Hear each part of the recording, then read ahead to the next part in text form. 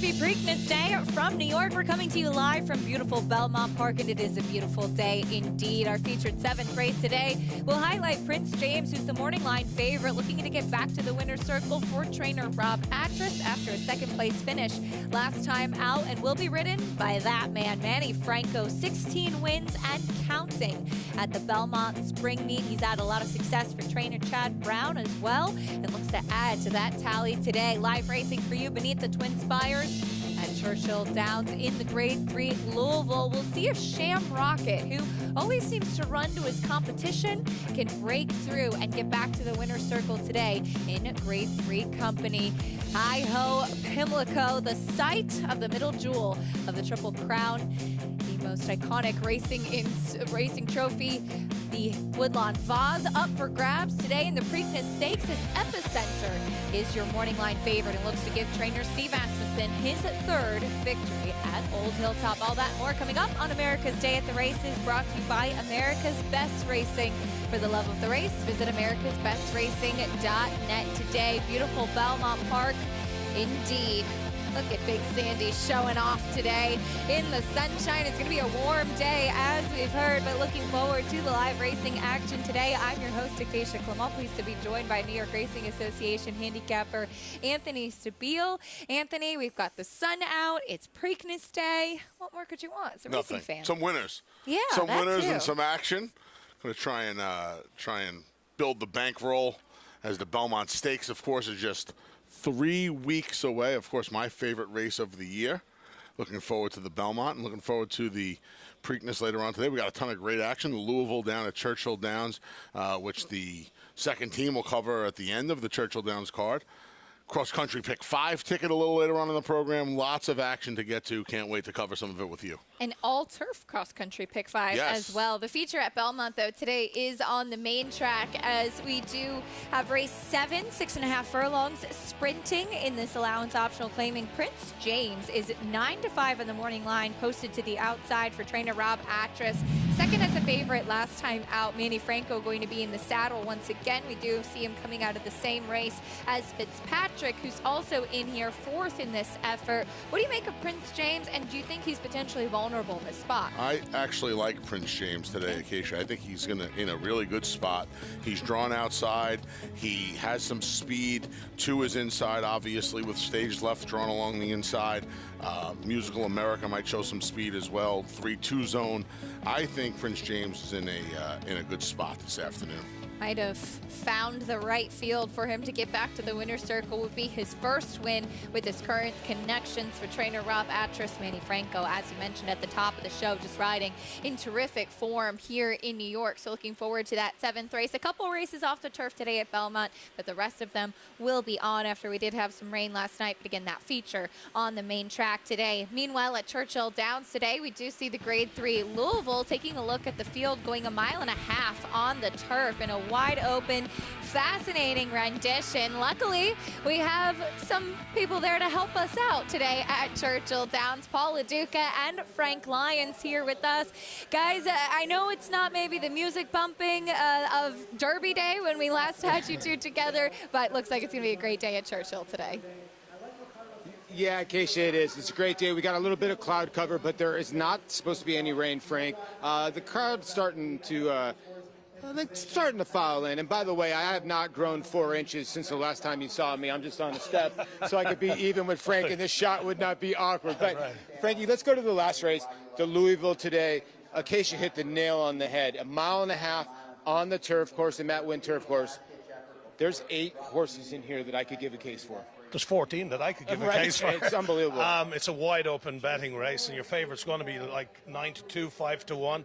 That's going to be Sham Rocket, who was fourth last time out as the 60 cents on the dollar favorite. He was fourth behind Dream Chaser, the Turf Classic at Tampa, but was second in the McDermott out before that behind Temple. That was a very good run. Umberto Rispoli takes over today for Javier Castellano, who finds himself on a journey to freedom. Yeah, and when we talk about this race, we're showing the Sham Rocket race, and, you know, on 60 cents on the dollar, Acacia sort of hit the nail on the head. Does this horse now, the 5-year-old bitonalist, have that winning style anymore, a winning sort of spirit anymore. And Frank made a good point. If you look at Shamrock, at the last 6 or 7 times this horse has been ridden by Javier Castellano.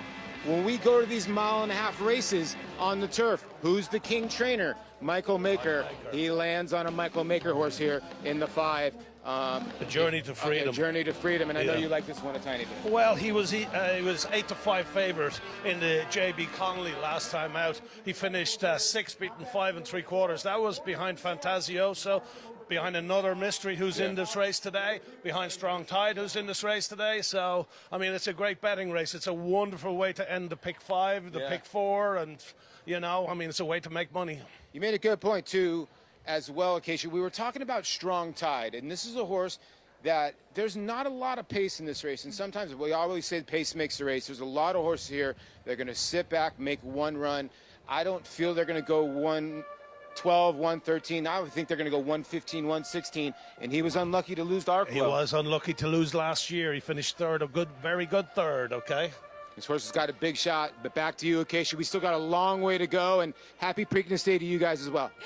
Happy Preakness, guys. Thank you, Paul and Frank. They'll be with us throughout the afternoon, giving us some terrific insight at Churchill Downs. And they brought up a great point. I didn't even think about the fact that regular rider Javier Castellano rides a Journey to Freedom in the same race instead of his regular mount, Shamrock. More on that later. Of course, the Louisville, the highlight at Churchill Downs. Belmont Park, we have races 1 through 11. Good main track, yielding turf course, fast and firm at Churchill Downs. Today's races, as always, presented by our friends at Claiborne Farm. You can join Naira Bets and play all of the action. You don't want to miss out on anything. You just heard about what's wide open betting races we have on the program for you today. You can earn up to a $200 deposit match bonus when you sign up using promo code MATCH200 and get a $200 deposit match right after your first deposit. Bet any track, anywhere, anytime, and join now at NairaBets.com to get your $200 deposit match. It is Preakness Day, the middle jewel of the Triple Crown, as the winningest trainer in North America, Steve Asmussen, looks to add to his tally when it comes to the run for the Black-Eyed Susan. Potentially a big day with his third Preakness win. His morning line favorite, Epicenter, gets ready for the big dance.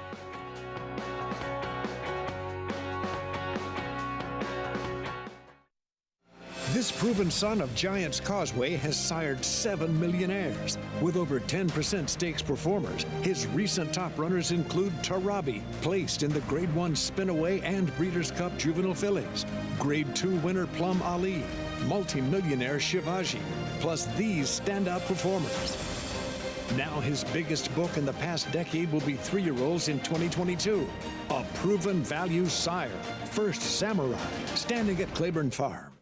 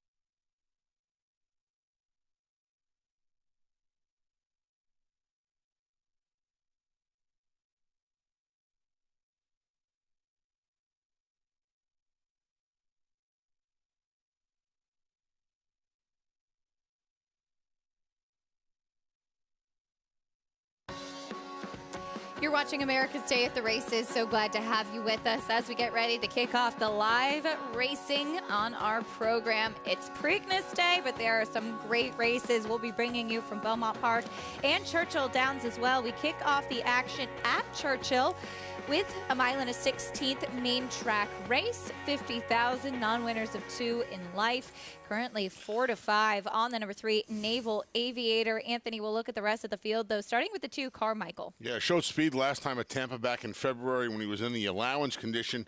Now he drops back in for 50,000. This is the level he won his maiden at back at Keeneland in October. Here's your favorite, 4 to 5 on Naval Aviator, who does come out of a turf try. Looking for his first win since breaking his maiden on debut in October at Keeneland in an off-the-turf race. Subsequent dirt starts, one was good on a fast track, one not so good in the slot.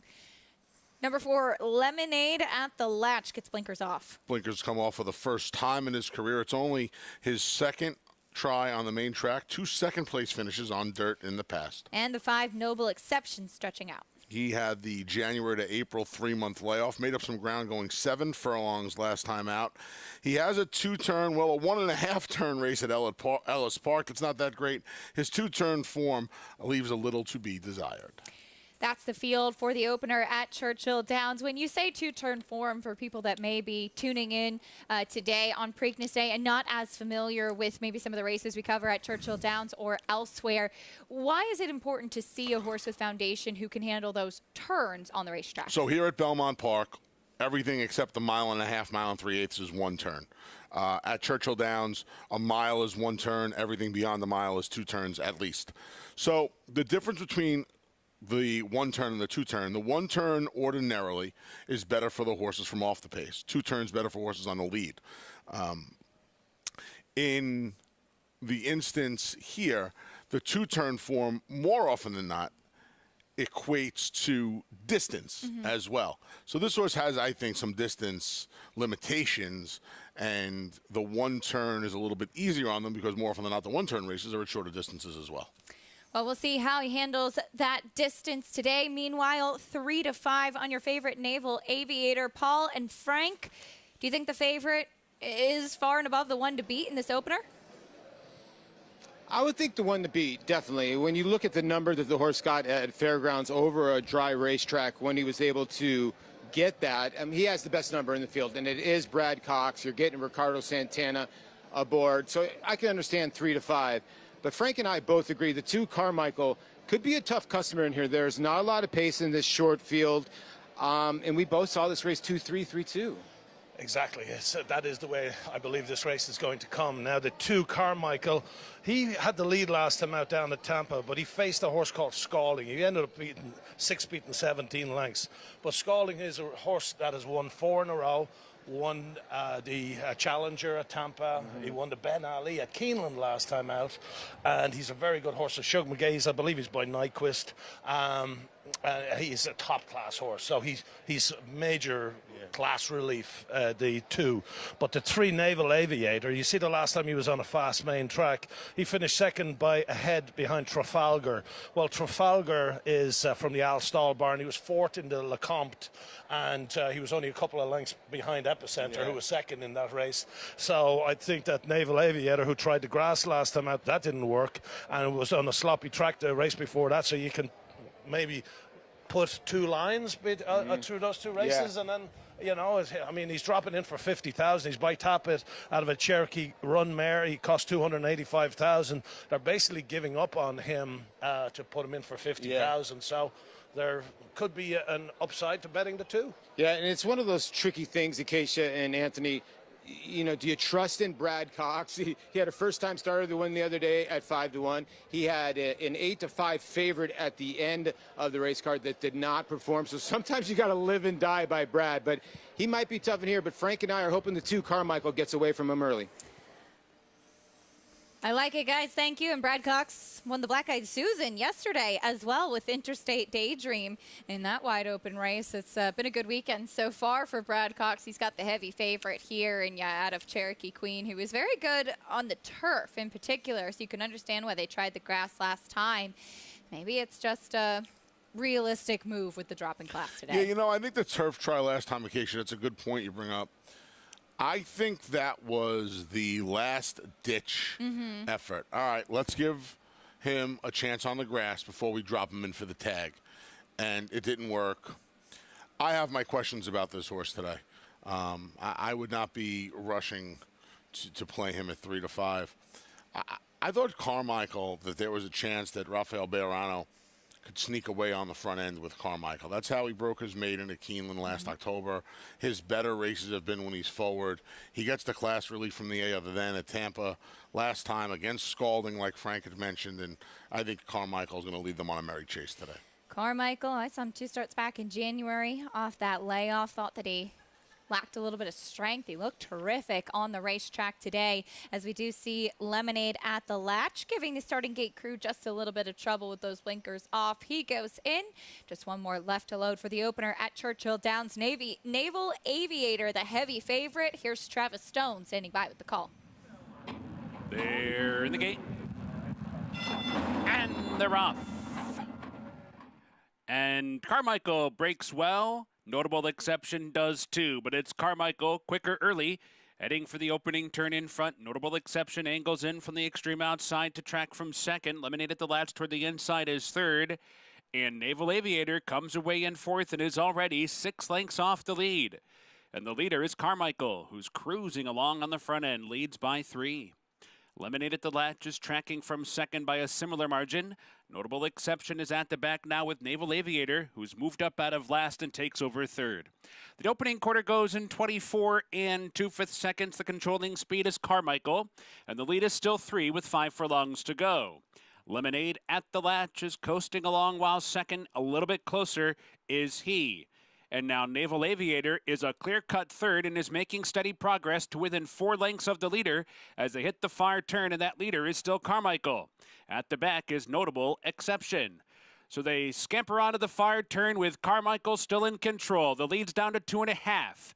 Lemonade at the latch is given more rein. Naval Aviator continues a steady ascent and is on the outside of Lemonade at the latch and is now second and coming after Carmichael. Notable Exception is the trailer. They're off the turn. They're into the stretch. Carmichael turns for home, still in front.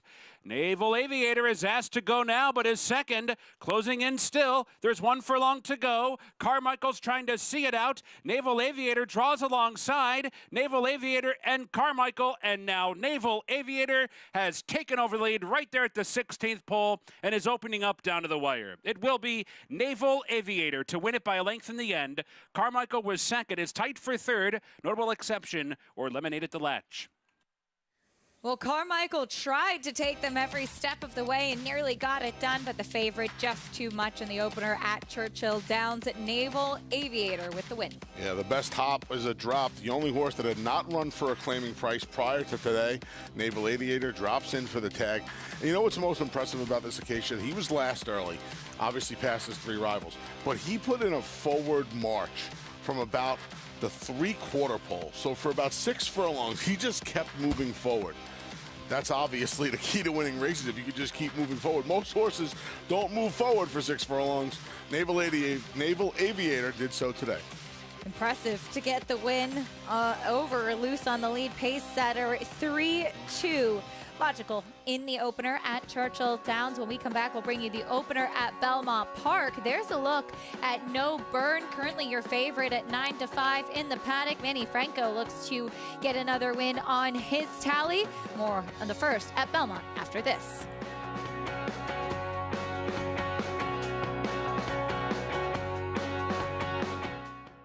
The sun shines bright on Caraconte. His first crops of racing age are showing brilliance on the racetrack with a high percentage of stakes winners. His versatility is evidenced by winners on all surfaces across the globe. And his offspring are lighting up the sales ring. With his biggest and best quality of books in the pipeline, the sun shines bright on this value sire. Caraconte, standing at Gainesway. Who are you betting on? How about an app created specifically for horse racing? Naira Bets. We specialize in thundering hooves, fist pumping, and boosting your bankroll with robust weekly promotions. and offer betting tips from actual horse racing experts. Bet all day and night, nationwide. Get the action and thrill of horse racing with Naira Bets. The ultimate accolade for a racehorse is to be named Horse of the Year. To be enshrined to the Hall of Fame is to achieve immortality. As a stallion, genetic immortality is defined in 2 words: breed shaper, plain and simple. 2-time Horse of the Year and Hall of Fame inductee, Curlin, is just that. Breed shaper, Curlin, the classic sire. Monmouth Park's 50-cent Win Early Pick 5 is one of the country's earliest Pick 5s, making it the perfect way to get your wagering day started. With a 12:15 post on weekends and 2 p.m. start on Fridays, the Win Early Pick 5 is home to 6-figure pools and a low 15% takeout. Start your day winning early. Play Monmouth Park's Win Early Pick 5. Win early, win often. Welcome back to America's Day at the Races. Brought to you, as always, by Naira Bets, where you can bet any track, anywhere, anytime. Go to nairabets.com or download the app today. And you can also play against your friends and fellow fans with the Showdown. Free to enter handicapping contests following the New York racing on our program. Place your picks now and watch your name climb the leaderboard to get real prizes. Go to naira.com/showdown. Here's a look at the field for the opener at beautiful Belmont Park. Feels like it's been a little while since we've had a sunny day like this, so it's welcome. Sunny and warm, unseasonably warm, as the weather folks would say, so come on out. Keep it tuned here. Beautiful day here at Belmont today. We're going a mile on the main track to start. $12,500 claiming race, and No Burn is the favorite. Had a big win last time out on a sloppy track at Aqueduct. Yeah, he wouldn't have minded the course we saw on Thursday or even yesterday. The rain came down late in the day here yesterday. He got a pretty easy win last time out. 2 of his 3 career victories have come on super wet tracks like this one, and he gets dry ground today and what appears to be a huge drop in classification, but it's really not. We'll talk about that in a few minutes. Coming out of a condition claiming race and voided claim. More on that later. Here's the field, though, starting with a 9-year-old who has turned things around. Flowers for Lisa. And he's turned things around by being able to rate as of late. He's won from off the pace, just missed by a half length last time. Used to be a speedball. He has gotten a little more patient in his older age. I know what that's like. It seems like Jose Gomez suits him quite well. Here's the 2. O'Shea, can you see? Another one who got a big win in the mud a couple of starts back. He was 16 lengths behind Flowers for Lisa when they met back on April 21st. He's 8-1 right now. Scratch the 3. Here's the 4, Healy's Hope. Third start off the claim for trainer Gary Siaki. Dropped into a more reasonable spot last time. Came running and made up a lot of ground late. Gets an extra 1/8 of a mile. This is his first time getting this mile distance. Interesting drop in class for the number 5, Invest. Invest comes out of a couple of allowance races against fellow statebreds. 1 victory, 1 abysmal performance. He has some speed. He is going to have to deal with the favorite, though, on the front end. That'll make things interesting as far as the pace does play out. Here is that favorite, No Burn. Yeah, 1 for the 35, 3 life last time. Claim was voided. He's jammed right in for the 12-5 today, but this is his first race against open winners. Again, we'll talk about that in a minute. And the 7, Liam's Fire, dropping in class to the outside. When this horse shows up, Acacia, he's fast and he wins. The problem is there are just way too many pitfalls on his form. When he doesn't show up, he's bad like he was last time when he was beaten almost 15 lengths. If you want to follow along with our program, and we hope you do, Equibase has got you covered. Get all of the stats on the horses, trainers, and jockeys in today's races with free Equibase past performances.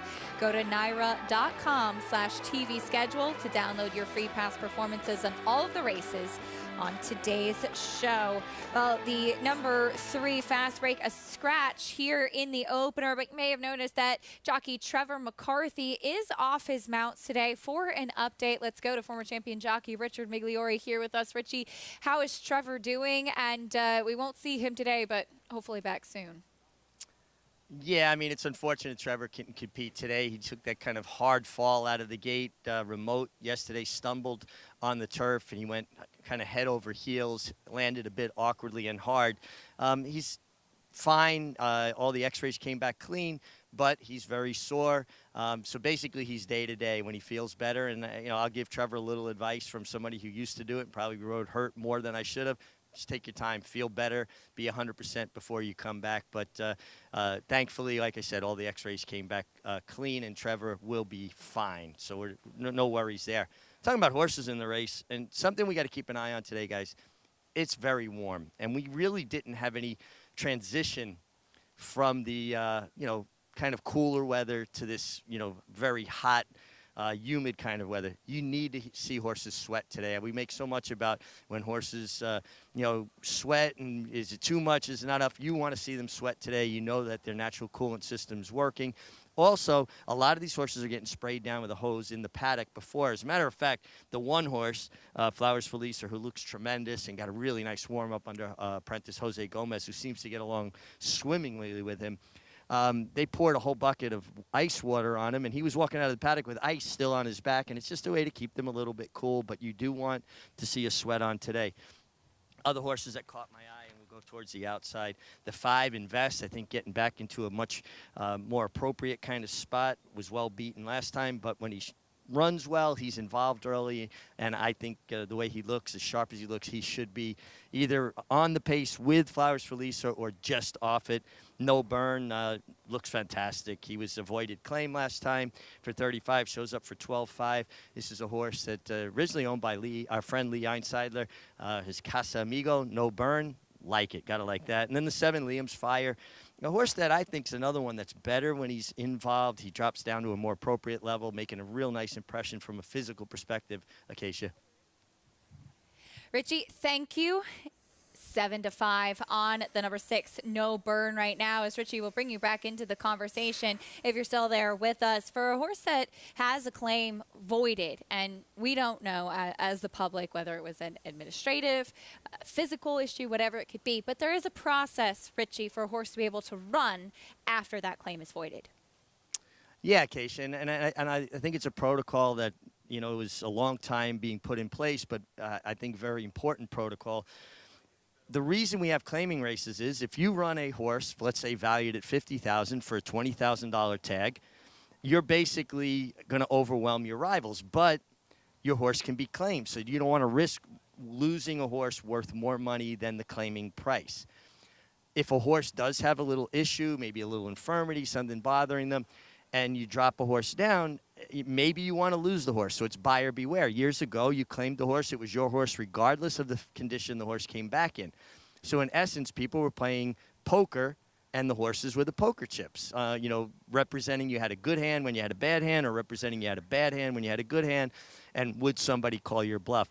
Well, the fact that now horses have to go through a veterinary exam after the race to make sure that they're 100% sound and moving properly, negates that trying to use, get a horse in that shouldn't be or isn't 100% sound. Now, that being said, sometimes some horses just have a funny gait. They don't move well. I used to ride a horse named Royal Haven, was a terrific horse. He never felt good going slow, but going fast, he was as smooth as could be, and I won several stakes on him. So you also have to take into account what's in character for a particular horse and how a horse moves. But I think it's a tremendous asset to the horses to have that in place. Just another layer of protection. Try to make the game as safe as possible, Acacia. Absolutely, Richie. Thank you for that. So important to look after the horses and all of the interests when it comes to racing here. So don't be worried. No Burn had to pass the protocol to come back and race in here today. You brought up the point, Anthony, that he won a condition claimer last time out, a non-winners of 3. Steps up to face Open Company today. So while he has 3 wins to his name, for instance, Invest right to his inside, has 8 victories already, and you're going to face horses with more wins like that. So he lost one of his best friends last time when he lost that condition by winning the race on April 7th. And on that day, the claiming tags were $35,000. without that condition, he's not worth that $35,000 in theory, and I think in actuality, that's also true. So he gets jammed in for the 12.5 against open winners. So, for instance, when a horse wins a maiden claiming race, the rule of thumb is you cut him in half. So if he wins a $50,000 maiden claimer, you're supposed to run him or her back against $25,000 claiming horses. I liken that to this. Now, the fact that this claim is voided last time may give his connections, and we could talk about this now because the claiming box is closed and I don't feel uncomfortable talking about this. It may give his connections a little bit of an edge. Why was that claim voided last time? Let's run him for the 12.5. The purse is still $36,000. So if he wins and gets claimed, it's $32,000, around there, $33,000. I think the connections would be happy to grab $33,000 today because he's out of his conditions. He has to run now. Flowers for Lisa has won 15 races in his career. No Burns run 11. So that's a great example of how different things. And here is Flowers for Lisa, Acacia. Flowers for Lisa, who really turned a corner in his last couple of starts. I think all of us were really questioning, did he want to do it anymore? And then we saw him come back with a nice win, 2 starts back. Then last time out, unable to reel in the pace setter, but another tremendous effort. And as Richie mentioned, I mean, he looks like a different horse than what we've seen from him over the past year or so. One old class horse and Flowers for Lisa outside, trying to run down an old class horse in Musical America on the inside. You love seeing these old hard-knocking claimers here still duking it out through the stretch at Belmont Park. Yeah, he's shown an ability to rate, and that's something he didn't do for the first 5 or 6 seasons of his career, and that's impressive. And I think a lot of the credit there goes to Jose Gomez as well, one of the top young riders on the circuit. I think he's going to be a future star, and he gets these horses to melt into his hands, if you will. He's really good on the front end, and it's not like Flowers for Lisa's coming from Hoboken. Flowers for Lisa's sitting 2-3 lengths off the lead, so he's still a forward runner. I thought it was the 2 favorites in here. We'll see which one of them or somebody else gets the win in the opener at Belmont Park. We go to the voice of New York Racing, John Imbriel, standing by with the call.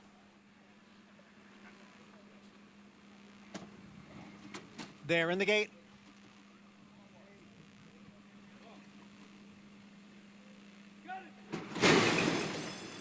And they're off in the Saturday opener. And it's No Burn, who is up close for the lead, along with Invest on the outside. Liam's Fire is next in third. Flowers for Lisa advances down at the rail from fourth. Then it's a break of 3 lengths back to O'Shea Can You See, and Healy's Hope is the trailer. Invest has the lead over No Burn. Invest leads by a half length. The favorite, No Burn, on the outside. The opening quarter mile over the good track in 23 1/5 seconds. Flowers for Lisa tracks behind in third. On the outside is Liam's Fire, next in fourth. Then comes Healy's Hope, and down on the inside is O'Shea Can You See. Invest is the leader here by 3/4 of a length. No Burn now getting closer on the outside. So it's Invest and No Burn right together through a half mile in 47-1. Then it's the duo of Flowers for Lisa and Liam's Fire. They are right together. They've got 4 lengths on Healy's Hope and O'Shea Can You See. No Burn is now right alongside of Invest. The 2 of them will come to the top of the stretch right together. Liam's Fire is being asked for more, now being passed by Flowers for Lisa. And now No Burn has taken over the lead at the head of the stretch. It is No Burn in front and quickly opening up on the field. No Burn has built a 5-length lead, now a 6-length lead. Flowers for Lisa has moved into a second. Invest is back running in third. And then comes O'Shea Can You See. But it's a clear-cut winner here. Number 6, No Burn, and Manny Franco. Flowers for Lisa was second. O'Shea Can You See finished third. Maybe he was worth the $35,000. No Burn, a tremendous performance. Makes it 2 wins in a row for trainer Rob Atras. as easy as can be, little A. I just sat off the pace. Manny Franco made the lead at will with no burn, and he was just able to cruise to it. The easiest kind of victory here. Yeah, I would imagine he's going to a new home tonight for the 12-5. And I would imagine off of that effort, you can't be too happy if you're Rob Actress and owner Rob Bone. This horse ran well today and certainly handled horses that have won multiple races, an old pro like Flowers for Lisa with the utmost of ease. Flowers for Lisa finishing second, now makes it 2 second-place finishes in a row. That old class horse behind him, but no doubt about the winner, No Burn, Manny Franco, picking up another winner at this Belmont Spring Meet. And yes, we've seen Kentucky Derby weekend this week with the Preakness, some of the other riders out of town, but Manny has gotten big opportunities and has been making the most of them. Manny's one of the best riders we have here in New York, and he had a little bit of a lull. You know, when everything happened with Tiz the Law a couple of years ago and he lost a mount, I think it may have gotten to him psychologically a little bit, and it took him a little bit of time to get over that. He's switched agents since. He had a very good second half of the winter over at the Big A, and that has carried over into, not that you don't want to win at Aqueduct, but it's carried over into a time of year where it's even more important because all of the top riders are starting to migrate back from Florida and Kentucky. You want to keep your hot roll going, and Manny is doing just that right now. Picks up yet another win, this time with the favorite in the opener at Belmont Park. When we come back, though, we'll see if history can repeat itself. Chad Brown and Klarovich Stables look for their second win in the Preakness Stakes. Early voting with a huge chance. More on that after this on America's Day at the Races.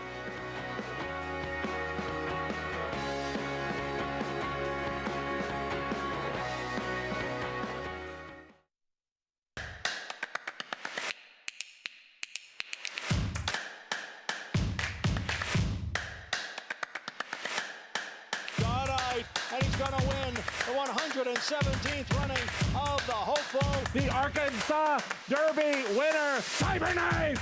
The Run Happy Santa Anita Derby goes to Taba. Dog champion, Echo Zulu, wins the Breeders' Cup Juvenile Fillies. Gun Runners on top of the world.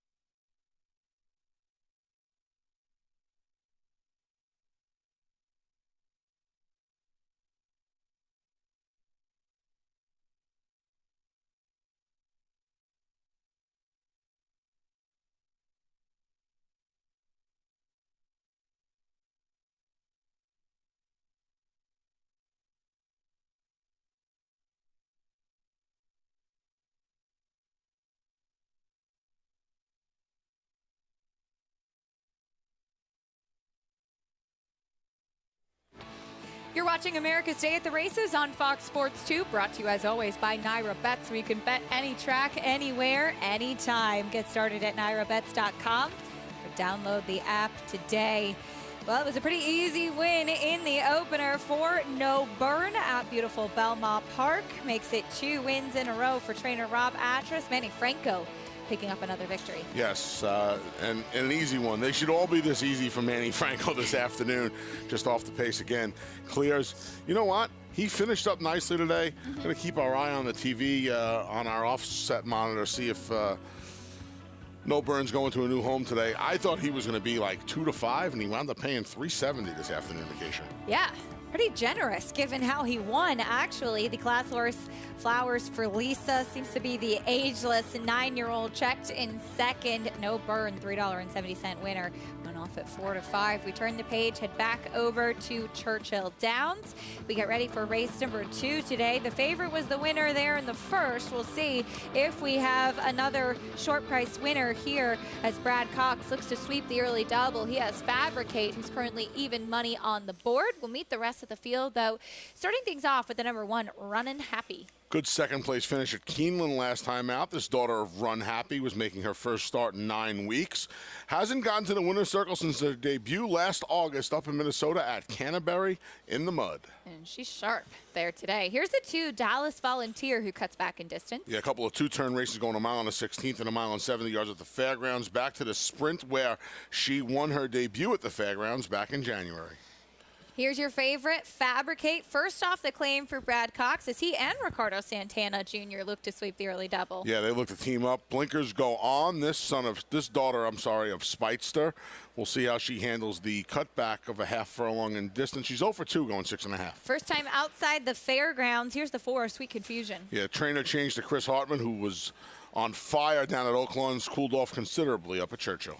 Number 5, Mohey Lady, first off the claim. She jogged in the slop last time out. Daughter of Mohayman makes her first start off the Doug Danner claim. Doug Danner winning at 30% in 2022.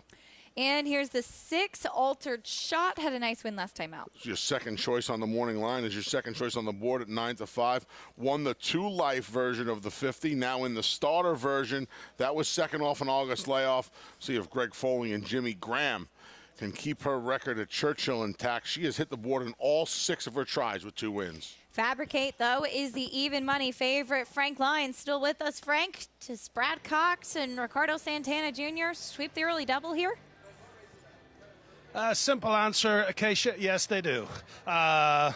Fabricate, Brad Cox claimed her last time out from Jose Angelo, and she was second last time out, and she was beaten a length and a half by Fire on Time. That's from the Dale Romans barn.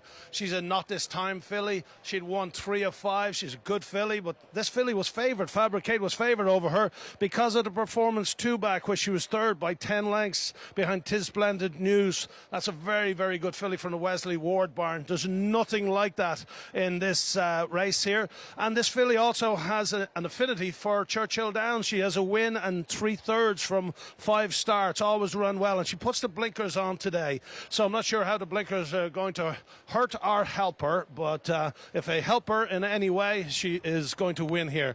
And the only other filly that I think has a chance in here is the 6, Altered Shot from the Greg Foley barn with Jimmy Graham deputizing for Tyler Gaffleone, who was aboard her when she won last time out. But Tyler is up riding Happy Jack today in the Preakness. Good luck to you, Doug O'Neill, on the connections, and Tyler with that one.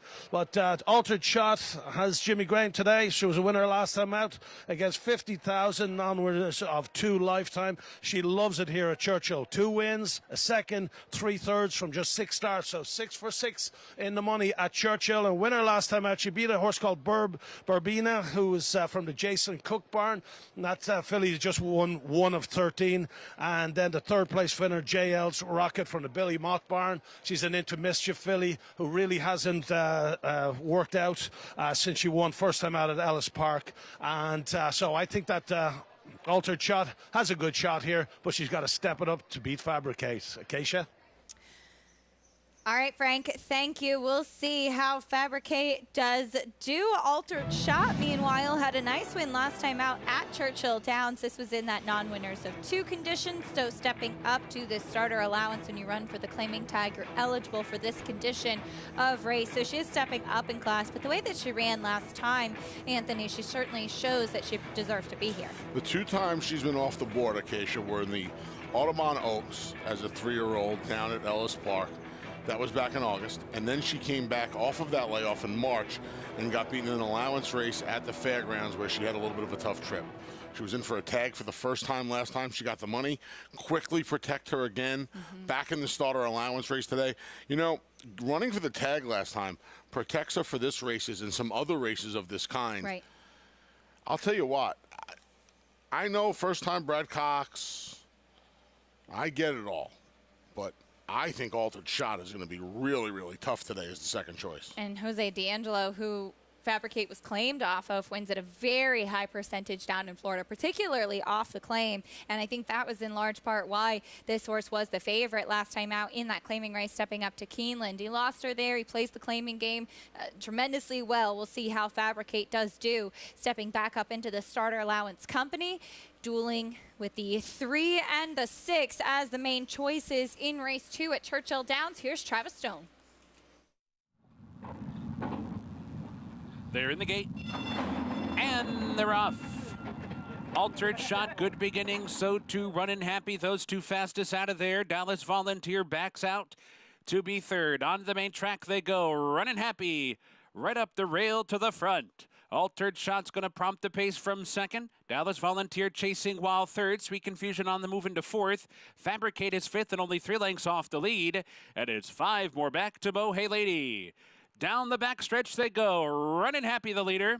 The leader with 4 furlongs to go. Altered Shot gets a little bit closer now. Altered Shot's putting in a bid, pressing for the lead. Sweet Confusion, 3 wide racing third. Dallas Volunteer under pressure, fourth and toward the rail. Fabricates under a ride. Long way back to Mo Hey Lady.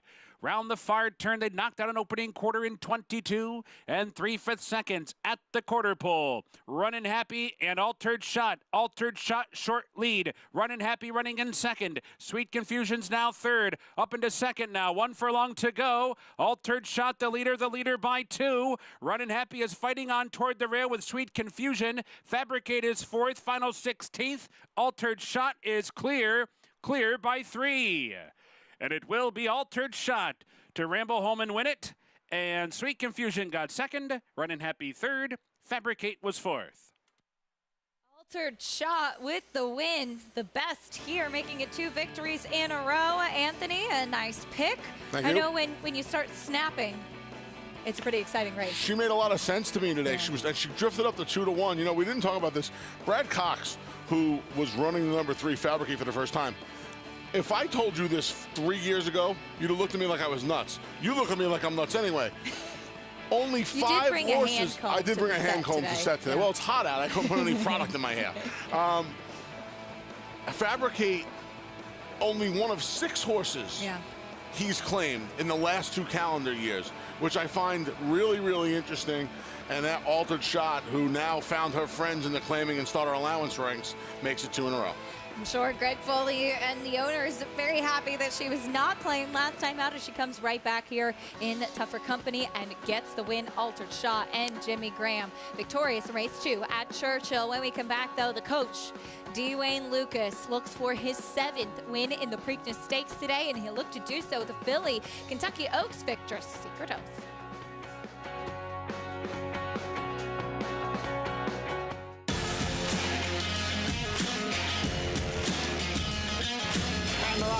Following C, pouring it on here in the stretch. Impressive to win the Grade 2 Vosburg. Following C. Smile Happy has kicked it into high gear, and Smile Happy with a powerful performance wins by 2.5. The Clutch champion, Run Happy, standing at Claiborne Farm.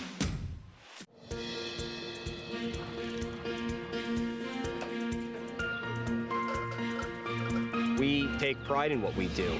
I'm an assistant trainer. Carpenter. I'm a peace officer. I'm a jockey. I'm a gardener. I'm a groom. I love what I do. We are New York Racing. New York Racing helps support my small business. It's extremely important to the New York economy. This is like a big family. We are New York Horse Racing. He was just put together like a machine, and he had a great mind. Everything about him was what you'd want. Tis the law, pops the cork in the champagne. Tis the Law is going to win the first leg of the Triple Crown. I've never seen him get tired. Respect the law, tis the law. His structure is just perfect. His bone is perfect. He's left the others behind. He's going to win the Run Happy Travers. He's everything you would look for in a horse. Racetrack Television Network brings you every race, from every track, on every screen, every day. With monthly packages starting as low as $5, RTN gives you great value and access to more live HD streaming and race replays than anyone. Visit RTN.tv today to sign up and watch on almost any device, including Roku and Amazon Fire. RTN has packages that start at $5 per month.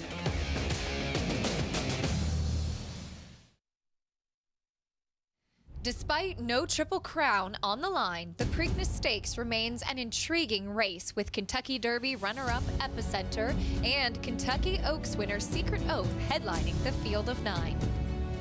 Early voting second in the Wood Memorial, Simplification fourth in the Kentucky Derby, and Creative Minister, who is swiftly improving, will also stake their own claim for the Woodlawn Vase. Epicenter has finished first or second in 4 straight graded stakes races and was outkicked shortly before the wire in the Run for the Roses. If he wins this race, it would give North America's all-time winningest trainer, Steve Asmussen, his 3rd Preakness trophy. Final 16th of the Derby, and it's still Epicenter. Zandon surging, and here comes Rich Strike down toward the inside. It's a wild finish in the Kentucky Derby. The only time Secret Oath faced males, she was 3rd in the Grade 1 Arkansas Derby after an adventurous trip. The filly, however, has dominated her own division. It would be trainer D. Wayne Lucas's 7th Preakness win, tying him with Bob Baffert and R. Wyndham Walden with the most of all time. But Wayne can still train. Secret Oath wins the Kentucky Oaks. Early voting's connections decided to wait for the Preakness after losing the Wood Memorial by a neck. Trainer Chad Brown employed similar tactics with 2017 Preakness winner Cloud Computing. Down to the line, Cloud Computing wins the Preakness. After a very wide trip in the Kentucky Derby, Simplification still closed strongly. He has yet to be off the board in 5 trips to the post this year, which were all in stakes company. It would be trainer Antonio Sano's first classic victory. Creative Minister made his debut in March, but his connections were so impressed with his progress that they supplemented him to the Preakness for $150,000. Trainer Ken McPeak won this race in 2020 with the filly Swiss Skydiver. Answering the call, head and nose and nose, Swiss Skydiver. Will Secret Oath become the 7th filly to win the Run for the Black-Eyed Susans? Or will Epicenter return to his winning ways after the shocking upset in the Derby? Will early voting reward his trainer's patience? Which horse will have their owner's colors painted on the infield cupola Saturday evening?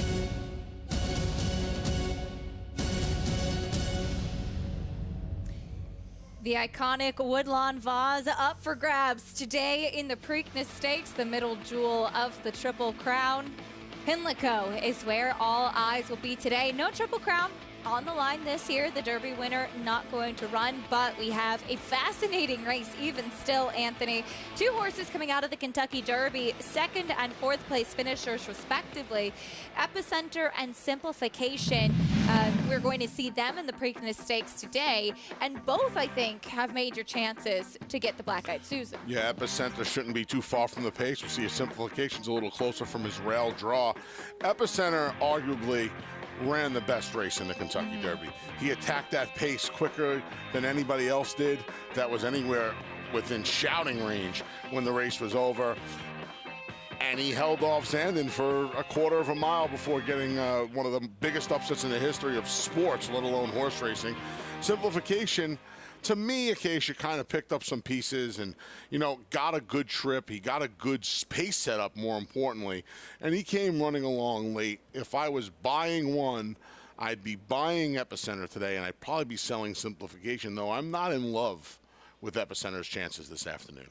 Fair enough. I know you like what you'll see from early voting, potentially setting the pace. However, we will see if Secret Oath can make it 7 wins for the girls in the Preakness Stakes. We welcome in Richie Migliori. Richie, what are your thoughts as we see the coach bring Secret Oath post-work today? Can she upset the boys this afternoon? I think she's got a big shot to upset the boys. I love what I've seen from her, albeit on videotape of her training up to the Preakness. So she had one extra day to get over her effort in the Kentucky Oaks, which I thought was stellar. Made that big sweeping move around the far turn at Churchill Downs and dominated the fillies.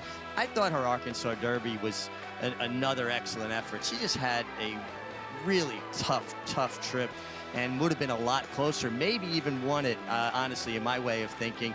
But the fact that she's held her weight, she's a big, strong filly, has that long Arrogate stride. Her ill-fated sire, unfortunately, we won't see too many Arrogates, but she certainly carrying on the legacy of her sire. And she's got Wayne Lucas in her corner, a guy who knows how to win on the big stage. That he does, looking for his 7th Preakness, Wayne Lucas, and 42 years after his first one, which is really, I think, the most incredible thing. Unbelievable, right? He's trying to win this one with a filly. He beat a filly in the Derby winner, Genuine Risk, with Codex the first time around back in 1980. That's a pretty remarkable list.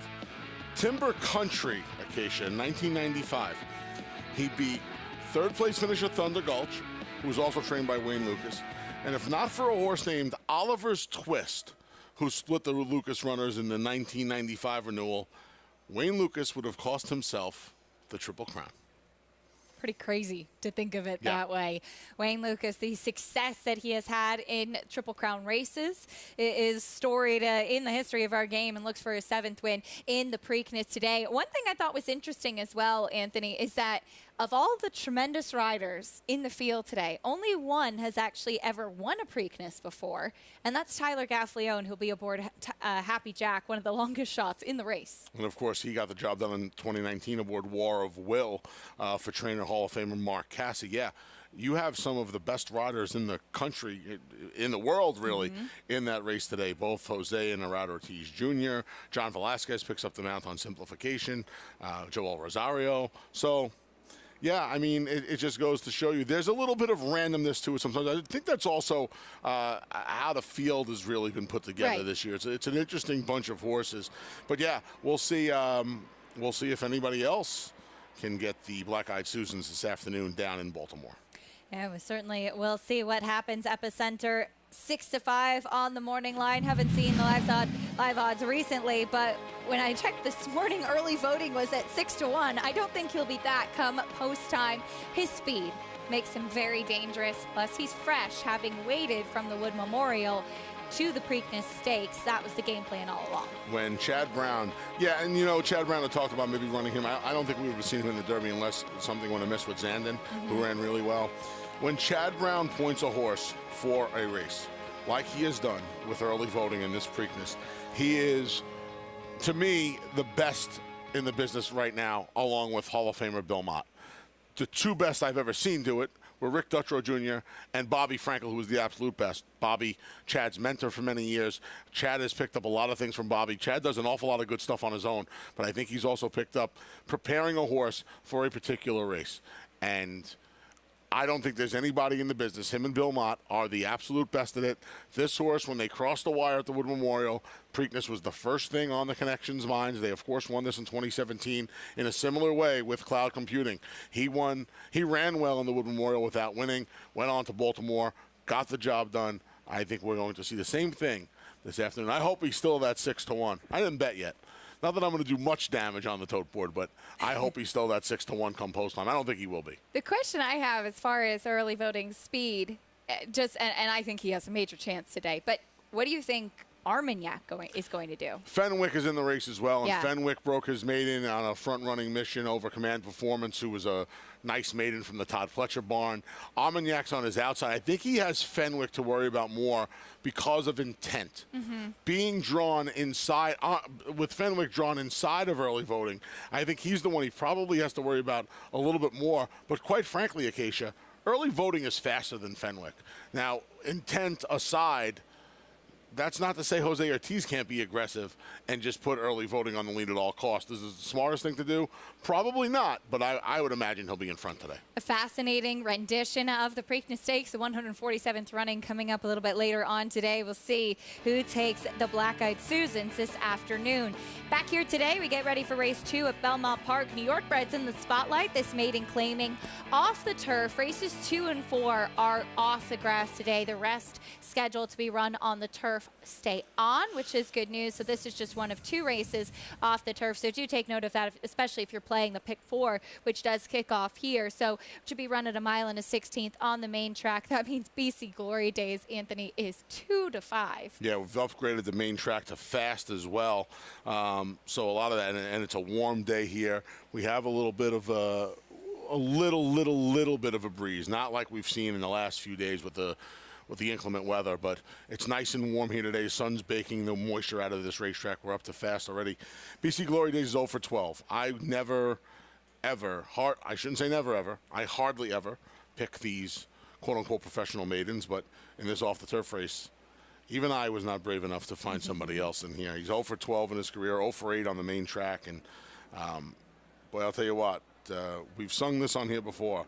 It's now or never. This is the day. If BC Glory Days doesn't get out of the maiden ranks today on this circuit, at the very least, I don't know when he's going to. He's 2 to 5 on the tote board right now, and it sounds ridiculous to say about a horse that's 0 for 12, but he probably should be that price. He does seem to be the one to beat. Actually ran quite well on the turf last time, as he is maybe not an overly turf-meant type of horse. His only race for a maiden claiming tag was 2 starts back, going 7 furlongs. Went with former trainer John Terranova, finished 3rd that day, now in the Ray Handel barn, and he does kick off our post parade. Yeah, here he comes. He's drawn inside. Dylan Davis, I would imagine he's going to hustle him away from there and see how it plays out. Remember, 1 1/16, here's that long shoot, a 4.5 furlong run to the far turn, the only turn in this heat. We'll see, as he has particularly a lot of sprint races on his main track form as well. We'll talk more about that in a moment. Here's Jump Starter stretching out. Yeah, he's been beaten a combined 100+ lengths in his first 3 starts. He would be a huge upset. Not a Rich Strike upset, but a pretty huge upset. A big upset indeed, as he's 23 to 1 on the board. Next we go to the number 6, Reap What You Sow, second-time starter with trouble first out. If you want to beat the favorite, I think this is the place you go. This horse's dam was 4 for 31. She was a New York bred stakes winner on the dirt. They ran this horse on turf first time. He'll try the main track this afternoon. He's very interesting as well. Stretches out, gelding by Central Banker. Here's the 7, Red Jet. The Luz, Mike Luzzy aboard, giving this horse a nice little warm-up. Back to the main track. His main track race is pretty dismal. He would need a huge form reversal in here. Here is the 8, Joshua, back to the main track. His 2 dirt races, he was beaten 50+ lengths combined. Really woke up on the turf when beaten a half length last time. Public betting this horse off of his turf race last time out. A big no-no in off the turf races. And he has Manny Franco as well. Here's the 9, 63S, blinkers on. Yeah, 3rd start of his career. He ran okay when beaten a long way, when 3rd in his debut on the dirt. Tried the turf last time out to no avail. Back to the main track today. He's a big price. If you're looking to bet some exactas and trifectas with the favorite on top, he may be one you want to try at 11 to 1. Blinkers going on today too. You can bet Pimlico and Belmont on Preakness Day for a $40 bonus. Wager at least $200 on each track, and you'll get $40 back, win or lose. Visit NYRABets.com to opt in to the bonus now. A terrific opportunity to take advantage, because you're probably betting Pimlico and Belmont anyway. Head on over to NYRA Bets and check out all of those great promotions over there. 1 to 2 right now on BC Glory Days, as we welcome Richard Migliore back with us. Richie, does seem like BC Glory Days might have found the right spot. It really does, Acacia. It really kind of feels like something would have to go wrong for BC Glory Days to lose this race, but he does have an inside draw going a 1 1/16, a lot of empty spaces inside.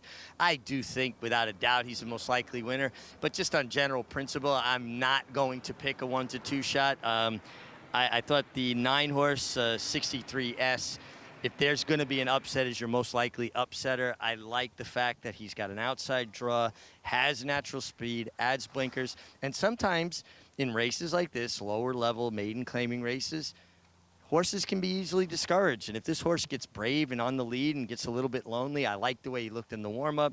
You know Andre Worry is going to be aggressive. I'll take a little bit of a flyer. I don't have any great illusions that BC Glory Days is going to lose to him, but I'm going to take a little bit of a swing with the 963S. I just briefly talk about the 7-2 Red Jet.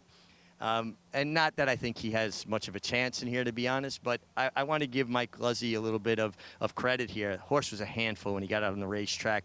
Didn't want to backtrack, didn't want to go the wrong way of the racetrack with the post parade.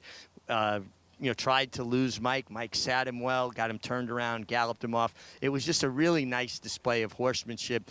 We're so result-oriented in our game, and who wins is a good rider, who loses isn't a good rider, things like that. Sometimes you just have to admire and appreciate good horsemanship.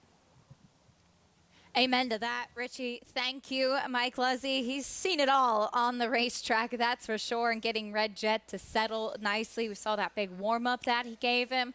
And these riders, every day you go out there, you never know sometimes what type of horse you're going to be sat on, and you have to be able to adapt to whatever situation is presented you. Yes, adapt is a great word. You have to be ready. John Velasquez has told us both in our old radio days, he leaves the room with plans A through Z. He's had a pretty good career. Yeah. 6,000 wins. I think he knows what he's talking about. Still looking for his first Preakness. Still looking for his. That's something that eats at him as well. He says it really bothers him. Yeah. And speaking of Preakness, if you're taking advantage of that promotion, we have you covered over at Naira Bets. There's a tip sheet up, blogs for a bunch of the races. So head on over and take advantage of that promo code. But yeah, Mike is an unbelievable professional, good rider. We got a rider off here, the number 3, Jump Starter. Looks like we're going to have a late scratch, I believe. Yeah, as they take the tack off the 3 Jump Starter. Big price on the board. Yeah, he was actually only 14-1, like you. I thought he would be 114-1, but he was only 14-1. You see the assistant starters up on the gate. Could you imagine me doing that? More on that later. Richie, can you give us an update? Yeah, guys, and again, we talk so much about the protocols in place, trying to make this as safe a game as possible for the horses and riders, and certainly to protect the betting public. And there's an examining veterinarian positioned at the starting gate. If a rider feels something that he's not happy with, the horse isn't warming up to his satisfaction, and sometimes something that's not visible to the naked eye can be felt by a rider on their back, the horse is immediately scratched. And much like when a horse is avoided claim, the horse will be put on the vet's list, meaning that horse has to pass certain physical protocols to be able to compete again. They have to work to the satisfaction of the examining veterinarian, and they go through a rigorous physical exam to make sure that they're sound enough to compete. So just so the public knows, we do have layers of protection trying to make this as safe as possible.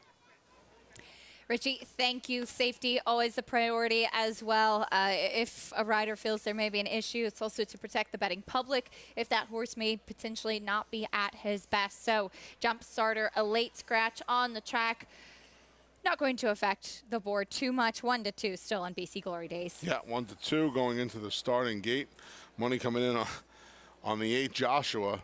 I don't... Maybe there's a lot of people named Joshua. Maybe there's a lot of War Games fans out there. I know you've never seen it. I promise. I know. But Joshua was the name of the computer in War Games. Well, that changes everything. Yeah. Well, good luck if your name is Joshua and you're betting Joshua. BC Glory Days, the heavy favorite in race 2 at Belmont. We go to John and Brielle for the call.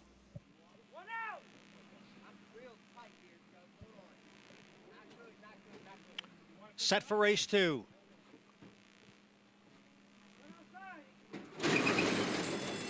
And they're off. Reap What You Sow is going out for the early lead. Joshua, and on the outside, 63S, BC Glory Days, had that inside post and is racing in 4th, just 2 lengths from the front. Big break. Back to Red Jet, who trails the field in 5th. Reap What You Sow is the leader here by a half length in between horses. Joshua, and on the outside is 63S. And sitting just off the front three is the heavy favorite, BC Glory Days. The opening quarter, 22 and 4/5 seconds. Reap What You Sow takes the field up the backstretch and continues to lead here. BC Glory Days down at the rail. It is Reap What You Sow in front by a little more than a length. Then it's the trio of BC Glory Days on the outside, 63S, and Joshua in between. And then a big break back to Red Jet. Half mile was 46 and 1, and now BC Glory Days comes off the rail, makes a move, and has gone to the front. It's BC Glory Days on top, 63S right alongside in second. Reap What You Sow is back in third, and Joshua has dropped back. The field is coming for the quarter pole. BC Glory Days on the inside and 63S on the outside. They are heads apart. BC Glory Days is the leader. 63S trying to keep up with BC Glory Days, but BC Glory Days has built a 4-length lead. 63S runs in second, and then it is a huge gap to the remainder. BC Glory Days leads here with a 16th to the finish. BC Glory Days and Dylan Davis. BC Glory Days completes a very chalky daily double. BC Glory Days, another favorite, as you heard Johnny I say, and today was the day. Anthony, you don't need to sing It's Now or Never for him anymore. We were together for My Delicious yesterday. Yes. And BC Glory Days today. We should have been here for bailout last week. It would have just been I think I was, the try. I was with Greg for bailout. All right, yeah. well, I'm glad you were here. I wasn't. But yeah, You were there in spirit. Dylan did a good job. It got a little dicey for a second on the far turn. They put him in the box. It didn't matter. That box would have needed to be the size of Brooklyn for them to for them to really keep him in a jackpot here, and he was able to just coast home here. Good effort from 63S, yeah, who kind of moved with BC Glory Days. I think that was a smart move by Andre Warrior, just keep the pressure on the favorite, but in the end, he was no match. Favorite just too much in the second at Belmont Park. We head back over to Churchill. We're on the turf here for the third race. A nice allowance race coming up here. Pine Knoll, as Brad Cox looks for his second win, went by. We'll talk more about him in a moment. Here's the number 2, Street Ready. Yeah, off the board in his last 2 on turf. Got the job done last summer at Ellis Park. 1 for 5 overall at Churchill on the grass.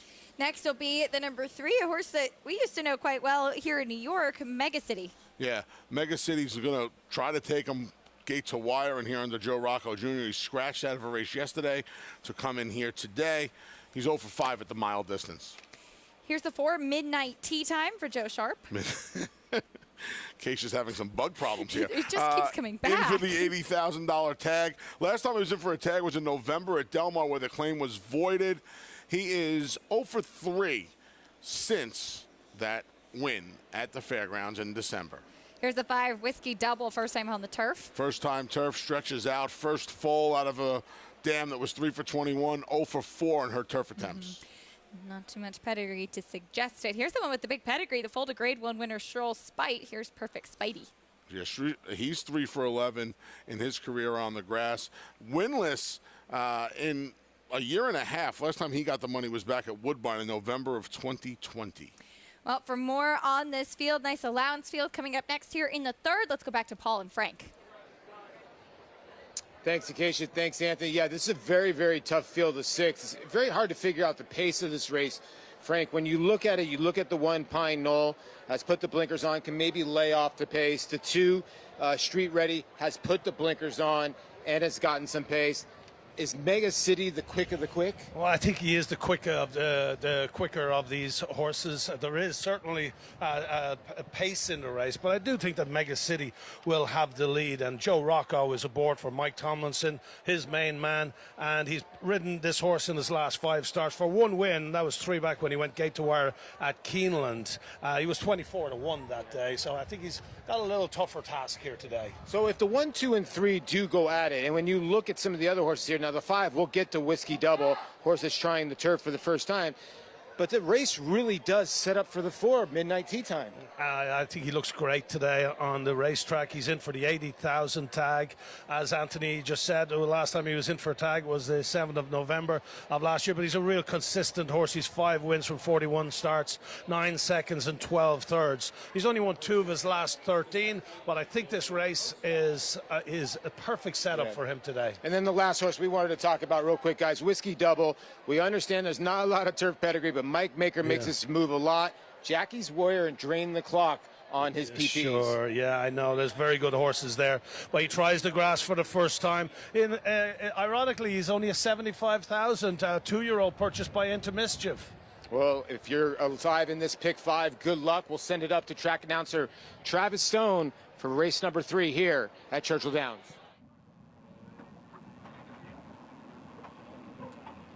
They're in the gate. And they're off. Mega City breaks alertly. Midnight tea time. Perfect Spidey outside. Whiskey Double backs out of there. Mega City steps out to lead. Leads by a length with a circuit to go. Perfect Spidey's up into second now. Midnight tea time over to the inside to save ground while third. Whiskey Double comes away in fourth. And then it's Pine Knoll toward the rail fifth. Street Ready settles in at the back in sixth early. Around the opening turn they go, and it's Mega City loping along up top. Leads by a length and a half, a controlled pace so far. Perfect Spidey content to track from second, that opening quarter in 23 and 4. Midnight tea time, cruising along toward the inside in third. 3 lengths from there to Whiskey Double, who's in the clear while fourth, just outside of Pine Knoll, who's fifth and toward the rails, 6 lengths behind Mega City. The trailer is Street Ready. There's less than 4 furlongs to go. Far turn run. Mega City bounding along up top, still leads by 2. Perfect Spidey is asked to pick it up, and Perfect Spidey's putting in a bid now. Farther back, it's Midnight tea time under a ride. Pine Knoll 2, Whiskey Double, then Street Ready at the back. Coming for the quarter pole. Mega City with 2 furlongs to go. Confronted by Perfect Spidey off the turn. Midnight tea time is third, only 2 lengths behind. Racing for the 8th pole. Perfect Spidey comes away with a narrow lead. Mega City's gonna fight on though. Mega City's not done. Perfect Spidey. Midnight tea time third, trying to run them down late. Mega City turns back. Perfect Spidey. Midnight tea time final try. Here's the wire photo. It is dead tight between Midnight tea time and Mega City. Perfect Spidey, Street Ready. We got some snapping up here on the set once again. Mega City, I thought, first of all, Anthony, that he might have been able to hold on, but that was very tight with Midnight tea time closing. So if the mirror is where I think it is, he held. If the mirror's in front of the pole, that's 3-4. If the mirror's on the wire, he got beat. Great effort. This is a horse who usually needs a race off the layoff. He got it last time, and then he did what he does best today. He tries to take him gate to wire. This got really, really close. Again, if the wire's there, which I think it is, he may have held. That got really close. Midnight tea time.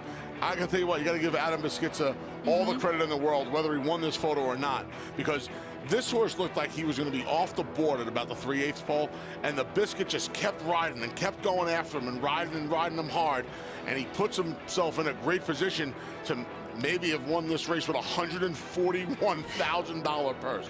Yeah, that's certainly worth it. Midnight tea time was closing under Adam Biscuitza, Joe Rocco on Mega City. You could even see Mega City, he flipped over to that left lead again. Sometimes those older horses, to give themselves another little spurt there at the wire, he was trying, he was digging in. Those two made it exciting. Travis Stone called Midnight tea time. The camera people have the camera on Midnight tea time. More often than not, that does not bode well for people that played Mega City. Thought there was a little hedge there for a second, but there wasn't. Mega City was in the camera shot with Midnight tea time for a second, but dedicating the time to Midnight tea time. Fun race, and Mega City held. He did hold on. Wow, tight photo finish there. Mega City able to hold on as they just posted the photo on the Churchill Downs feed, or just posted the order of finish. 3-4-6-2, Mega City holding on over Midnight tea time. Love that little fist bump there.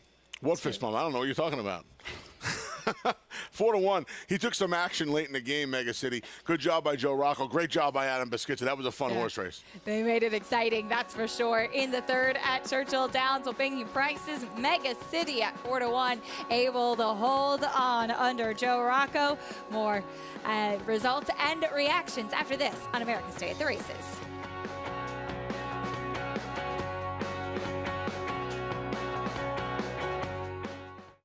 DeMarchelier offers breeders a rare opportunity as the only son of Dubawi standing in Kentucky.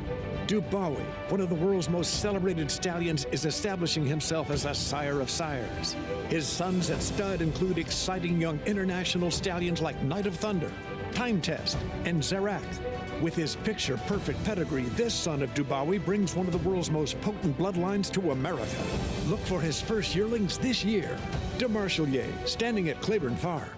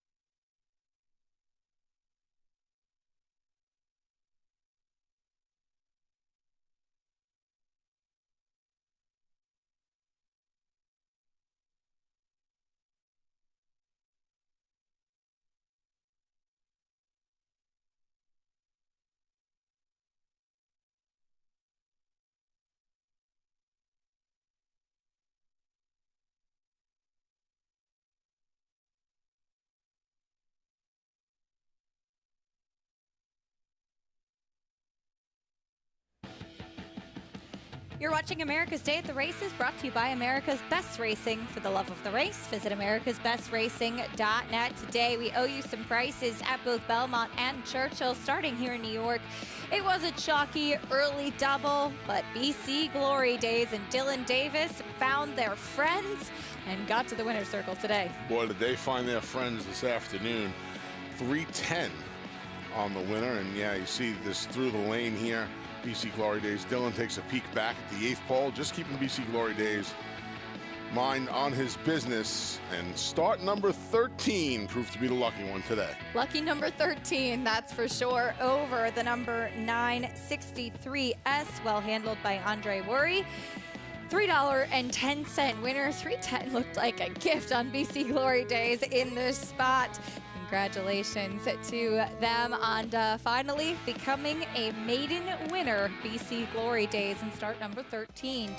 At Churchill Downs, race number 3 in the books. They made it exciting, a tight photo finish where Mega City, the number 3, able to hold off a late closing midnight tea time. Yeah, midnight tea time was under a ride from about the half-mile pole under Adam Beschizza. Just kept on digging in and trying to run down Mega City, who was passed here and then re-rallied along the inside under a hustling Joe Rocco. And as the great Tom Durkin would say, Mega City was saved by the wire this afternoon. Oh, he did. He dug into game performance from a pair of 7-year-olds. In fact, both of them 7. Pretty cool to see. Tight photo finish, $10.40 winner. Mega City in the 3rd at Churchill Downs. The 3rd at Belmont Park will be our next order of business. The 6-furlong sprint, $25,000 claiming race coming up next. Here's a look at the field. This is the number 6 Dawnland for Brittany Russell on the drop-in class, is currently 8-5 on the board as Manny Franco looks for his 2nd win of the day. It's time for me to say goodbye, at least for now. They'll be back reporting from race 6 on, but you're sticking around for a little while longer. I'll be here for a little while. You and I will hang out again tomorrow afternoon for a little America's Day at the Races. Same bat time, same bat channel, and I look forward to the A Train as always. Always a lot of fun. I'm sure we'll hear more about your thoughts on the Preakness a little bit later on. It's Greg Wolf waiting in the wings to come up on the set and take you the rest of the way. But don't turn that dial. We have a lot more coming up on America's Day at the Races, including the third race at Belmont Park. A lot more live racing still to come. Stay with us as America's Day at the Races continues after this. The breeding industry is governed by one principle.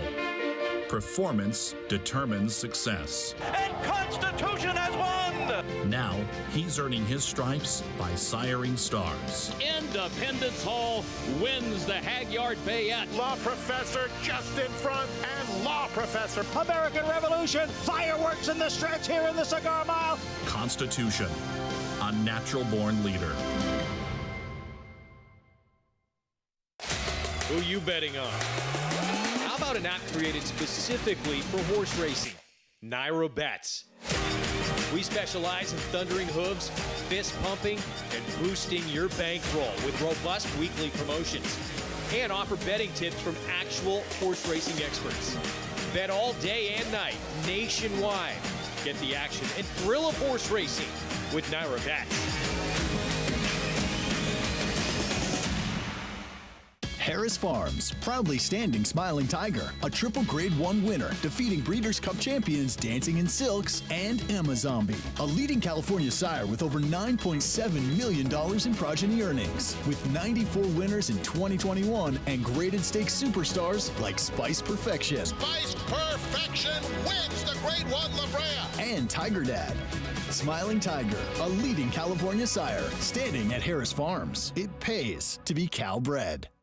It's America's original sport, and no one covers it better than America'sBestRacing.net. From the sport to the lifestyle, the best races, horses, and destination venues, cocktails, gambling, fashion, and more. America'sBestRacing.net is a sport for you. Live it, love it, bet it.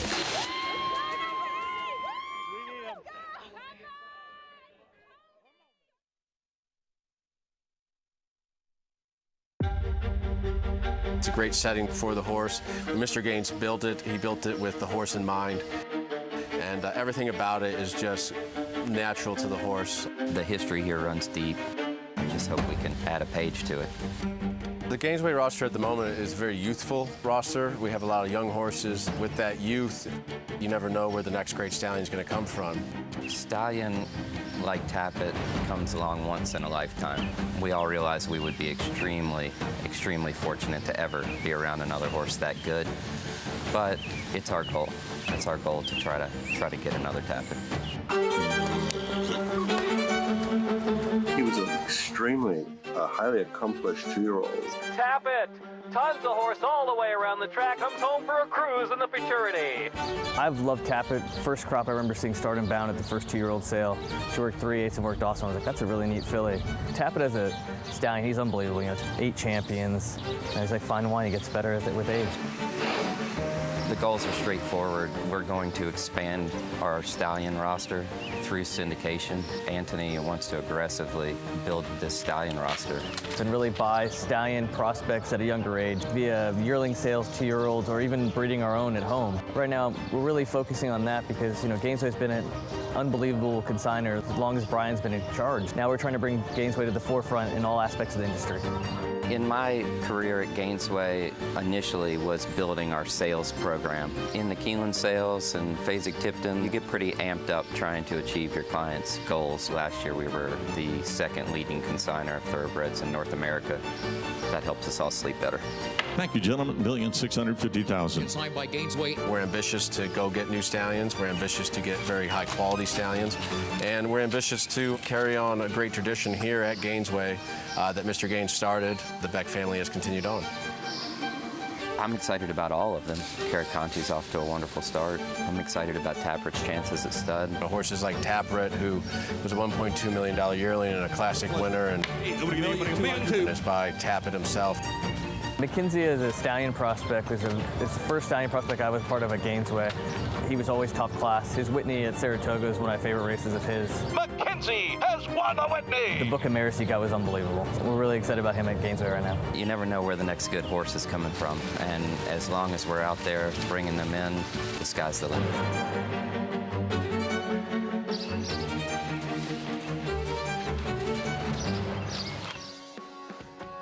Glad to have you with us on continuing live coverage on a gorgeous Saturday afternoon here in Elmont, New York, with coverage from Belmont Park and Churchill Downs on Preakness Saturday. Greg Wolf stepping in for Acacia Courtney. Anthony Stabile, I get you for a couple of hours. Then the MiG steps on board. Best yet to come today at all the racetracks ahead. We got a lot of action left to go. We're just about a quarter of a mile into this marathon this afternoon, my friend. About 23-1 opening quarter, and we'll pick things up. This I don't go that fast. Okay. Third at Belmont is next. This third at Belmont, 6 furlong sprint, $25,000 claiming race. And that right there is your favorite, Dawnland. Coming in from Laurel Park, big drop down in class for Brittany Russell. Manny Franco will be aboard. Off who she's been facing in Laurel, the allowance optional 62, deserves to be the favorite here. Yeah, I mean, she's found a pretty nice bunch of fillies to make her NYRA debut against. This pick 3, by the way, is paying $5.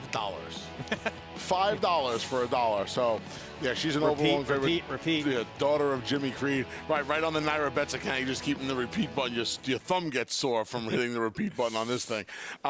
Yeah, you know, she's facing a couple of other fillies that have won multiple races. She's just won once.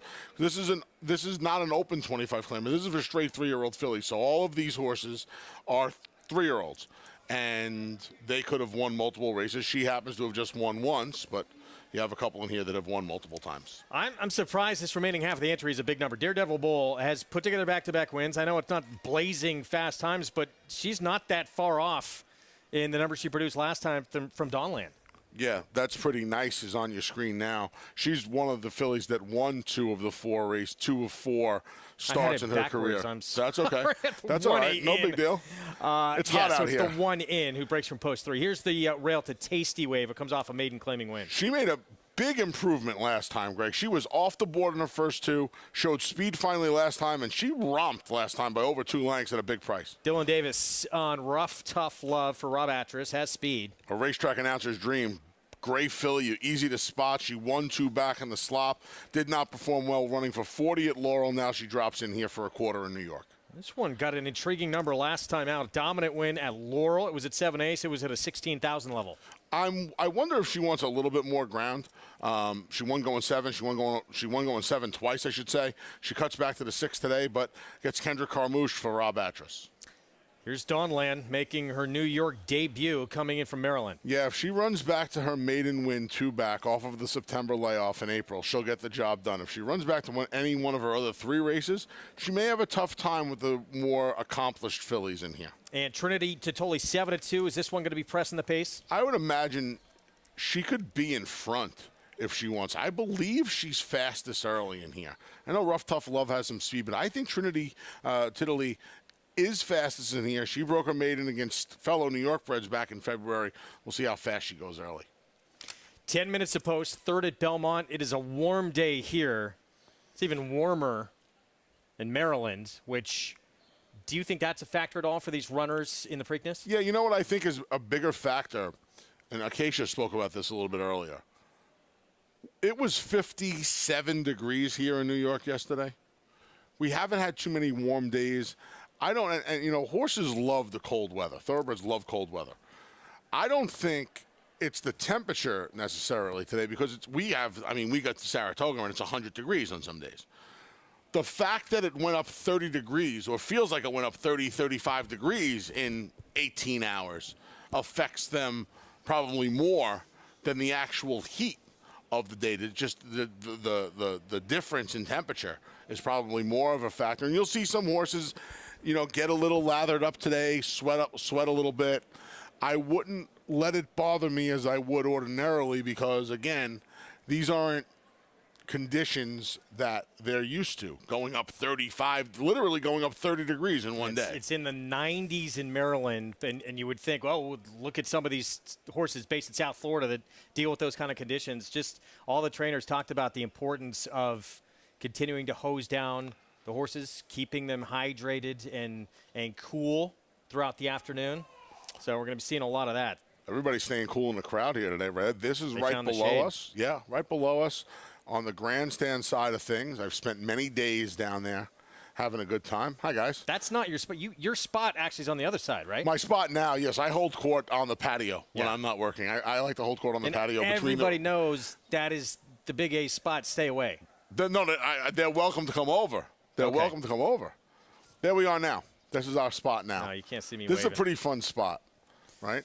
This is a pretty fun spot. Can't see either. You know they're doing a good job hiding us if you can't see me. I'm like John Cena up here. We need a drone. Even money on Dawnland the 6. Are we getting a little short here, or do you think she's deserving of this even money favoritism? So I embarrassingly picked her. Well, she's the one to beat. She is. But, you almost – with these horses coming in from Laurel and coming in from really almost anywhere out of town, but especially those Mid-Atlantic tracks, they are taking on tougher competition when they get here to the Big Apple, right? What did Woody Stevens say? The buildings get bigger on this side of the Hudson. Again, if she runs back to that race 2 back, she's probably going to win. But there are a couple of other fillies in here that could beat her. I'll say this too. Wow, she was far out of it last time out, and it was a much, much better group, and that's probably going to be a difference here against 25 claimers. Say downstairs to Richard Migliori for more. Mig. Thanks, Greg. I love it, Anthony, when you come up with those Woody Stevenisms. There's a lot of them, and I'm glad that you bring them up and we can remember them because they're good. I see a lot of speed in this race. The one that's pretty nice, showed good speed last time at Finger Lakes, looks very sharp on the racetrack. The 2 Tasty Wave, a horse that had issues getting out of the starting gate, very, very sharp in the paddock, very sharp on the racetrack, finally broke last time and showed good speed. Now, some people might think the rail would be a hindrance, but actually for a horse that has had habits of not breaking really sharp, I always liked the rail because I didn't have a horse on either side of me. I had room to work with inside of me. There is, a buffer zone, if you will. So even if they got off the stutter step slow, I wasn't going to get pinched between two. I was going to be able to go forward. And I thought that was always, to me, an advantage.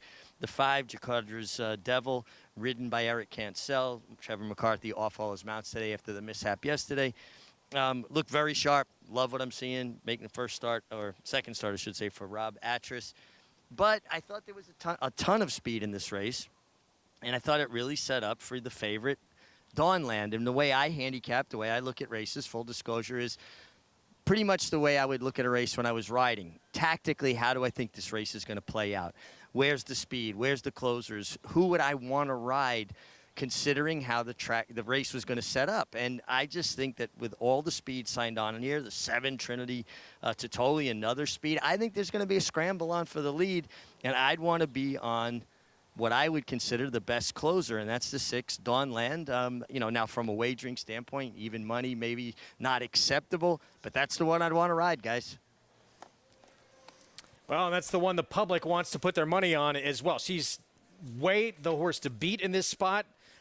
We'll see. Not often, or I shouldn't say that. Not always do you see horses come in to New York and produce the same kind of ability they've shown on different circuits.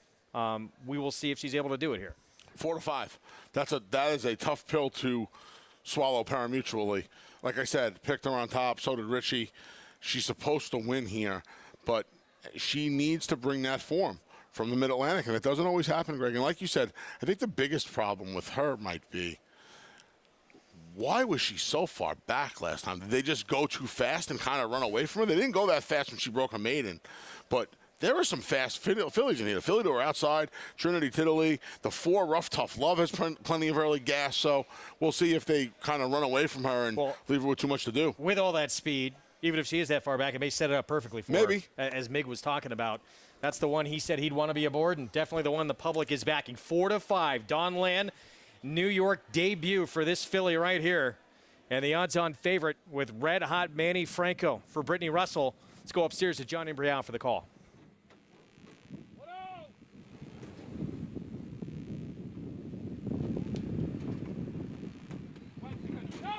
set for the start. And they're off. Rough, Tough Love and Tasty Wave from the rail. Tasty Wave has the lead. Rough, Tough Love runs in second, and the front two have opened up almost 3 lengths. Down on the inside is Jacodra's Devil. And from the outside, it is Trinity Totoli. And between those two, Dawnland, the favorite, is in 5th. At the back is That's Pretty Nice in 6th. Tasty Wave is the leader here, 3/4 of a length. Rough, Tough Love runs in second, the quarter 22 and 2/5 seconds. Trinity Totoli on the outside, next in third. And then it is Jacodra's Devil, along with Dawnland. Dawnland gaining some ground on the far outside. And at the back is That's Pretty Nice. As they hit the top of the stretch, Tasty Wave and Rough, Tough Love, and they are heads apart through a half mile in 46 and 2. It is Rough, Tough Love to take over the lead from Tasty Wave as Dawnland moves up on the outside. But it is Rough, Tough Love who has the lead, and the lead is 3 lengths. Dawnland running in second. Jacodra's Devil is down at the rail. Rough, Tough Love in front, and it will be Rough, Tough Love. A double for Dylan. Dawnland was second. Jacodra's Devil finished third.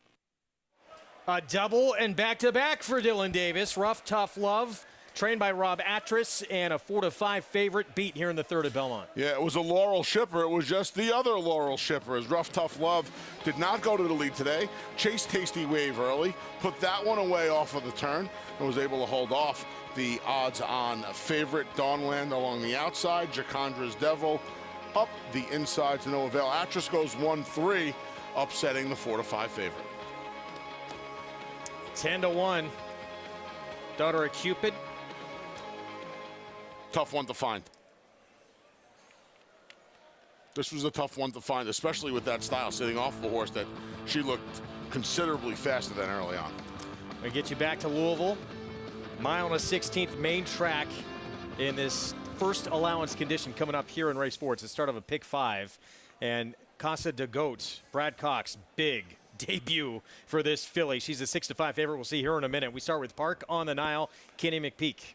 Second place finish last time in her second start off of a layoff. Broke her maiden first time out going the 2 turns here at Churchill. A steady diet of mile and a 16th races. Is she the real deal? It was a monster first out effort for this one. Yeah, she was good. Won by a dozen lengths, wire to wire at 4-5. She should be in front in here in her first start, going a mile and a 16th. HT Zena, she's 16-1, just off the claim. She cut back to 7/8 last time. 1 going a mile at Mahoning Valley, 2 back. Looks for 3 in a row, this time from Mike Tomlinson. I know on the upside and on the come, the 2. She's incredibly talented, but off what they've done so far, this is the filly to beat. Blinker's coming off. It's her 4-year-old debut. She was just second in the grade 3, Comely. She has plenty of speed, that's played hard, but she has to overcome a November layoff and a barn that's won just once from 39 tries this year. 14-1, Julian Leproux on Sunny Isle Beach. Source tried Oaklawn Park, short stretch of the mile run 3 times to no avail. Going to get a little bit more distance. And Churchill Downs, where she has a win. And Salute the Flag rounds out the field. Larry Jones, daughter of Curlin, outside, comes off a maiden win at Oaklawn. Got out of the maiden ranks in her 4th start. Her first try without blinkers is the 1-2 favorite last time out. We'll see if she can improve off of her last 2 efforts. It makes her a player in here. Let's head to Louisville. Just how good is this 3-year-old filly for Brad Cox? Paulie and Frank.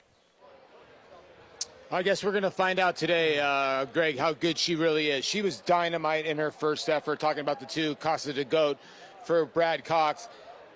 I was always taught, though, you can live and die by 1 number race. And what was behind her, we really don't know that day, but she did crush. I do know what was behind her. So the second place finisher was Cat Wings. That's from the Tom Amos barn. She's still a maiden after 6 starts. She came back to be well beaten in her next start.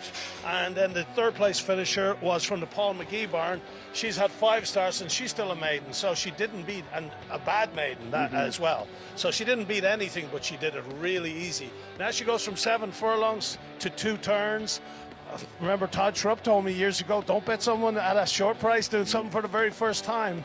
So, like, she's up against it, I think, here. I mean, I don't think that she's a 4-5 against, like, the likes of Played Hard, who finished second in the Comley. Yeah, I'm sort of with you, too, as well. When you come to Played Hard, you look and you see, okay, this horse was in the Alabama at 12-1 behind Clariere and Malathot. Lost to Crazy Beautiful by a neck. That race would destroy this field.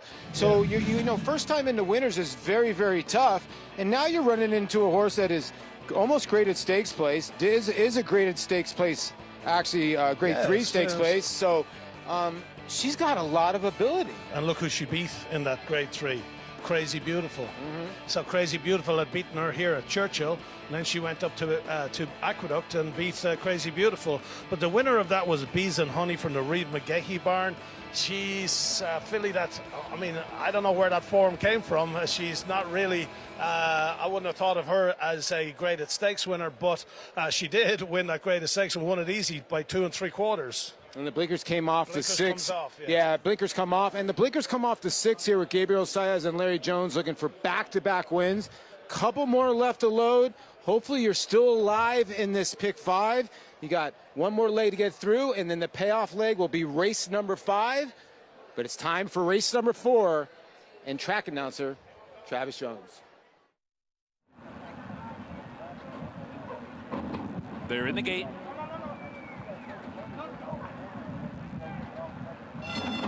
And they're off. Played Hard bounces out near the front, but Casa de Goat comes on through and quickly establishes the lead.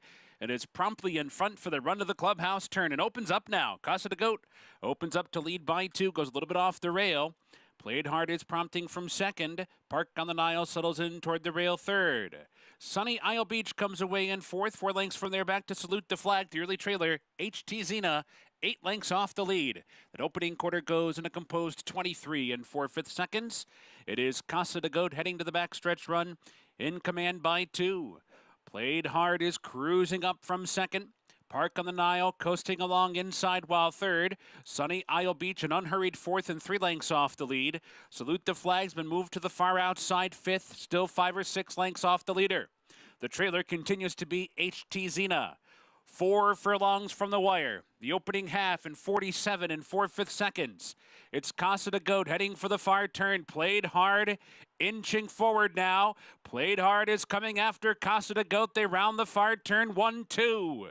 Salute the Flag has rallied to be 3rd outside. Sunny Isle Beach under pressure 4th. Park on the Nile is going the wrong way. HT Zena's at the back.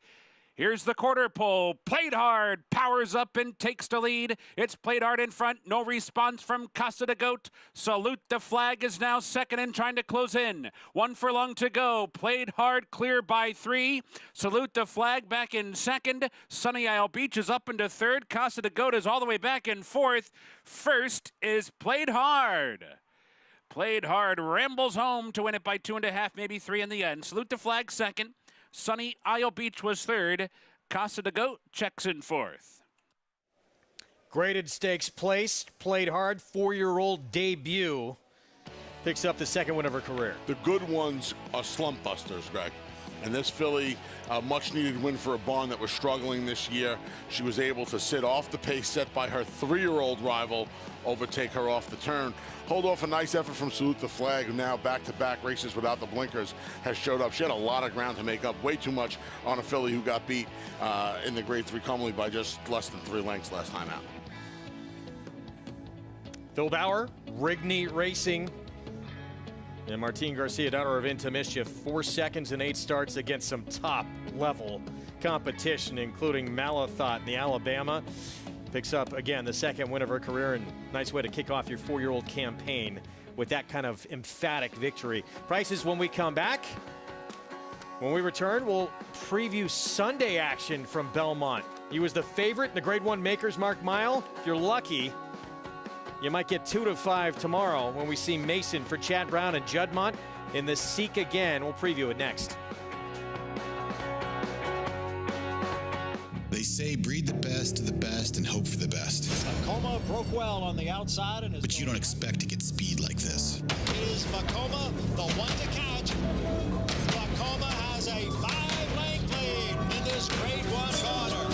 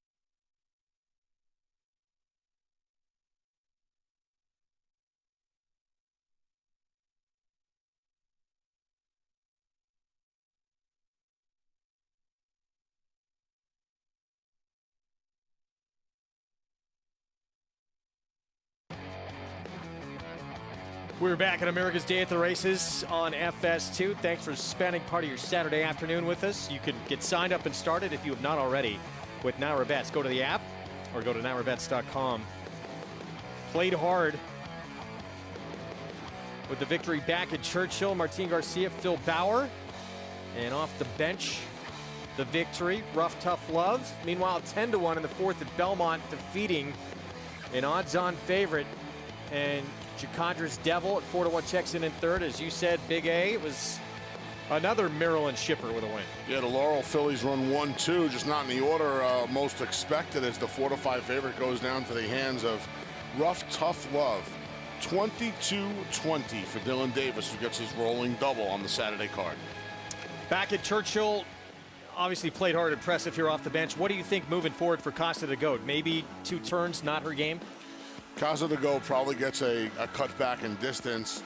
I would imagine the winner is pointed to the Fleur de Lis on the Stephen Foster undercard if she stays in Kentucky. And then hopefully, like Phil Bauer's done the last handful of summers, we'll see her up at the old spa this summer. She won up there last year. She did at 1 1/8 pretty impressively with an 89 buyer. 144 flat for the 1 16th. But very good starting point for a filly who's shown she has a lot of talent. Graded stakes place and maybe bigger and better things in her future now in her 4-year-old campaign. $5.20 for the win. 4-6-5. And that fourth from Churchill. Never too early to look ahead. No. What were you going to say? I was going to say, Paul had put up a good point, played hard. That one-turn figure, that one figure for Casa de Goat, played hard, had 4 better figures than Casa de Goat, and you got a better price on a far more seasoned and accomplished filly. It was pretty interesting. Tote board. I took a little swing with the outside filly. I probably should have hit the exact. I just bet a few bucks to win on the outside filly at a big price. And maybe the bigger thing too. I mean, we had no idea about her going 2 turns. Right. It was just hard to take. It was hard to take a short price on her for me, and it was hard to take a short price on the winner because the barn was slumping. But the good horses are how trainers in barns usually get out of the slump. Played hard's obviously a nice filly, and I think it's on to bigger and better after today. So we'll move on to the 5th, and in just a little bit, we're going to look ahead, though, to Sunday action here in New York. And this horse, when he moved to the East Coast, moved to the Belmont barn, what a performance, what a ride for Joel Rosario. Checked repeatedly in the stretch and still able to find room on the fence and get up in course record time. Seek again to win the 4-star Dave back in 2014. Grade 2 back then, of course, a grade 1 now. He had won the Hollywood Derby as a 3-year-old. That's a grade 1 back in 2013. This is a fantastic ride by Joel Rosario. Some of the best hands in the business. Patient. That hole closes here. He doesn't panic. He doesn't lose that much momentum. He keeps Seek again gathered up, and the hole opens, and there he goes. There's a really good chance, Greg, and we're going to see those Judmont Silks on the screen. There's a really good chance when we get done talking about Seek Again the horse that the Judmont Silks are in the winner's circle for the Seek Again the race tomorrow afternoon here at beautiful Belmont Park. I would say there's better than a real good chance. Yes. Seek Again, by the way, hit a few races earlier, first start of the year, just missed against the great Wise Dan. Grade 1 winner, he was a and solid horse. Added the 4-star Dave. But yeah, tomorrow's edition of the Seek Again, horse Anthony's referring to is Mason, owned and bred by Judmont. He was the short price favorite in his state's debut, grade 1 Maker's Mark Mile, missed by a nose.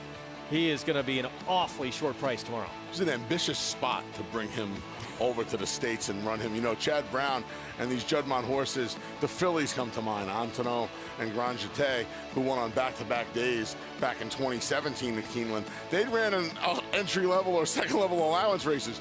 This is a grade 1, and he gets beat right there. The last jump. Some class relief for sure tomorrow, a smaller field, and that proverbial barrel is what Field Pass, Duke of Hazzard, Wolfie's Dynaghost, and Mandate seem to be over in about 26 hours from now. Yeah, it looks like everyone's running for second in this race. Obviously, this is a prep for much bigger spots. This horse, all the big ones targeted for him in this mile turf division. Less, actually. I'm sorry. It's race 3 tomorrow, so right around 23 and a half hours from now. Yeah. We'll look forward to it. Obviously, a field that looks like he towers over, but going to be fun to see him in action. How about this man? Manny Frankel, he'll be aboard Mason. He has won with 10 of his last 29 mounts coming into today. Wow. And with 5 of his last 8 for Chad Brown, including 2 on Friday. He is on a roll. Can he keep it going? We'll be back. Stay with us. Honor Code, a multiple Grade 1 winner from the final crop of the legendary AP Indy. Never off the board in 11 starts, he was crowned champion older horse before retiring. Now he is living up to the promise of his pedigree, with progeny like Grade 1 winners Honor AP, Max Player, and Maracuja, and multiple 6-figure yearling sales. Honor Code stands to continue his sire's legacy at Lane's End. Monmouth Park's summer season rolls on with live racing action every weekend in May. Win early and often with our Win Early Pick 5. First race 12:15. Home to full competitive fields and big paydays, Monmouth Park continues to prove itself as a place to profit. New for 2022, on-site customers can lock in odds with fixed odds wagering at Monmouth Park Racetrack.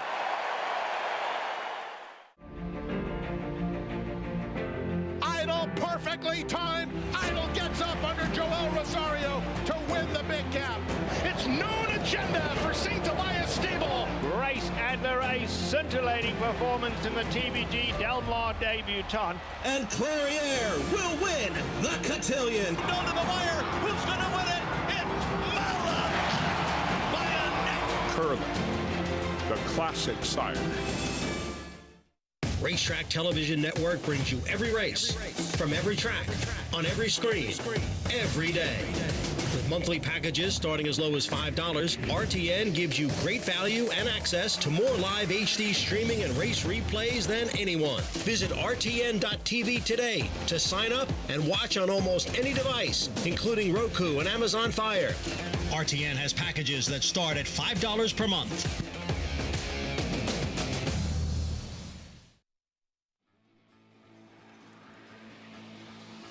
We're back at America's Day at the Races, program brought to you in part by Run Happy. Champion sprinter, now standing at Claiborne Farm in legendary stall number 1. It is Preakness Saturday, middle jewel of that Triple Crown, minus the Kentucky Derby winner, who we're going to see waiting for everyone here in the Test of the Champion in the Belmont Stakes. Creative Minister, a new face who will be showing up. He's put together back-to-back wins for Kenny McPeak. This will be his graded stakes debut. What do you think? Sneaky, sneaky. I think he's the horse in this race, Craig. If there's an upset, I'm not talking about a Rich Strike upset. If there's an upset today, a double-digit upset, I think it'll be Creative Minister. This is a horse that's McPeak's been high on from day one. He took a ton of money in his Gulfstream debut sprinting. He got beat a Zop that day. 2 two-turn races since, a win at Keeneland, a win on Kentucky Derby Day. I believe it was race number 4 on the undercard at Churchill that day. He got the job done. He's 10-1 on the morning line. I would imagine he'll be somewhere in that vicinity when they spring the latch at 7:01. And he will be used in all of my plays today, especially my vertical plays, and maybe even a backup pick 4 or pick 5 team. I'm just concerned with, it's been awfully quick for him to develop. He debuted in March.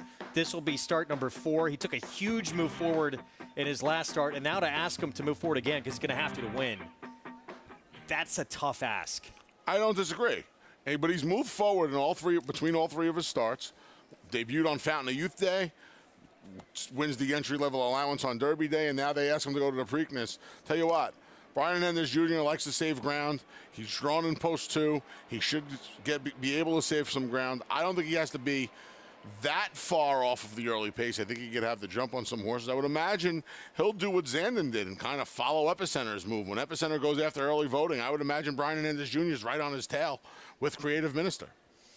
Well, this race here at Belmont, races 2 and 4 off the turf today. The rest remain on the grass, so this one moved to the main track.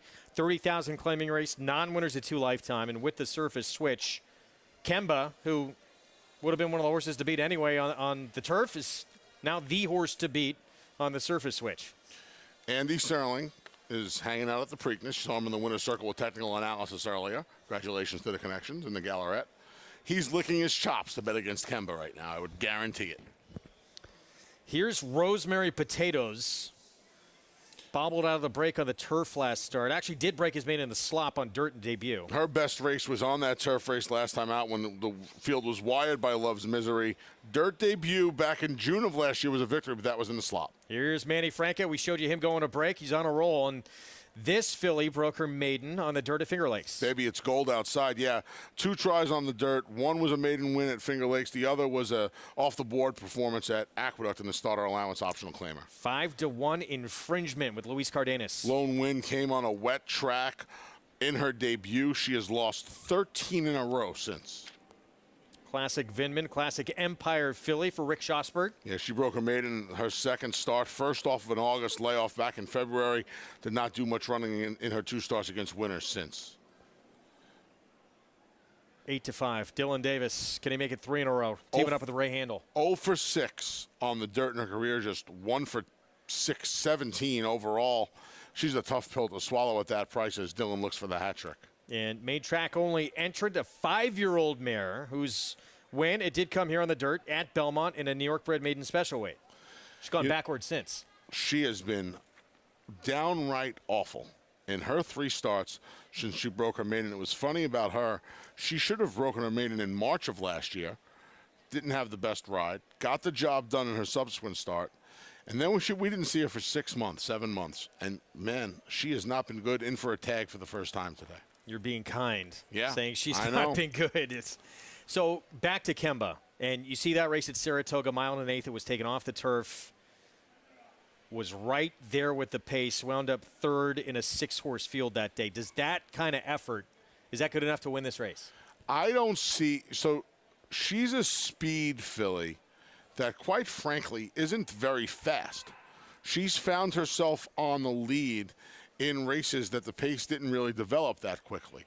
And now she has to do it on the dirt. The last time she ran on the dirt, she has an all-weather race at Turfway Park as well, where she didn't run 2 steps. They went 50-2, 115-4, and she was not on the lead in that dirt race. I can't imagine she's getting in front of the filly I like in here. I like Baby It's Gold outside. Love the name, first of all. She gets Lasix for her first dirt start. She tried the all-weather at Gulfstream in her last 2. She's speedy. I think she's faster than Kemba, and she's a little bit of a better price at 5-2. That fraction you mentioned, 115-4, that was for 6 furlongs. I didn't look it up. That could have been the slowest 6 furlong fraction for the entire meet. Going 1 1/8 miles, yeah. 3 minutes away from his 4th coming up. Let's check in with Mig.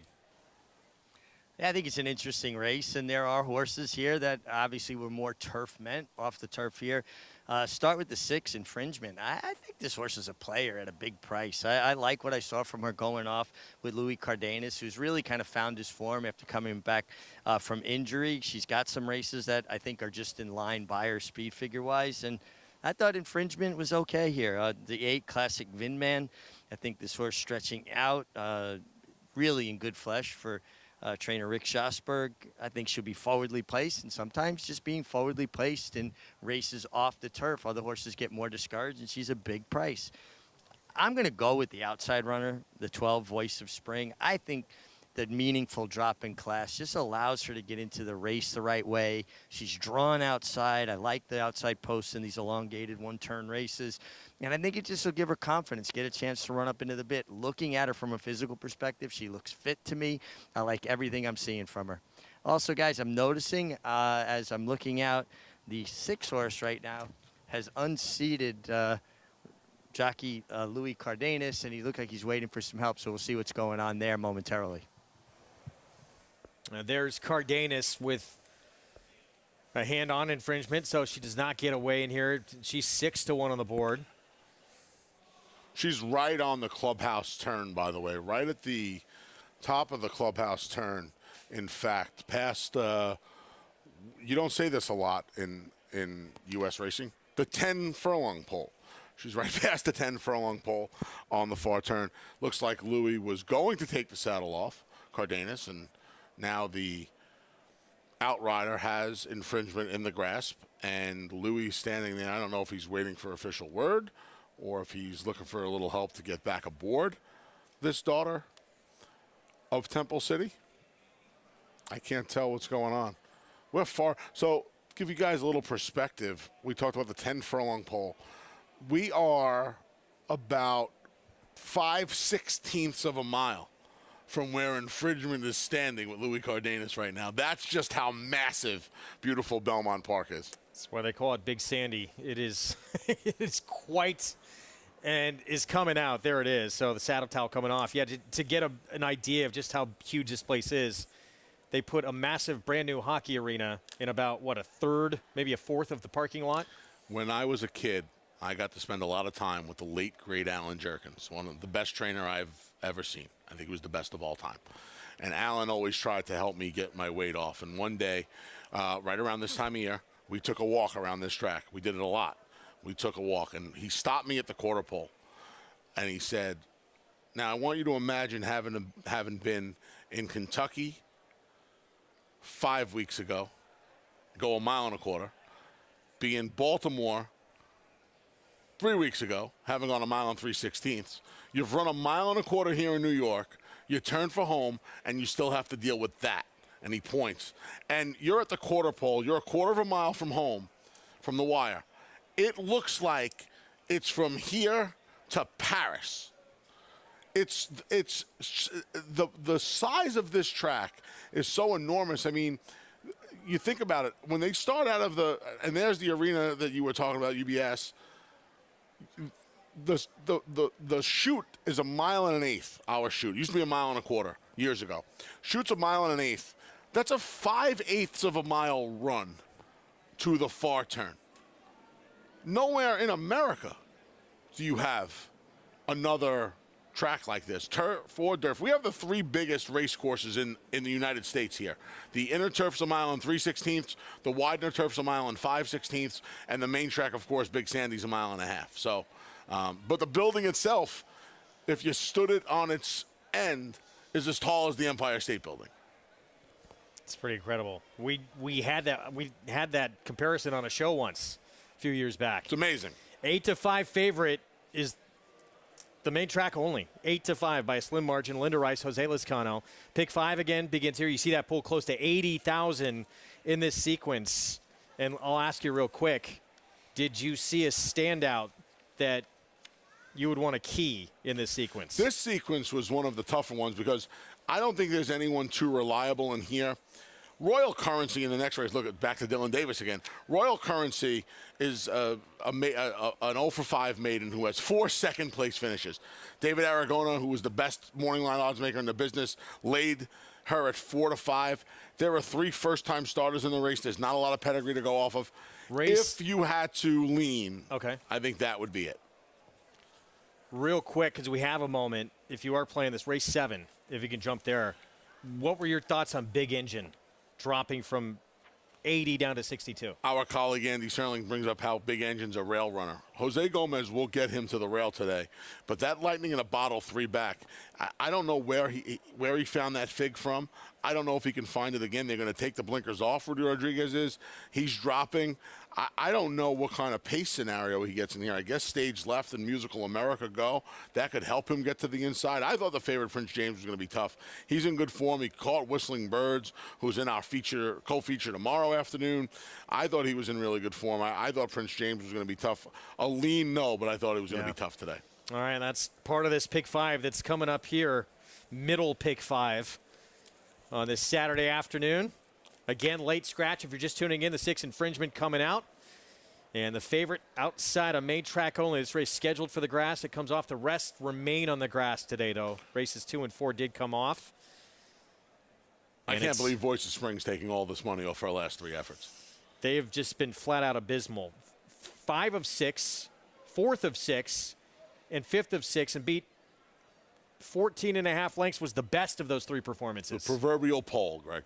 She's been beating a proverbial pole in each of those races. You're facing best hops to drop. Mainly turf horses in this group. Best hops to drop. And the dirt horses who are in here, they have not gone long or shown any ability they can. So we'll see. Tough race. Pick 5 starts here. Let's go upstairs. John Embrial with the call. Race 4 here from Belmont. Waiting now for Kemba and Voice of Spring.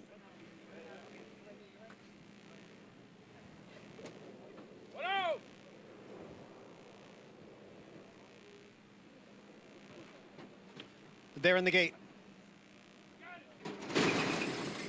And the rough. Voice of Spring, Kemba. Now moving on through. Baby It's Gold outside. Down at the rail, Rosemary Potatoes. It's Baby It's Gold outside and Rosemary Potatoes. And the two of them are right together. Kemba just off of them in third. On the outside is Voice of Spring in fourth. And Classic Vinman is the trailer in fifth. As they move up the backstretch, Rosemary Potatoes, Baby It's Gold outside, and on the outside, Voice of Spring. So now three of them across the track with Kemba back running in fourth and Classic Vinman in fifth. The quarter 23 and 2. Now it's Baby It's Gold outside and Voice of Spring. Now those two right together with Kemba and Rosemary Potatoes heads apart. Room on the inside for Classic Vinman. And he's down at the rail. The half and 47 and 1. Baby It's Gold outside is the leader here by 3/4 of a length. On the outside is Voice of Spring racing in second. Kemba in third. Classic Vinman down at the rail. And Rosemary Potatoes is now the trailer. The leader is Baby It's Gold outside in front by a half length. Voice of Spring on the outside second by a length with Kemba next in third. Farther back, Rosemary Potatoes and Classic Vinman 3/4, 113 and 3. And they're at the head of the stretch. Baby It's Gold outside, Voice of Spring, Kemba in third as they head for home now. Here's Voice of Spring now to grab the lead from Baby It's Gold outside. Kemba is next as they come down for the furlong marker. It's Voice of Spring getting away now. Voice of Spring in front by 5, in front by 6, in front by more. Voice of Spring and Jose Lizcano. Kemba was second. Baby It's Gold outside finished third. Voice of Spring by as many as she wanted in here. Jose Lizcano, Linda Rice as the 7-5 favorite dominates. Found her friend, sir. She also had more speed than she had ever shown really in her entire career. Jose Lizcano with a heads-up ride here. Parked her right outside of Rosemary Potatoes and Baby It's Gold outside. Got the jump on Kemba and the rest and was able to set sail for an easy win here at Belmont Park. Tough one to take at 7-5 with the recent form, but you face a field that's not up to the task, and that's what happened here for this 5-year-old mare.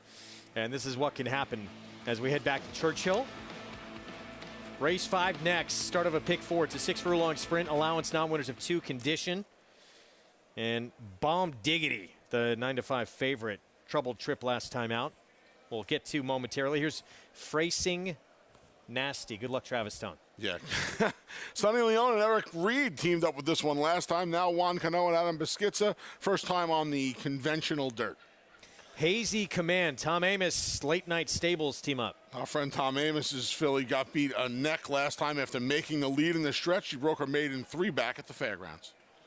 Wayne Catalano sends out the 3 Rookery hard-spun filly. Just 1 for 16. She's lost 9 in a row dating back to last March when she broke her maiden as a 3-year-old. Wings of an Angel, she wants to be in front, trained by Larry Jones. Yeah, she went to the lead in her last 2 and tired at Oaklawn Park and at Churchill respectively.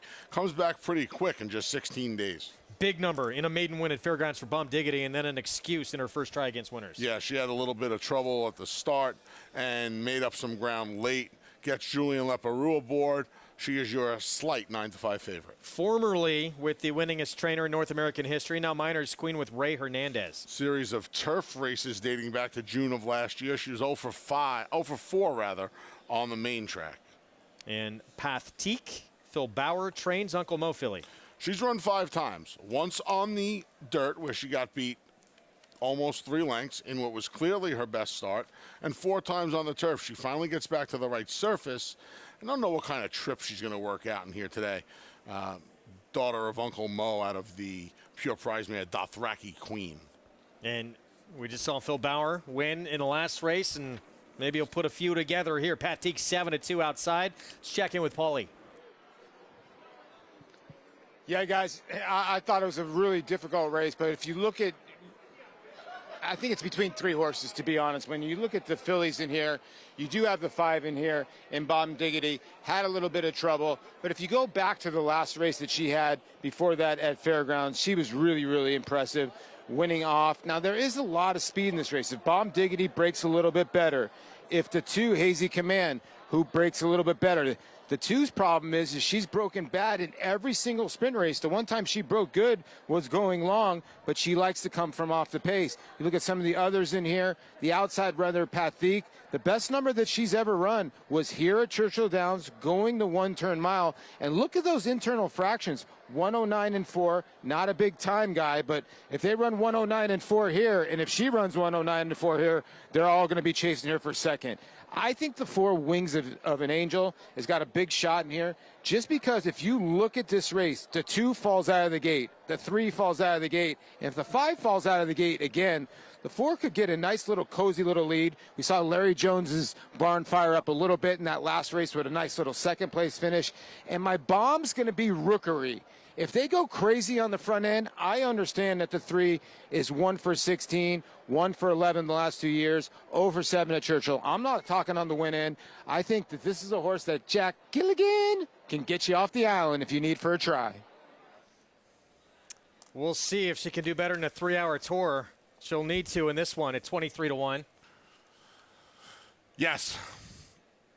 Wow. That would certainly spice things up a little bit, Paulie. Yes. I got to say, Hazy Command for Tom Amoss looked tremendous warming up. There she is, the 2 with Jimmy Graham. You're going to ultimately wind up with who? I thought Bomb Diggity was a lead pipe cinch today. Off the effort 2 back and a clean trip today. I agree with Paul. There's some speed in here. I don't think she's fast enough. I think she works out the right trip under Julian Leparoux.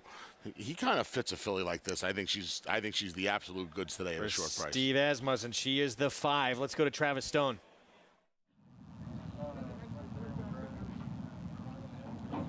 They're in the gate.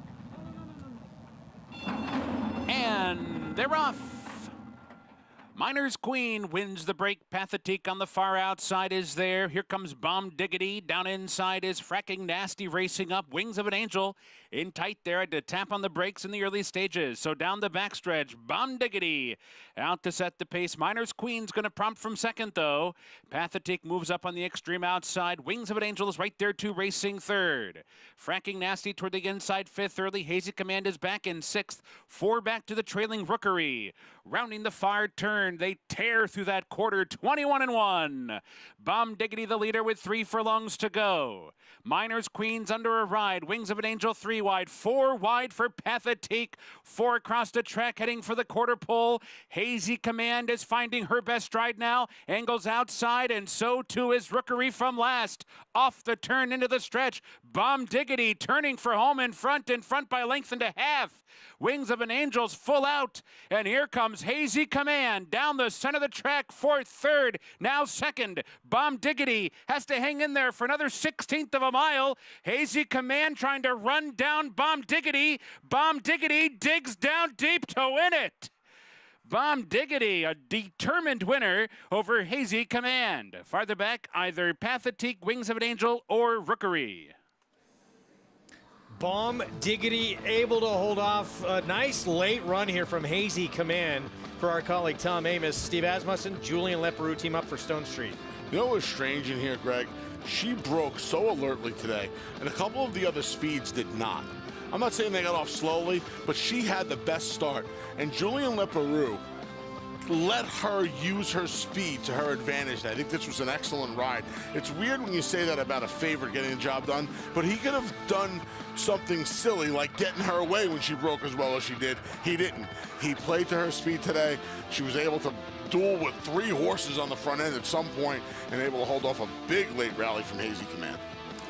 Bomb Diggity, $600,000 purchase, daughter of Into Mischief. Love the name. With the victory, yeah, it's a good one. The Bomb Diggity. That's a good old 90s name. The Dam. Checkup from Zemeckis. Yeah, fantastic name. Bomb Diggity. Love it. Favorite gets the win. Asmussen, Stone Street, and Julian Leparoux. Pick 4 underway with the 8-5 favorite. We'll have the prices for you when we come back. Derby City 6 is next. And we have the 5th from Belmont ahead as well.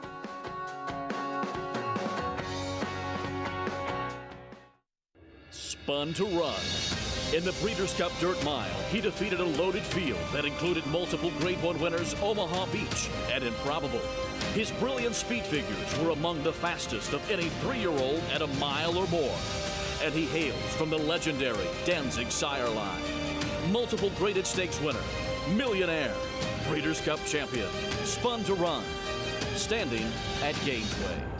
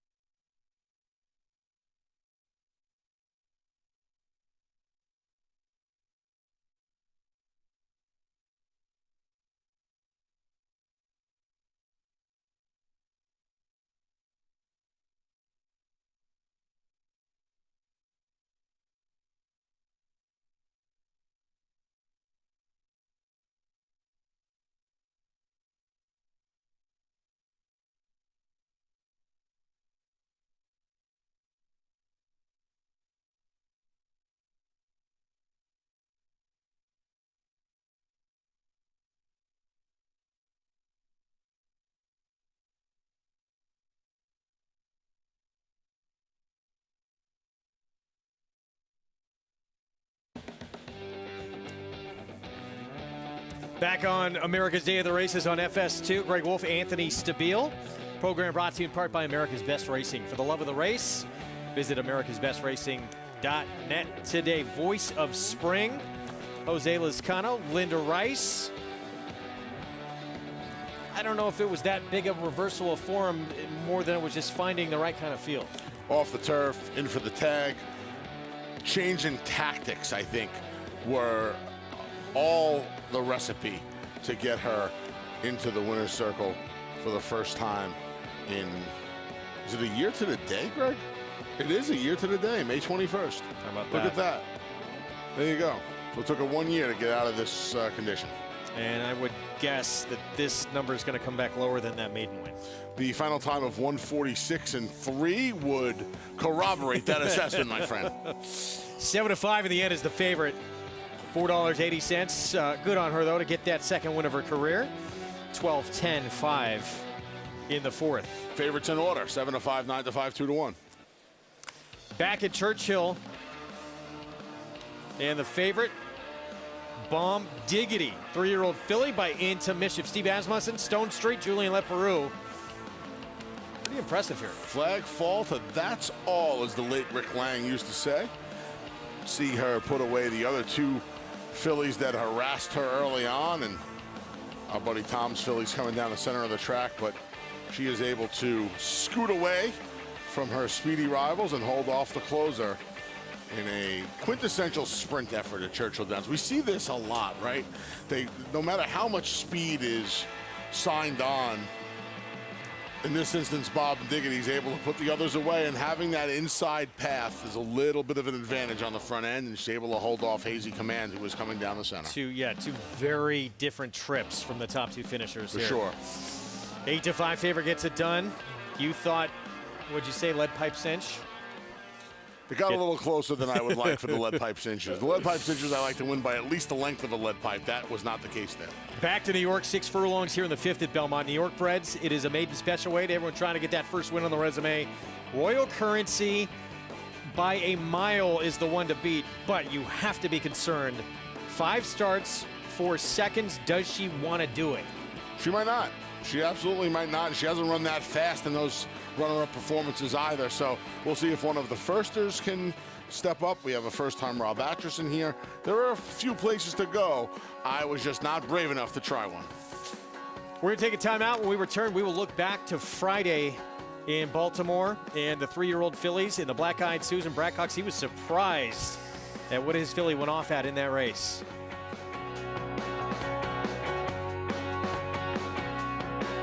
Maximum Security proves he's the real deal with a gate-to-wire win in the Florida Derby. Champion 3-year-old. Maximum Security has won the TVG.com Haskell Invitational. 11 triple-digit bias. Maximum Security. He smoked them in the Cigar Mile. Grade 1 winning 4-year-old. Maximum Security takes them all the way in the TVG Pacific Classic. Secure your mare's future.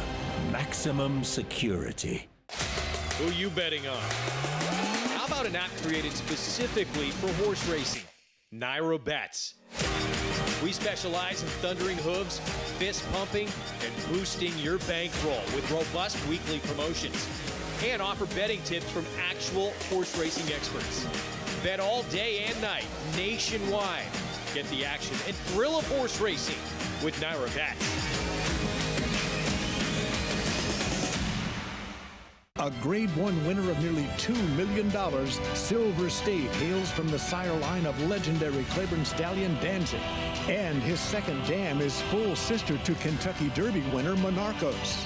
After winning the Oaklawn Handicap, Silver State defeated Knicks Go in the Grade 1 Metropolitan Handicap. On the board in 12 of 14 starts from ages 2 to 4, his career included a 6-race winning streak. Grade 1 winner Silver State, standing at Claiborne Farm. Now more than ever, it's time to get with the program because New York breds start with an advantage. New York breds run for serious green. At Belmont and Saratoga, New York bred maidens run for up to $75,000 and allowance horses for up to $85,000. And serious New York bred owners can collect awards of up to $20,000 per horse per race in open company. So get back with the program. Seriously. Back on America's Day of the Races program brought to you where you can play all the races we bring you on the program. Go to NairaBets.com, download the app, and bet any track, anywhere, anytime. $40 bonus going on. Bet $200 each on Belmont and Pimlico. And you will get that bonus in your account whether you win or lose. You got to opt in, so do not forget to do that. Back Friday in Baltimore, 3-year-old fillies chance to shine. And Brad Cox, Florent Giroux teaming up with Interstate Daydream in perfect position early on in this race. She went off at 6-1 in here. And she's able to get the win of the Black-Eyed Susan for Brad Cox. His first win in this race. It looked like a wide open race on paper. I thought she had a big chance. Unfortunately, I decided to play trifectas instead of taking the win and playing some Black-Eyed Susan Preakness doubles, which I am kicking myself for now. But yeah, this was a nice effort. We'll see where she goes next. I would imagine that they'll keep her going the 2 turns, winning going 1 1/8. That was a nice effort, and looks like distance has been her friend so far. So we'll see if they keep her at the longer distances. Yeah, wins at the 1 1/8, biggest figure she's earned of her career. She got a 91 buyer for the win. So we'll see if it's another player in this division. It's a tough division. I mean, was it the toughest Black-Eyed Susan field they've ever assembled? No. They had a nice big field, though. It was a good betting race. And I think, we'll see what she does. Brad Cox is very good at making his owners money and taking fillies that have some talent like Interstate Daydream and finding the different oaks around the country and hunting and pecking and finding the places to go, get some W's and get some cash. Leader of that division, of course, going to be tackling the boys later today in the middle jewel of the Triple Crown of the Preakness, and we will talk more about that race in a little bit. Right now, it's the 5th at Belmont. 6 furlongs, New York bred maiden, special weight. Let's head downstairs to Mig. Thanks, Greg. A really interesting group of fillies in here, fillies and mares, excuse me. Starting with the first-time starter from the Dave Donk Barn, Fingal's Cave. I tell you, she looks fit. She looks prepared. She looks very focused. She's got a terrific pedigree. Out of the mare, Barbie on a Budget, who's a daughter of Seeking the Ante. That's a direct family of Anti-Spend. Seeking the Ante, a stakes winner herself. Also a half to Friends Lake, a Florida Derby winner. Very deep pedigree from Chester and Mary Broman here. This horse has some fast work sprinkled in amongst, slower works. Now, we know Dave Donk's not a trainer that wants his horses to work fast or he cranks them up for a first start. So the fact that she has these fast work sprinkled in tells me she was doing them the proper way. Asked Dave about that, and he said, yeah, sometimes she just does things so easily. She got a look. I like this filly a lot here in the paddock. Seems very, very classy. The 5, another first-time starter from very capable Jimmy Barn by Speightstown, like that Speightstown, New York bred. Another one doing everything right, just acting very classy here in the paddock. She's a little bit of a longer filly than I usually equate with the Speightstowns, but I think she's very well turned out, and I think these are 2 very interesting first-time starters, guys. All right, Mig, thank you. We'll keep an eye on hers. We get to this post parade coming up in a moment. Have a new audience here joining us in just a moment, so slight pause and we'll get back to it.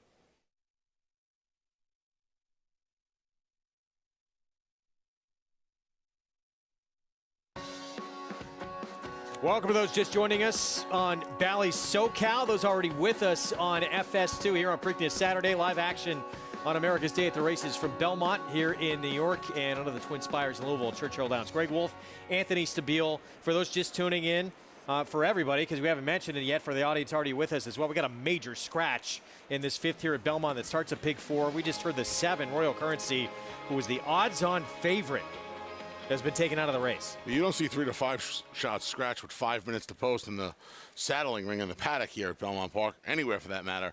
But that's the case now, and it made a race where you didn't have that trustworthy of a favorite, that much more of a head scratcher, because I don't know who you trusted in here going forward now. We'll meet them soon. They're making their way out of the paddock and through that historic tunnel here at beautiful Belmont Park. That's a fun walk through, especially when you're part of the connections of one of these runners coming. It's iconic incredible. paddock, the old White Pine, through the tunnel and out to the biggest racetrack in the United States. Being in there in that paddock on Belmont Stakes Day. Electric. It's incredible. There it is. Most people know that scene. That Ivy-covered walls. That tree right to the left, that old White Pine, has been there for over 150 years. When the Belmont family had this as just parkland. And if you continue to pan left. There she is. UBS Arena, of course, which we showed you earlier. Down at, I guess, the beginning of the stretch. I come in the winter and sit under the old White Pine just to think sometimes. Love this place. Great spot.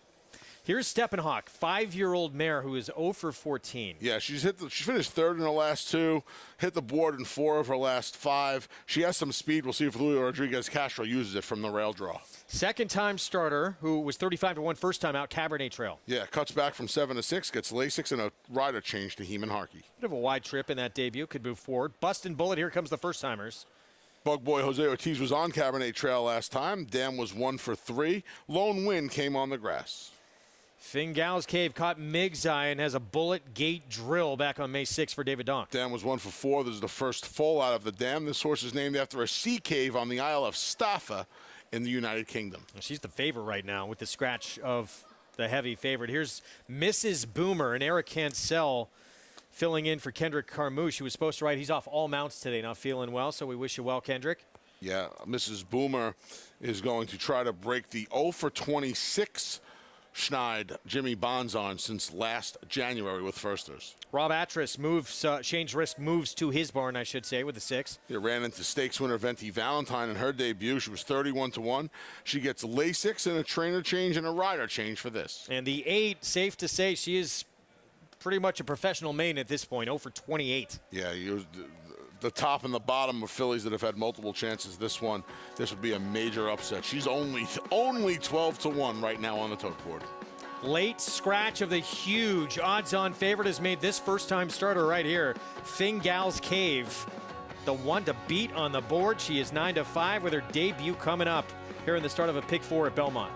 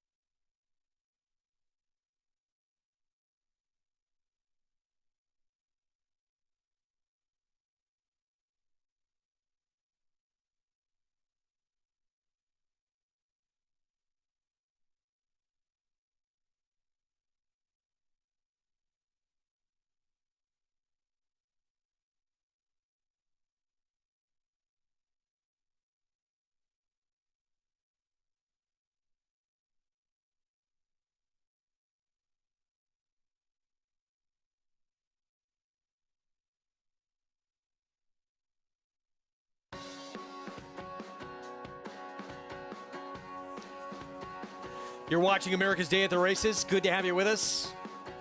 With the sun shining here in Elmont, New York, our program brought to you in part by legendary Claiborne Farm.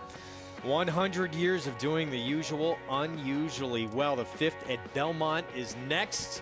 Post time is coming up. And again, a late scratch of a filly who would have been the overwhelming favorite in the spot, but still one that we thought potentially had some chinks in the armor after 4 seconds and 5 starts.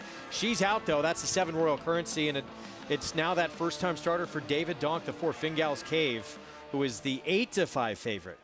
Yeah, you know, Dave's barn is off to a good start at Belmont. It actually started to heat up a little bit over at the Big A before we made the 8.5-mile ride over into Elmont. And I just don't know about this horse's price. Dave is not known for his first-time starters. And this is a short price on a horse who is, you know, she's the favorite by default at this point. Well, Mig loved the way she looked. She's got a bullet gate drill, Belmont training track that stands out also. Let's head downstairs to Mig. Yeah, guys, I'm honestly kind of sorry that the favorite scratched, because I was going to pick the 4 regardless and would have gotten a much better price. I like this filly. She just exudes class. She seems to be very smart. Not only does a horse have to have natural physical ability, but they have to have the right kind of mind, and she certainly seems like she has the right mind. She's also got a deep family. I just keep going back to how deep that family is at Chester Mary Broman breeding.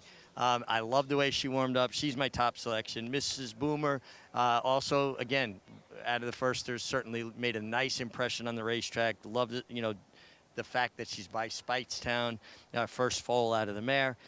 The 2-horse, Cabernet Trail. Guys, this horse really caught my eye on the track. Not so much in the paddock, much more on the track. Really got much more animated. Adds Lasix for the second start. Was green first time. I think Cabernet Trail will outrun her odds, but I like the firster, the 4, at a short price. All right, Mick, thanks. There is Cabernet Trail. That's the 2. She has a race under her belt. She got experience, obviously, from that debut when she was 35-1. And we'll see if she can take that move forward here today. Heeman Harkey will ride. She'll get Lasix for her second start. Yeah, we'll see if she has a little bit more speed. A lot of first-time starters, Greg, will find more speed second time out. Now, she doesn't get any post relief. She was post 2 first time out, post 2 again this afternoon. But usually with the racing experience, they have a little bit more speed. We'll see if she does. It might be Hoover in here with the favorite out of here. 5th here from Belmont. It's the start of a pick 4. And the favorite, a first-time starter by Carpe Diem, Fingal's Cave for trainer David Donk. There she is stepping in under Luis Cardenas. Let's go upstairs. John Imbrial, the call.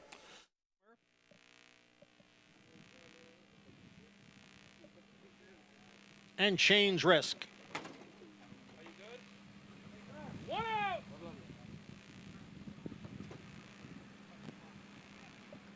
There in the gate.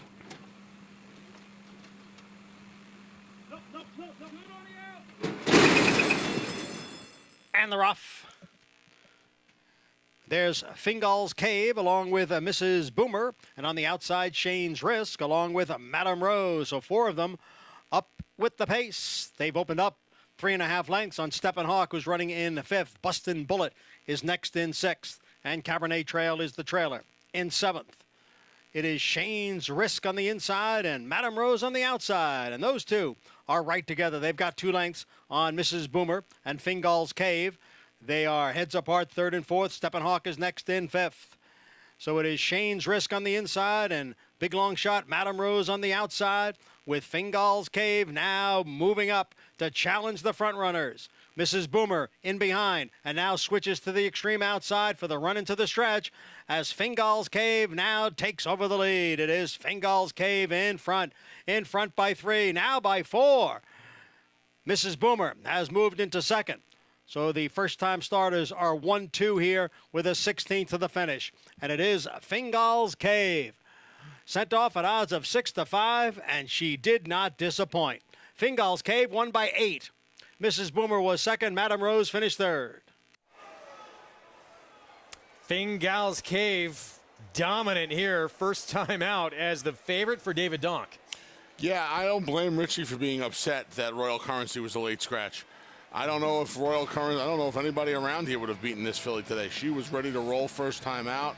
Louis Cardenas did a good job just kind of staying out of her way. And she makes the lead off the turn with about 3/16 of a mile to go. And that's not a matter of if, it's a matter of how far. 1:10.3. The look back from Luis Cardenas, and there was nobody there. 6-5. Comes home in 12-1. Under nothing more than a hand ride by 9 lengths. Nice final time, nice debut today. So a favorite begins his pick 4, and a filly that has some ability here for David Donk. Good for him. All 4 legs up when she crossed the wire too. That's a good sign. It's a very good sign. It's just it's good luck in racing. The other firster in here, by the way, Boston Bullet, the Joe Brocklebank firster. He's deputizing for Mike Maselli right now. She went to her knees. She didn't have the best start. Once she got her legs underneath her, she actually rounded out the super and ran pretty well. Keep an eye on her next time. So the firsters, 3 firsters are in the superfecta here. Here's our post rate at Churchill, 5.5 on the turf in this 6th, and that's Beautiful Farewell. Beautiful Farewell makes her return to the turf for the first time since November. Turf sprint effort at Laurel back in October resulted in a 3rd place finish. Musical Design, 7-2, Wesley Ward. She just missed in her first start, beaten just 3 lengths last time out. She gets firm ground again today. Slow start, wide trip for the one who's favored right now, moving to the Brad Cox barn. Yeah, trainer change from the Keeneland debut to Brad Cox, who's winning at over 25%. Gets a rider change to Ricardo Santana Jr. She's co-favored with the 2 Musical Design. Leave It Be was in that same race and was 8th. Hey There was 5th. Yeah, she came running late. These street bosses do everything. We'll see if she gets a little bit better pace. She got much better draw today in post 4 as opposed to post 10. Honorably's turf debut was pretty good. It was here. The second start on turf, not as good. Yeah, the one at Churchill good. The one that was back in June of last year. Last time, not very good. I wonder if she's just tailed off a bit. First on turf for Broadway Blaze, Nyquist filly. Yeah, no real pedigree here. She's by Nyquist. Dan was 2 for 5. Never tried turf. Trainer changed to Helen Pitts. Gets Lasix and Joe Talamo.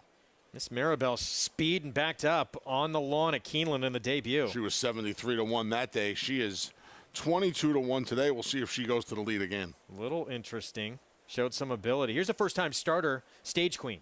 Dominus, the sire, was a graded stakes winner. Dan was 6 for 26 overall, 1 for 5 from Mike Tomlinson, who does not have great numbers first time out. First-timer taking money here for Brian Lynch, daughter of Speightstown, heir of authority. Unraced mare, decent work tab. She tried the turf at Palm Meadows back in March and April before another half dozen works on the dirt.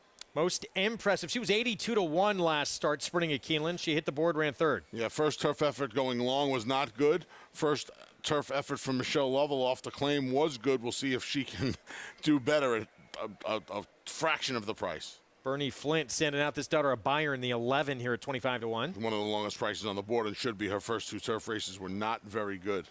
And a first-time starter outside by Get Stormy, Wings Like Eagles. Another Mike Tomlinson firster. Joe Rocco Jr. looks to win his second on the card. This one by Got Stormy. Dam was 0 for 2 overall.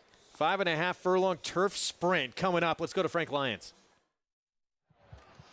So, guys, I don't know what I'm going to educate you on here. This is a wide open race. I believe anyone can win this race. I do know that the 9, Heir of Authority, Julian worked with this filly out of the gate the other day, and she's pretty quick.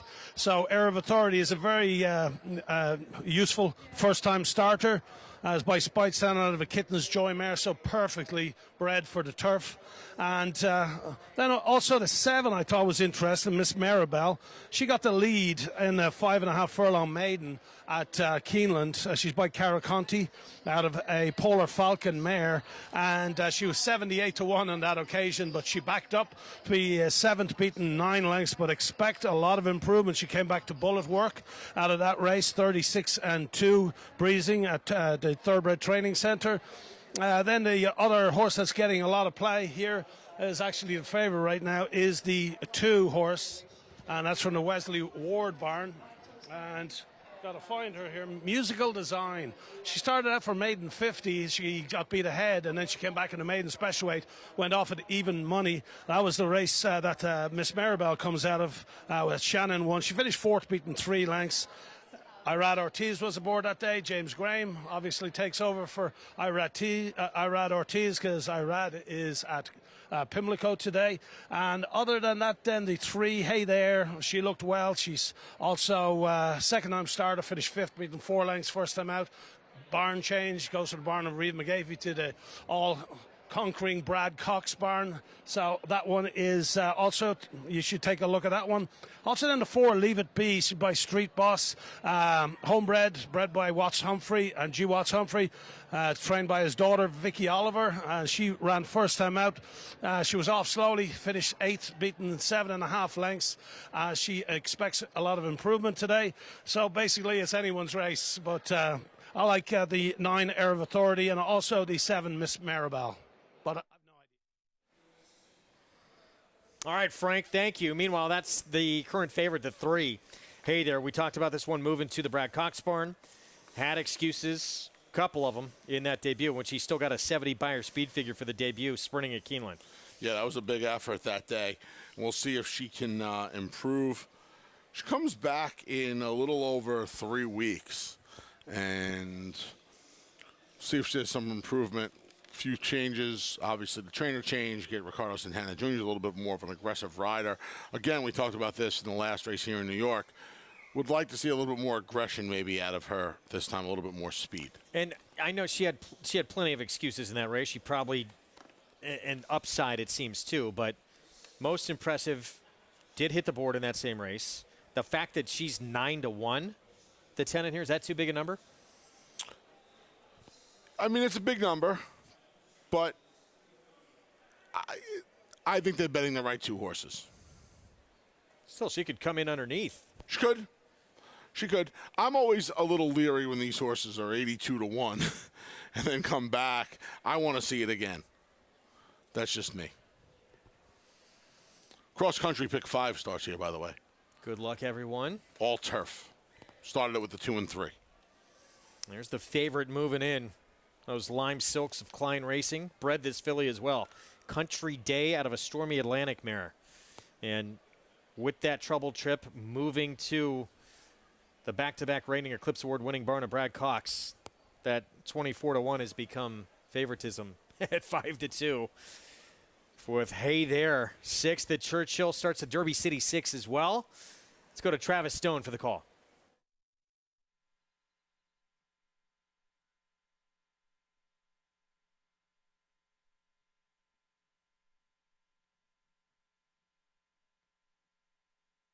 Waiting for Broadway Blaze, Jalebi Baby and Wings Like Eagles.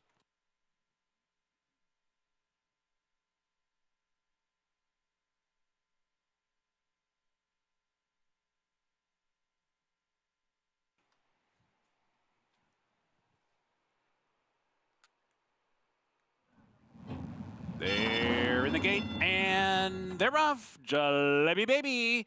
Good start from the far outside. Broadway Blaze is there. Miss Maribel comes up through. Musical Design is showing speed down toward the rail. Broadway Blaze fastest out of there. Miss Maribel runs in second. Jalebi Baby is third. Musical Design is fourth. Beautiful Farewell in tight toward the rail. Fifth. Honorably on the move from sixth. Hey There's racing seventh, but is only 3 lengths off the lead. Most impressive is eighth outside. Leave It Be advancing toward the rail ninth. Air of Authority is back in 10th. Wings Like Eagles is racing 11th by 5. Stage Queen outsprinted so far. Round the far turn, Broadway Blaze, an opening at the rail for Musical Design. Jalebi Baby keeping pace with them. These three off the turn together. Honorably finds a seam and shoots up on through. Hey There's getting on track far outside. Most impressive as well. 1 furlong to go. Honorably comes away with the lead. Hey There trying to run that one down. Wings Like Eagles is late on the scene. Then it's Broadway Blaze, but they're all chasing Honorably. The 2-length winner in the end. Hey There was second. It's tight for third between Broadway Blaze and Wings Like Eagles. Honorably, Brendan Walsh, Adam Biskitsa.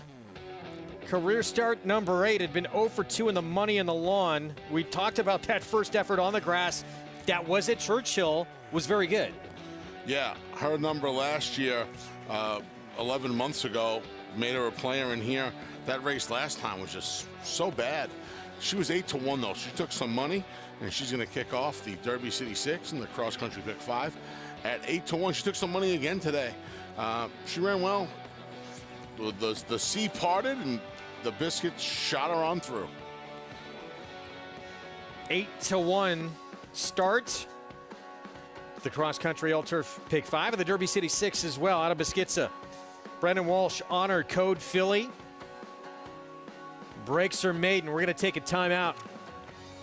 Steve Asmussen, he's got a lot of wins on the resume, including a couple of Preakness victories with a filly and a 2-time eventual Horse of the Year. Can he add another one with Epicenter, who will be the favorite in the Preakness? We'll have a preview coming up.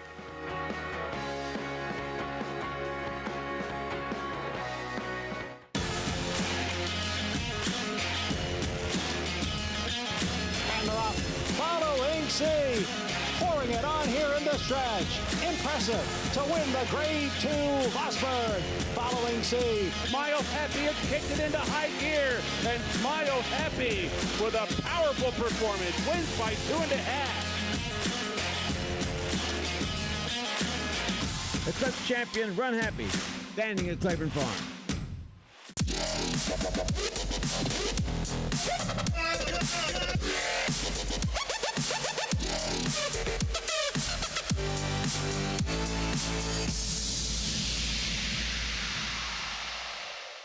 New for Belmont Spring, the $3 triple play pick 3. Choose the winners of the last 3 races at Belmont Park every Sunday to win big. Plus, play on NYRA Bets for a free $10 triple play bet. Go to NYRA.com/triple play for details. Precocity. Strategic speed. Some speed at 2, but can carry it on through their later careers. Improbable, full of run. Improbable, now a Grade 1 winner. It is a complete runaway, an authoritative run. It's improbable to win the Whitney.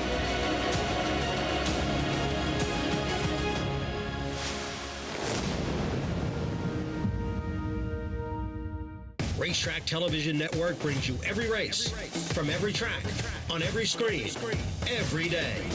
With monthly packages starting as low as $5, RTN gives you great value and access to more live HD streaming and race replays than anyone. Visit RTN.tv today to sign up and watch on almost any device, including Roku and Amazon Fire. RTN has packages that start at $5 per month.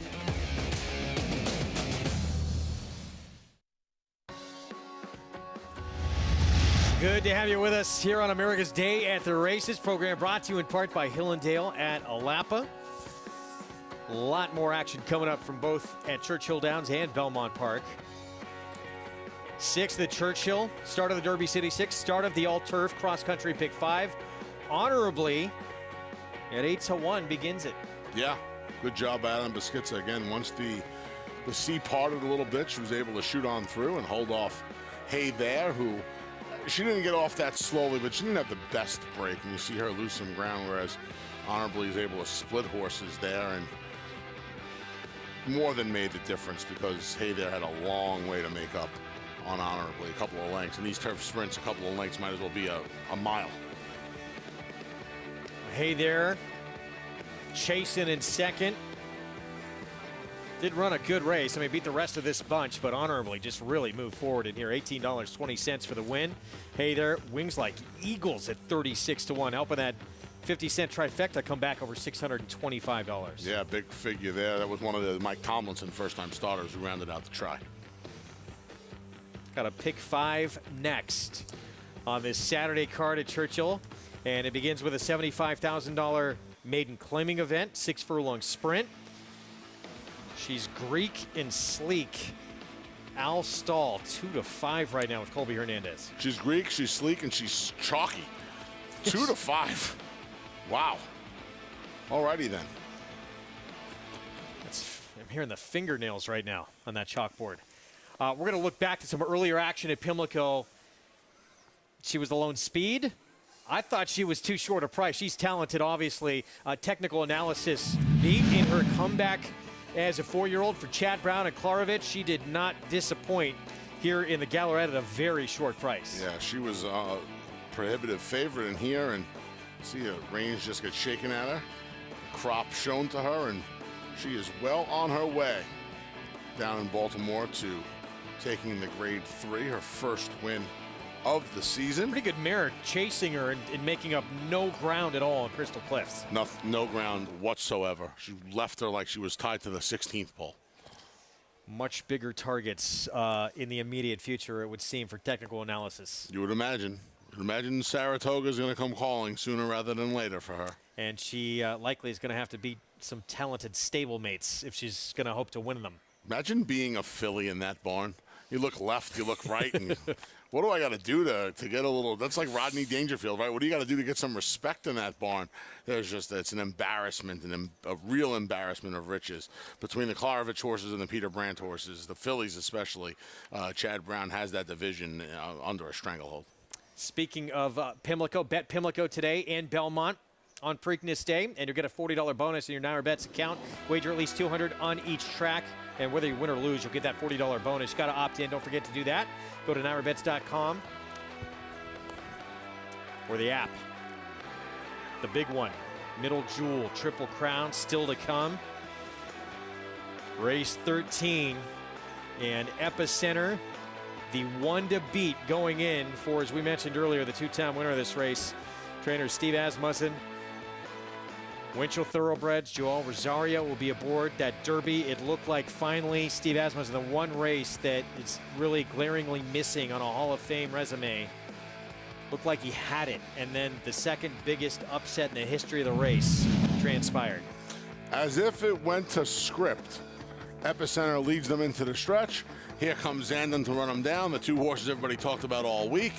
They're going to duke it out for a quarter of a mile beneath the Twin Spires. And right there in that red cap along the inside, here's Sonny Leone and Rich Strike, the second biggest price to win the Run for the Roses. Epicenter comes in a heavy favorite. I think he'll be odds on by the time the bell goes off at 7:01. So Simplification rounding out the superfecta in the Derby. He took advantage of the pace meltdown, whereas Epicenter was right on top of it. He got a good trip. Joel Rosario did kind of have to go maybe a little earlier than he wanted to in that race. More circumstance than anything else, right? Yeah, I would think so. I thought so. We'll see. I'll say this. Simplification ran about 8 lengths further than Epicenter in that race, and he was only 2 3/4 lengths behind him. He also had the benefit of not doing any of the dirty work. Well, he got a very rough beginning. Yeah. In the race. Yeah, but he made up his ground and he got involved, and he was able to take advantage of a supersonic early pace, one that Epicenter attacked halfway through the race. And Zandon too. Zandon followed Epicenter along there. I'm very curious to see what Joel Rosario does with Epicenter today. Early voting looks like he's going to be the controlling speed. You have a couple of long shots in Fenwick and Armagnac to see what they're going to do as far as their tactics early on. I think Fenwick might be more apt to show some speed inside of early voting. Jose Ortiz, though, probably going to put him in front early voting, and then Joel Rosario will have first run on him, you would think, with Epicenter. The great thing with this horse, as talented as he is so versatile, too. I mean, he was a horse who was, it seemed like, early on, before his final prep for the Derby, he'd need the lead horse. And then he has shown a different ability. We're going to get back to New York here. 6th at Belmont, approaching the 7-minute mark to post. Coming up as we get set for the pick 6 here. Coming up on the turf, on the inner turf. Rails out 18 feet, by the way, on the inner turf as you saw the favorite go by. Let's head downstairs. Acacia Clement joining the program.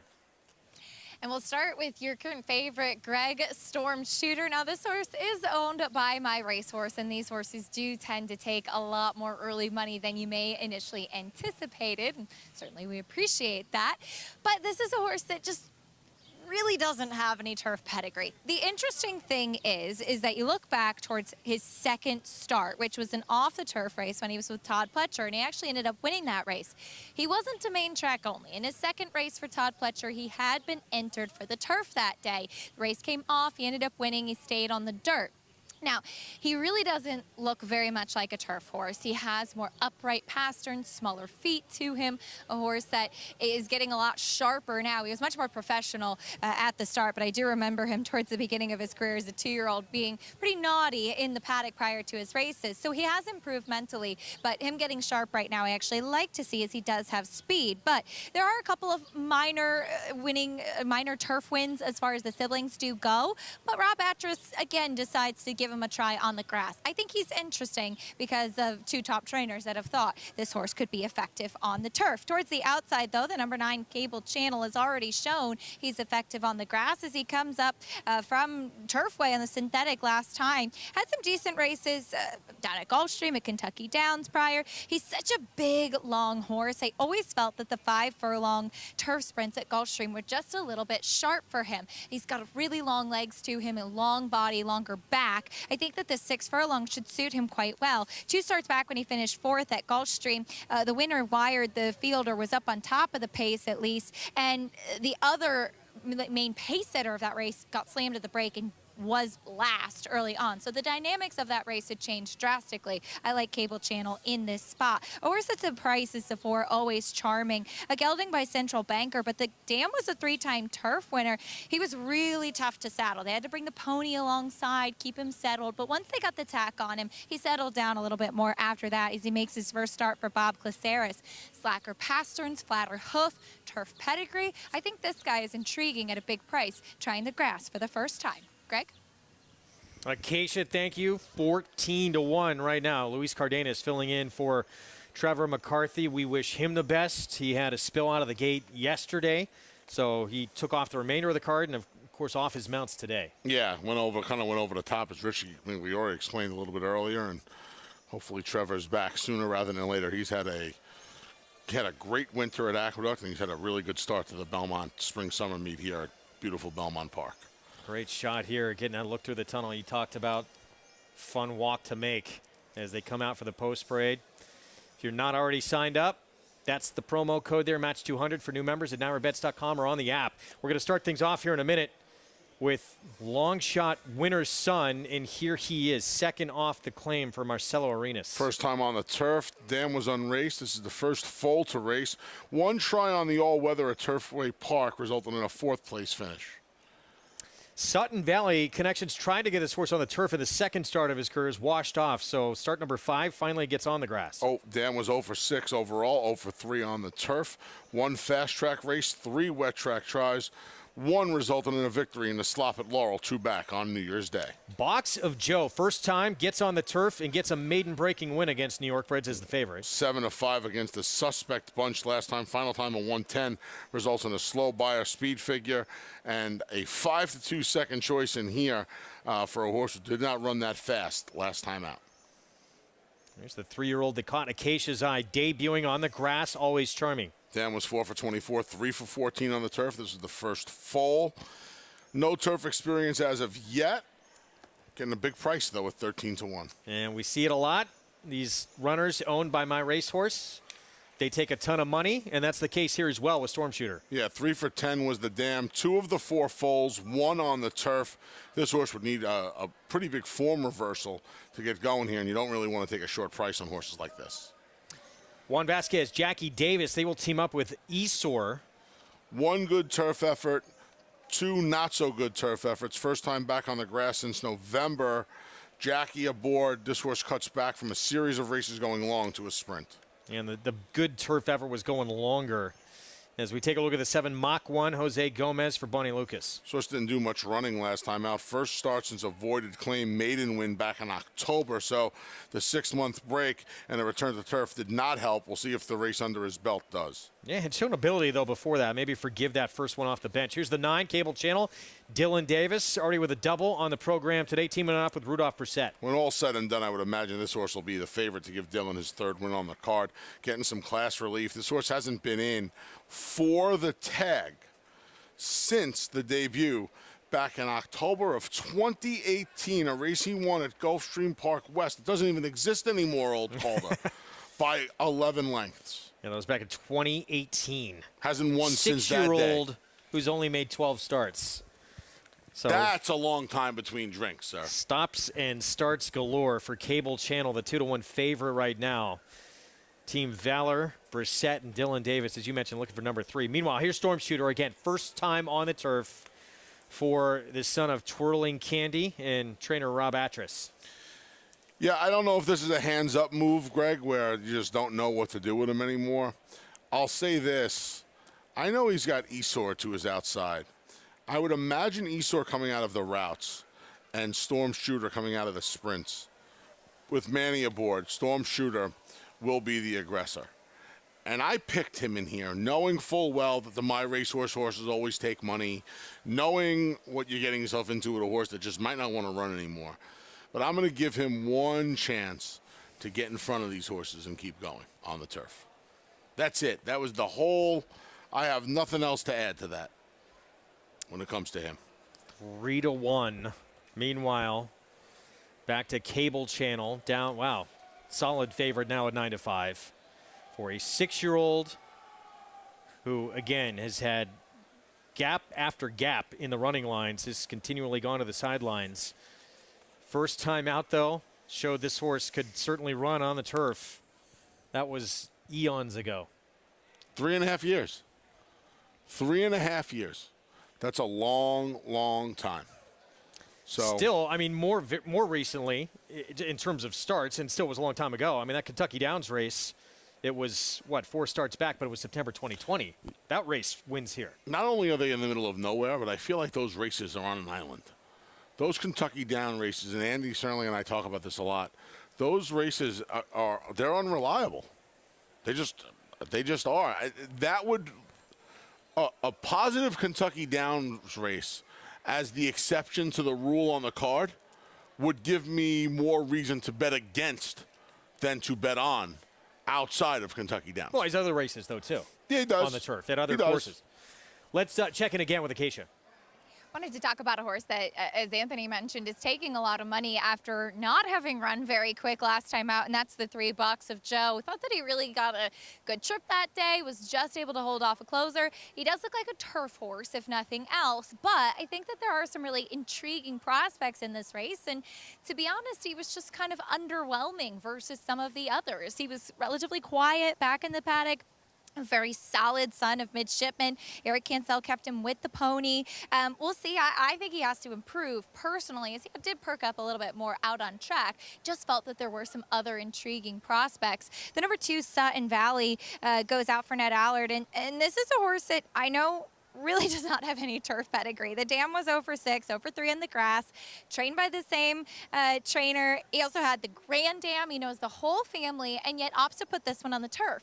And this guy looks like a turf horse. He has flat, pancake-type hoof to him. He was marching around the paddock. I think that he will be forward as far as showing some speed.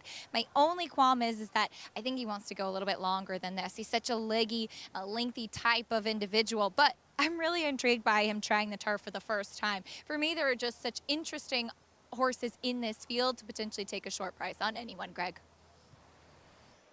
Well, public making the 9 a short price here, but yeah, some runners getting on grass for the first time, and a couple of them that looked like, at least on dirt, they were fast and wanted to be forward. We'll see if that translates to being quick on the grass.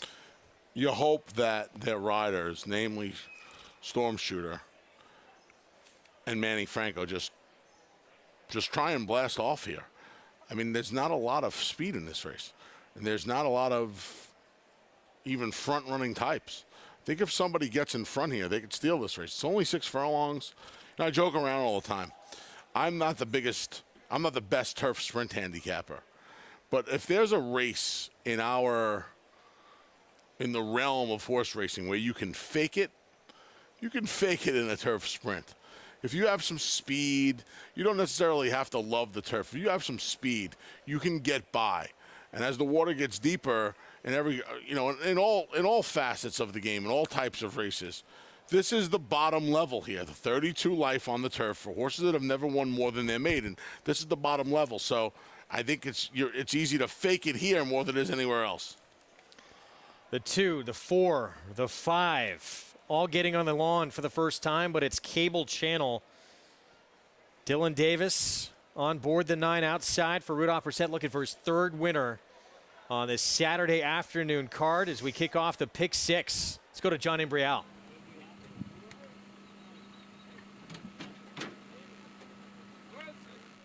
Set for race 6. And they're off. And from the inside, it is Sutton Valley going out for the lead. Box of Joe runs in second. Storm Shooter's next in third. Winter Sun down at the rail, next in fourth. Always Charming is in fifth, and alongside is Esor in sixth. Then a Mach 1, and Cable Channel is eighth and last. The favorite at the back of the pack. Sutton Valley is the leader, 3/4 of a length, with Box of Joe racing in second. Sutton Valley the leader. Box of Joe giving chase. The quarter 22 and 3/5 seconds. Storm Shooter and Winter Sun. They are heads apart, third and fourth. Then it's a length and a half back to Esor in fifth, followed by Mach 1, Always Charming, and Cable Channel. Cable Channel moving up in between horses now to move up a couple of spots. Sutton Valley takes the field to the top of the stretch. Box of Joe is right alongside. Sutton Valley, Box of Joe, Storm Shooter. In behind is Winter Sun. Then comes Esor and Cable Channel. Box of Joe, Storm Shooter on the outside. Box of Joe and Storm Shooter. Winter Sun looking for a way through. Will now be moved to the outside for the final 16th. It is Box of Joe and Storm Shooter with Winter Sun in third. They come on for the finish, and Box of Joe has won it. Box of Joe the winner, close for second between Storm Shooter and Winter Sun. Well, it was Jose Lezcano who's the aggressor in this race. He went to the lead on a first-time starter on the grass with the 2 Sutton Valley. In the end, he backs up. And Box of Joe, who first time on the turf was a win, now 2 for 2 on the grass. 2 for 2 on the lawn now. Good job by Eric Cancelli. Never really let Sutton Valley get too far away. Winter Sun had a little bit of a trouble trying to get into Raul Mena. When he finally was able to get him to the center of the course, he came running late, beating just the length. He may have been best in here this afternoon. 3-5-1 under the line. Boy, Storm Shooter never went to the lead, but he really had no excuse, Greg. He just doesn't want to pass. 3-5-1 finish. Box of Joe started out on synthetic, tried to get this 3-year-old son of midshipman on the grass back in early April. The new connections, Mike Maker, was washed off and finally did get on the lawn, won. They were able to keep this horse too, and for the maiden claiming tag, and now they go back-to-back on the grass. We'll see if he will indeed this time stay with Mike Maker. Yeah, I can't imagine this horse is getting claimed off a 57 buyer figure. Final time today, 111-1. Can't imagine the fig's going to be that much higher this time either. We're going to take a timeout. Pick 5 next in New York and at Churchill Downs as well. Their late pick 5 begins with this 7th, and that is overwhelmingly the one to beat in this 7th at Churchill next. She's Greek and sleek. Even money for Al Stahl. We'll have the post parade when we come back. Anybody going 70, 50, 75, 850, 75, 175, 175, 150, 175. Ralph, 850,000. Thank you. Volatile in front by 2. Whitmore is down at the rail. Forense Fire and Mind Control. It's Volatile in front as they pass the 16th hole. Volatile victorious in the Vanderbilt. 1 by 2 lengths. 850,000. Thank you.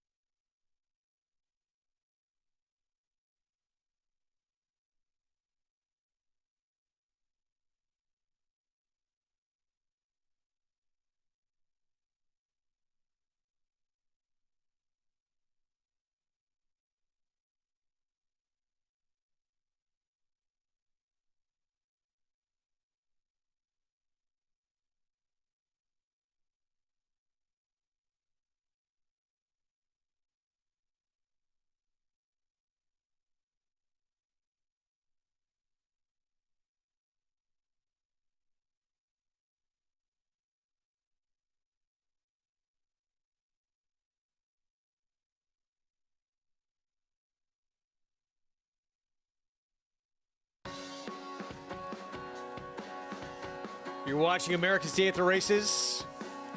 Good to have you with us on this Saturday afternoon from Churchill Downs and Belmont Park. Program brought to you by Run Happy. Never lost in his career while sprinting and did it all while racing medication-free. Now standing at Claiborne Farm. 7th at Churchill begins a pick 5 sequence, $75,000 maiden claiming race. 6 furlong sprint. She's Greek and Sleek. Did you see even money here? No. No, I keep looking at my PPs. Yeah. I'm surprised here. Here's Cocoa Puff, 9-2, Keith DeSormo. Yeah, Cocoa Puff, 10 chances, just 7 on the dirt, a second and 4 third-place finishes at 9-2. First-time starter, Olivia's Joy with Giovanni Franco. Yeah, Dan was 2 for 32, not much production. Barn making their first start of the year. On the rise, she has a pretty good effort at Churchill when she was in for 50 maiden claiming. That was back in October of last year. She's getting back to her preferred surface, I think, the main track. I don't like the turf races or the all-weather try. She gets back to the main track and she drops back in for the tag she when got doing a so. much bigger number than this filly did in that Churchill race on the rise. She's Greek and Sleek got a 63 on the rise, got a 77. She has at least some recency. She's Greek and Sleek. She took some money at 3-1 on the debut back on May 5th, so just a 16-day turnaround. Dropping class for the Tom Amos filly who goes turf to dirt. She tried turf at Kentucky Downs, gets Lasix for her first start since September and on the dirt. And first-time starter outside for Brendan Walsh. She's Rednecker, Kentheros, first-time starter. Dan was 3 for 15. All 3 of those wins came from 10 tries on the grass, although this filly's work tab on the dirt looks okay.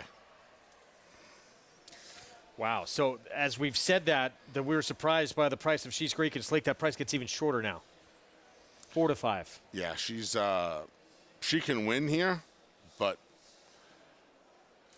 you know the funny thing is she took money in her debut, Greg, and she really didn't have any excuse other than it was her debut and she can improve off of that race. And I'm a big believer in that. I'm a big believer in horses. Yeah, I'm a you big. could take. There's the upside, right? There she is. Yeah, I'm a big believer in that. I'm a big believer in horses will almost always improve second time out. Almost always. Not all the time, but almost always improve second time out. If she does, she'll probably win. Well, again, if on the rise, as the last 3 starts, it's been turf or synthetic. She has that race at Churchill where she ran very good. She got a much bigger figure than what She's Greek and Sleek did in the debut. Obviously, as you would assume, from a very good barn of Alstall, the 5's going to move forward. But on the rise could move forward as well. And there was a next out winner behind her that day also. Yeah, I like on the rise. I like the race under her belt off of the 2.5-month break. I like the fact that she has some recency. And I would take a shot with her. She's a much better price at 7-2. Much better price at 7-2. We will see. Huge disparity in the odds between these two. We'll see. The first timer outside, we don't know. You got the Tom Amos filly, debuted on turf. Was a fairly big number that day. It is a drop. It is a dirt debut. But do you see it as just being the 3 and 5 here? Yeah, I mean, the first didn't do much for me on the track and hasn't really taken any money. Plus, the pedigree tends leads you to believe that this might be a race under the belt to try the turf next time. Well, they're betting this one like she's the Greek freak. Ha! Well, start number 2. To be seen. We'll see if she can run like Giannis plays. Here's the 7th from Churchill. Start of the pick 5. Travis Stone the call.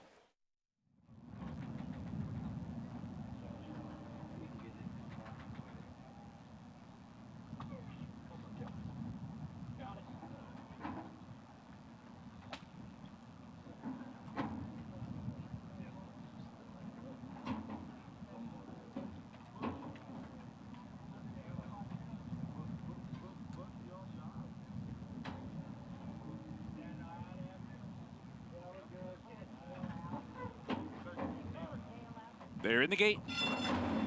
And they're off. She's Greek and Sleek Bounces out on top, but here she's Rednecker coming on to grab the lead, and down inside On the Rise is on the move, up to be second. Down the backstretch they go, and On the Rise on through to the front. She's Rednecker backs off into second. She's Greek and Sleek is racing third. 3 lengths back, Lady Terra's fourth. Cocoa Puff down inside fifth and 4 off the leaders. Olivia's Joy reserved at the back. 4 furlongs from the money, and On the Rise hits the far turn in control. Holding on to a 1-length lead over She's Rednecker in second. She's Greek and Sleek is right there third. A sharp opening quarter in 22 flat round the far turn, and here comes She's Greek and Sleek on through to grab the lead with 2.5 furlongs to go. On the Rise, trying to keep pace with that one.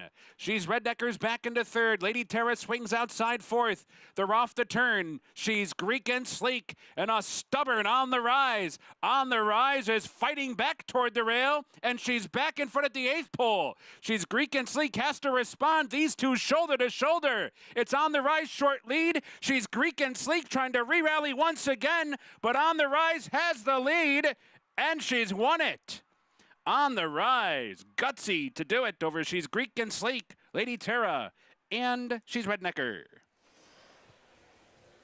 On the Rise, a good position early on in this race, and then it looked like she was in some deep water. She showed some fight here down the stretch. Earlier in the card, Greg, before you came on board, Mega City and Joe Rocco Jr. tried to lead them gate to wire on the turf, got surrounded, held on by a desperate nose on a re-rally. Very similar here. The difference was this was a turf sprint, a dirt sprint as opposed to a turf route. Same result at 3-1. On the Rise, much better number with the win in her 8th career start. She's Greek and Sleek has to settle for second in start number 2. 2 starts, 2 seconds for Al Stahl. Colby Hernandez Jr. and the favorites sidled up alongside the speed and looked like she was just going to air. And Joe Rocco in this filly on the inside On the Rise with a little bit more experience, the 4-year-old against the 3-year-old, able to prevail by a half length. Little something for the favorite for that stretch duel. Prices from that in a moment. 3-1, by the way, in your winner there. 3, 5, 7, and 8. As we get back to Belmont. And getting on the lawn has been a very good thing for Box of Joe. Now back-to-back victories for the son of midshipman. Could use a box of Joe right about now. Iced Joe. A little too warm for hot stuff. Yeah, 2 for 2 now on the turf. You mentioned they tried to get the horse on the turf earlier in his career. And now, you know, this is a nice effort here. And Eric Cantel did a good job going after the speed and able to hold off Storm Shooter, man. Boy, how much money did you want on Storm Shooter at the 8th pole? I know I wanted more than I had originally had on him, but this horse dug in today and re-rallied along the inside. Winter's Son, tough luck third in here. May have been best at a gigantic price, 36-1. 3 Diamonds Farm, Mike Maker and Eric Cancel, as mentioned, son of midshipman, out of a Quality Road mare, Adira. 2 for 2 now on the grass. 7th race. Pick 5 time here in New York. 6.5 furlongs on the main track. Allowance optional claiming field. Good sprint coming up in this spot. And Prince James, we talked about him a little bit earlier. He's the favorite at 7-5 right now for Rob Atras with Manny Franco. Yeah, I'm not surprised by this, right? You see high-profile connections. You see Big Engine a little quiet on the board right now. Stage left should be the speed from the inside. Prince James comes back to that race back in January. I know that was on a sloppy track, but he's been pretty consistent. And I think he merits being the favorite. I wonder how low he'll go. There's a price. I think 7-5 right now is his price. 8-5, 7-5 probably be as low as I would want to go in the win pool anyway. But like you said, our late pick 5 kicks off here at Belmont, and he's, to me, a must-use on the ticket. You talked earlier about these turf sprints, fake it till you make it. How do you feel about these turf marathons? I like turf marathons. Okay, I'm a fan of turf. I'm a fan of any kind of marathon, even though I don't partake myself. Grade 3 Louisville Marathon on the grass that is going to close out the card tonight at Churchill Downs. 1.5 miles on the lawn. And Shamrocket for Hall of Famer Todd Pletcher. We saw him win the point of entry here in New York at Belmont back in October. The lukewarm, tepid, if you will, 4-1 morning line favorite. Here he is taking advantage of a little bit of a pace collapse. That's Tide of the Sea on the inside, who started to go the wrong way on this day, actually. And Shamrocket does something he doesn't ordinarily do. He made the lead at the 8th pole. and he was able to survive the stretch duel and get the job done. It's his lone win at a 1.5 miles. We'll see if he handles that 1.5 mile distance today. Javier Castellano, his regular rider, is riding another horse in the race. Umberto Rispoli, who's headed back to Southern California, will ride Shamrocket this afternoon. So we'll see. There's a few in here. Yeah. That wide open race you could look at, and yeah, Shamrocket 4-1 morning line certainly could get it done. But these 1.5 mile turf races, especially in this group too, no real standout in here. Yeah, I used 4 horses in my now defunct cross-country pick 5 ticket, 8, 9, 10, 12. I thought Highest Honors was a little interesting. Another mystery had run really well behind former Eclipse champion Channel Maker, multiple Grade 1 winner. Here he is in the Elkhorn we were just talking about. You see, he's going to make this big, wide move, ridden by Flavian Pratt this day. Jareth Loveberry. You know, it's weird. You see some interesting names on these days when there are big Triple Crown races or big mega cards in places, right? So certain jockeys not where they normally are. So Jareth Loveberry going to climb with this horse. Now, he's ridden this horse a bunch of times, and he's won with this horse a couple of times, including a dead heat in the Connolly back in the winter, 3 starts back. He likes the 1.5 miles. He ran well behind Channel Maker last time. If you were to tell me to make a pick in this race, I would pick another mystery, but I used 4, and I think 3 more can win. It's kind of race it is. It is wide open. We're going to have it for you live later. We're going to say goodbye for a little bit here on FS2. We will be back with you again later, though. Padres Giants, Major League Baseball, going to be starting on FS2. Again, we'll be back on a little bit later, as we got a lot more live coverage coming up from Belmont and from Churchill. In the meantime, you can catch us on the Fox Sports app or on our YouTube page as well.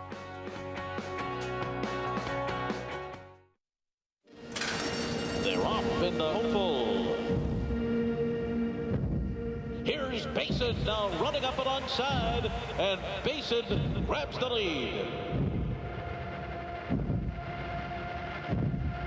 Basin and Jose Ortiz are running away in the hopeful.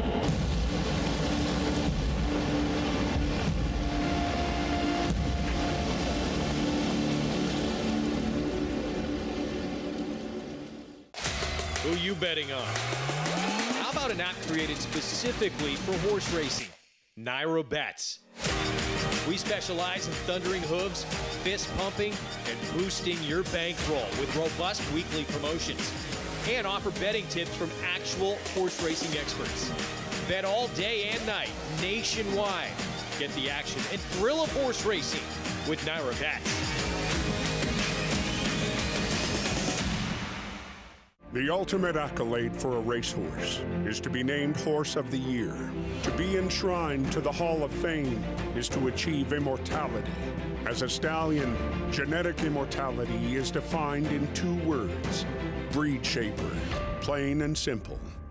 2-time Horse of the Year and Hall of Fame inductee, Curlin, is just that. Breed shaper, Curlin, the classic sire.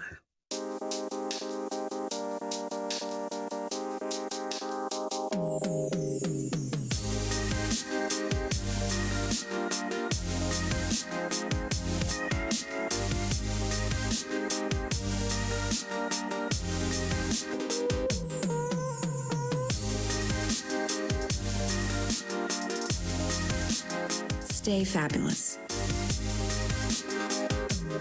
Resorts World.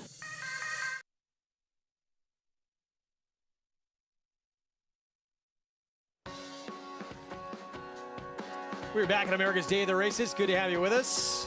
Program brought to you in part by America's Best Racing. For the love of the race, visit americasbestracing.net today. Beautiful afternoon in about the mid-80s here in Elmont, New York this afternoon. And the 7th up next, we're going to be on the main track, sprinting 6.5 furlongs. And right now, that is the one to beat. Prince James, Rob Atras, the red-hot Manny Franco. A lot of seconds on the resume, but a huge win to begin the year on an off track. Can he do it again against a good group? Let's go downstairs to Acacia. He's the one to beat on paper, Greg, and he looks to be the one to beat here in the paddock as well. I really can't fault Prince James in this race. Did finish second last time, but there was no beating Repo Rocks that day, who was very impressive and much the best. I thought this horse actually re-rallied a little bit in that race. He is dappled out from head to toe, super fit off the back of that win. He's alert, he's forward, he's everything you'd want to see. He's a short price, but he stacks up to that as far as his physicality here in the paddock as well. An intriguing kind of new face is the 2-3-2 zone, making his first start for trainer Ray Handel. We've seen him here in New York a couple times. In fact, second in an off-the-turf stake try back in May of last year. But this is a big, good-looking son of Street Sense. I think probably a touch longer, maybe better for him, but I like that it's 6.5 and not a flat 6 try, because he is a very long type of individual. He's got long legs, a longer body, but he looked beautifully conditioned coming in here. He was forward, he was really sharp once they got the tack on him. I was very intrigued by what I saw from this horse, who wasn't the sharpest out last time out from the outside post, but quickly moved up and was dueling with another horse while the winner just kind of sat in the catbird seat. I would expect Dylan Davis to be aggressive with him, but we'll see if he can get a good stalking trip behind the horse to his inside, the one stage left, who wired the field at Keeneland last time and now first off the claim for Merten Cantermasi. He's actually the half-brother to Midnight Bisou. Looks absolutely nothing like her. He's this big, robust son of Congrats, a heavier body type, but that's always how he is. It's a step up in class, but his speed from the inside certainly could make him dangerous. Greg? Yeah, he does have that speed from the inside, so he's drawn perfectly to take advantage, and he has gone gate to wire each of his last 2 starts, but today a little bit of a different level of competition for him to try and do it. Yeah, we're going to have to see him step up in a big, big way if he's going to want to deal with the likes of Musical America and 3-2 zone and Prince James, who will be ready to come and gobble him up in the stretch. So here he is. He's going to try and make it 3 straight. His last win was for $25,000, claiming in the mud at Keeneland. Yeah, then he won at Mahoning Valley. He ran at Mountaineer. Boy, Wesley Ward put this horse on the van and went wherever he could. Cantermasi has him now. We'll see if he can improve, because he's going to need to win today. He won at Saratoga a couple summers ago. He does have talent, but this is a tough test. Here's 3-2 zone. Now with Ray Handel, Dylan Davis looking for number 3. You know, trainer change, big rider upgrade. The horse got beat in his lone start at Belmont Park on the main track in the Paradise Creek off the turf in the slop last year rather. Fitzpatrick, he would love to see a hot pace up front. He was a winner 2 back at Aqueduct at 7/8. Jose Lezcano aboard. Yeah, he's going to have to find a length on, almost a length on Prince James. Gets Jose Lezcano in the saddle, and we'll see if he can take advantage if the pace kind of collapses a little bit. Big engine. He has faced some monsters. He takes a drop down in class, and he takes the blinkers off. He's an old-school rail runner, Greg. He's going to need to get to the inside under apprentice Jose Gomez. We'll see what the blinkers coming off does. He's got some speed inside of him, so maybe, just maybe, he can work out that trip he likes along the inside. Raul Mena on long shot Musical America, but a horse who has speed, but speed going longer, he's shortening up. Old class horse, yeah. He was claimed for 10 last time, and now he's in for 62.5. He's the longest price on the board by far, and he should be. And Prince James, just 4 starts ago, he won for 25 non-winners of 3 life, but he earned a massive figure in that race doing it. Yeah, and then he came back and ran 3 figs that were not as gaudy as that one, but certainly 3 figures that put him right on the wire in here. I really think it's a 2-horse race with him and Fitzpatrick, and at those prices, you're almost priced into betting Fitzpatrick, but I think he's the most logical winner here. Yeah, Fitzpatrick the 3, he's at 6-1. Prince James, the favorite outside, he's at 6-5. So pick 5 starts here. You can play the pick 5, of course, but now our bets. There's that promo code to use at sign up, match 200 on the app or at NowRBets.com, and bet any track, anywhere, anytime. This is a big number on Big Engine. He is 5-1 right now. There he is. He was 2-1 on the morning line. Drops in class. It's Rudy Rodriguez.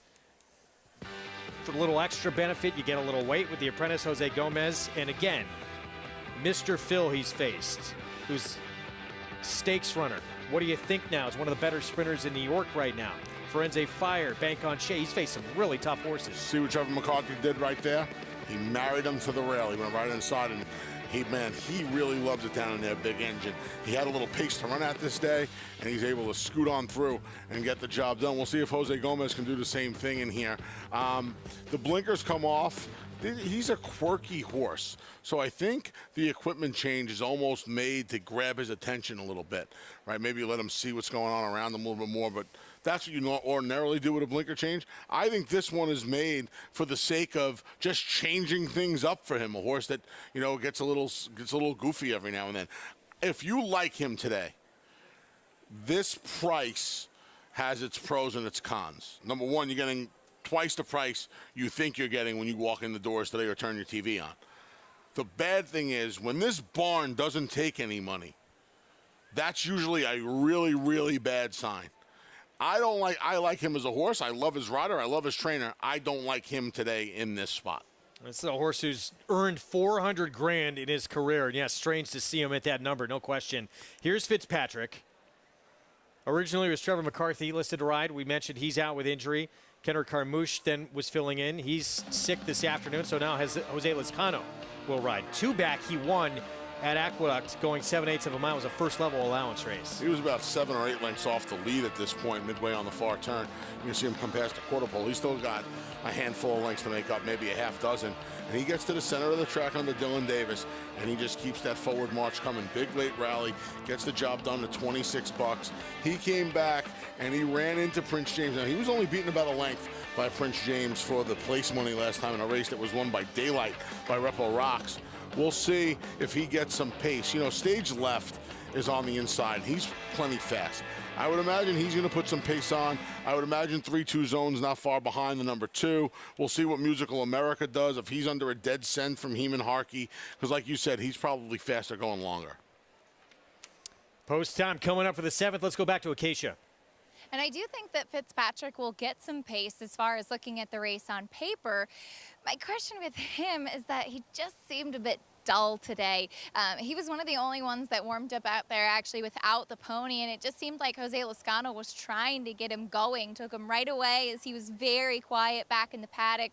I do wish he looked a little bit better in his coat. He could get the right setup in here today, but for me, I just preferred the others. The number 4, Big Engine, the blinkers coming off today, and he's super, super fit today. His coat looked terrific, and in his last couple, I think he was facing tougher. Yes, you mentioned Mr. Phil Jackson Traveler, who was second in that last race, actually won the Grade 3 Maryland Sprint earlier today at Pimlico. So he's been facing very tough horses, and he was dwarfed by them. He stacks up in here nicely today. I do think that the fact that he's cold on the board is a negative given the connections, but I think that he makes sense in this spot, and all of the money just coming on Prince James, who reluctantly took at a short price, Greg. Just couldn't see past him. Wow, and he is getting all the attention right now. Even money on this one right here. 5-year-old son of Tisnow, Rob Atras, Manny Franco, and he's coming out of a tough spot. Repo Rocks, that was a tough customer last time that got the better of him. You mentioned Whistling Birds he's faced recently. Amundsen, very good sprinter. He was a narrow second to prior to that. You think we were going to see even money? No. This is a little bit of a crazy price on this horse. That we certainly didn't expect. We did not expect 5-1 on Big Engine. I didn't expect 7-1 on Fitzpatrick. I picked Prince James thinking he would be 2-1. Basically every number on this board we didn't expect except for the 5. This horse right here, I don't think anyone expected 7-2. Yeah, I think people just think he's the speed of the speed, and he can get loose on these horses. I'm a big Cantamachi fan.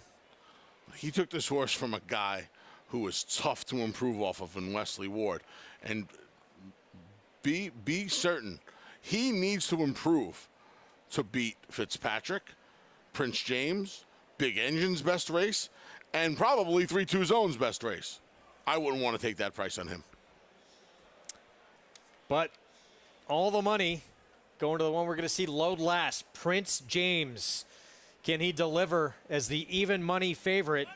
Manny Franco with the task aboard the Son of Tisnow. Here's the 7th from Belmont. We go upstairs. John Imbrial, the call.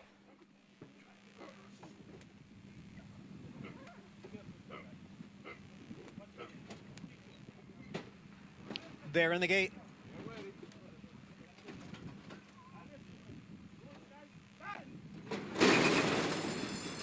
and the rough.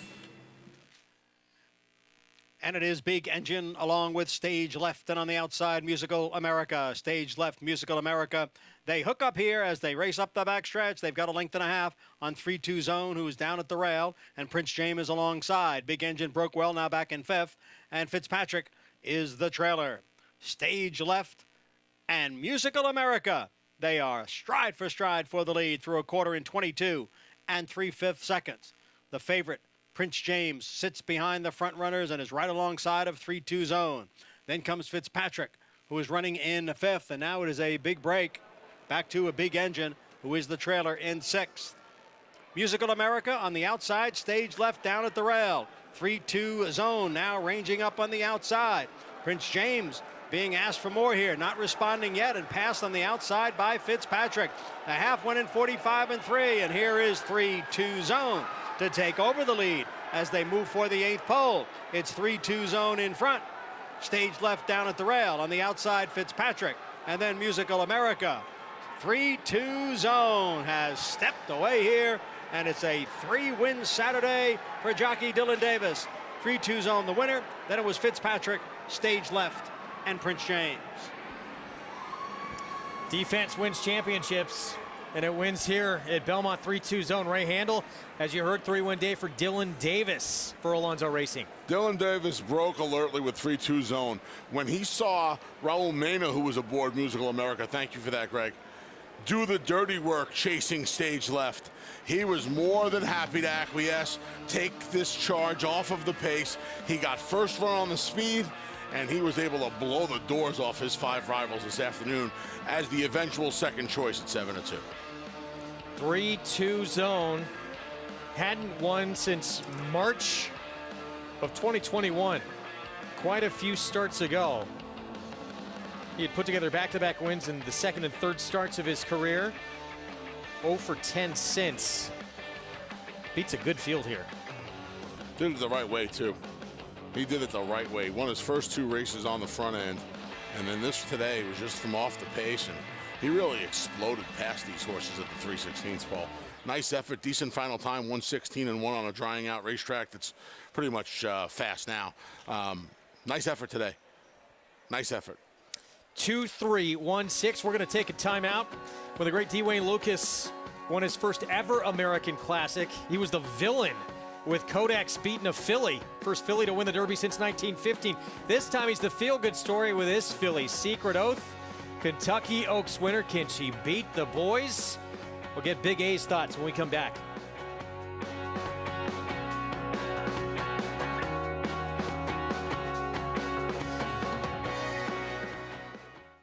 Irish Hill and Duchess View Stallions, proudly standing the ultra-fast, multiple stakes winning son of Uncle Mo, King for a Day, the only horse to defeat 2019 3-year-old champion Maximum Security. Well, King for a Day was basically a clone of Uncle Mo. I mean, good speed, the ability to carry it over distance of ground, real professional horse and a really cool horse to train. Sire maker extraordinaire Uncle Mo, represented in New York by King for a Day. Visit ihdvstallions.com to book your mare today.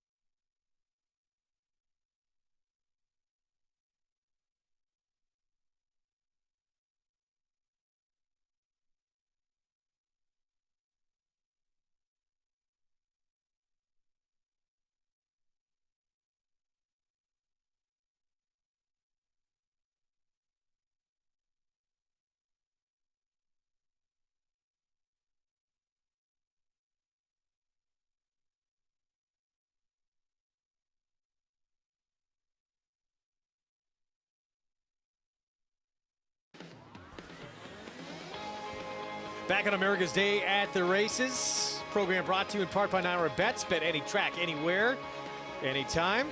Download the app or go to nairabets.com to get signed up and started. 7th in the books here in New York, and a 3-win day and counting for Dylan Davis. Teams up with Ray Handel here, Alonzo Racing, with 3-2 zone. 1:16-1 the final time, and powered away against this group. He did, and somebody went and retrieved his whip that he's holding in his hand, the crop, because he's going to lose his crop right about here. Not that he needed it, but he goes to throw that cross right there, and he goes to put it up. I'm going to see it go right about now. Oopsie daisy.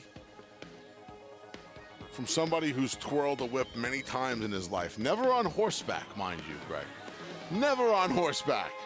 Twirled plenty of crop in my time. Yeah, he just drops it right there. It's an art form. It's an art form. He did it right inside the 8th ball when things were well under control this afternoon. So Dylan Sands riding crop, didn't need it, obviously, with that margin of victory. Easy win on 3-2 zone. Did not matter here. $9.70 for the win. Fitzpatrick staged left, second, and third. And, I mean, there were a couple of disappointments in here, but among them, Prince James. Yeah, he didn't run well at all. And, you know, this is a good example of being overbet in a win pool. That triple the trifecta comes back $63, right, for $1. That's what your even money favorite out of there. So I think he just took way too much money in the win pool, and it kind of skewed everybody's view of the race. The tote board was just wacky because he took so much. Even money made no sense. No sense at all. Didn't.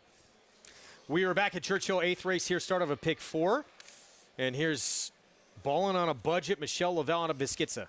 Comes off a win at Keeneland against Starter Company, stays with the starters. 4 for 6 at the 8.5 furlong distance he runs today. Uh-oh.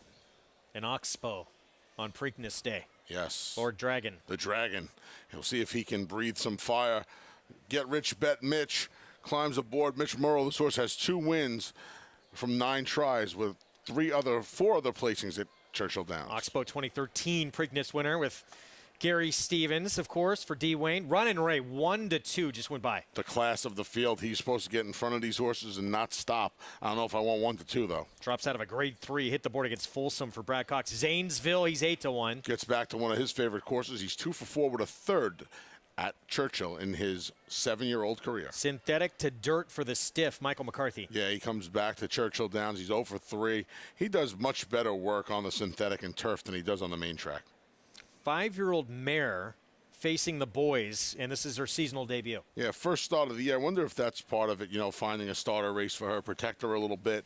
I know it's not the easiest spot. She hasn't been in for a tag in over a year, and she's been consistent, having not missed the board since that race in for the tag back in April of last year. And an 8-year-old outside, a 7-time winner by Mizzen Mast. Yeah, former Tony Granite's runner, did his best work for Tony, did his best work on the turf as well. Lone win on the main track came with some moisture in the ground back at the fairgrounds in March. 1-2 on Run and Ray. Paul LaDuca, can anyone stand in his way here? Tough to take at 1-2 because when I look at the racing form, and let's just go over the racing form as we go over his February 19th race where he was a very, very good winner and he ran a very good number. But if you look, is this a horse that really likes Oaklawn Park? His numbers have been great there in his 3 races. Look at his 2 races at Churchill Downs, 4 and 5 back. They're not that good of races, and there's horses in here that can beat him. If he runs to this form at Oaklawn Park with some speed, there's not a lot of pace in here, he's going to be very tough. But there's a lot of other horses in here, like the 4 in here, the 3, Lord Dragon. I like it. Bet Mitch and Get Rich. One of my little favorites is leave out Pletcher, end up in a stretcher. But I like this 5-2 Zanesville. If you look at the 3 and the 5, both of their best races are here at Churchill Downs. And I think the 4 is a tiny bit vulnerable, especially at 1-5, guys. I get it where they're going. The horse is in great form, but you can also argue this horse has affinity for a 1-turn mile and Oaklawn Park. 2 turns around here at Churchill Downs, not been so gravy. All right, Paulie, we'll see. 1-2. I mean, especially the recent form, he is He is tough to look past. He has kept running lines that the rest of this field can't touch. So we'll see. Does he get loose here? He's supposed to. Unless the rail runner asking for it finds some of his old speed. And he's out. Huh. That's a late scratch. I had my scratches earlier. That was a late scratch. So, no. There's nobody that can keep this horse company on the front end. I can't imagine who it would be, Greg. Can you find anybody?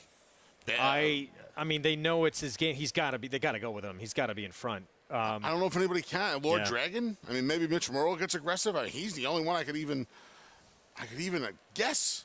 I mean, you know, it's not only that he has a decided speed advantage. He's pretty fast. But I can't put a finger on it. I don't necessarily trust him in here. I made a pick 5 ticket. I singled the last maiden because I didn't like that 3-2, the 3-5 shot. I went 4 deep in here.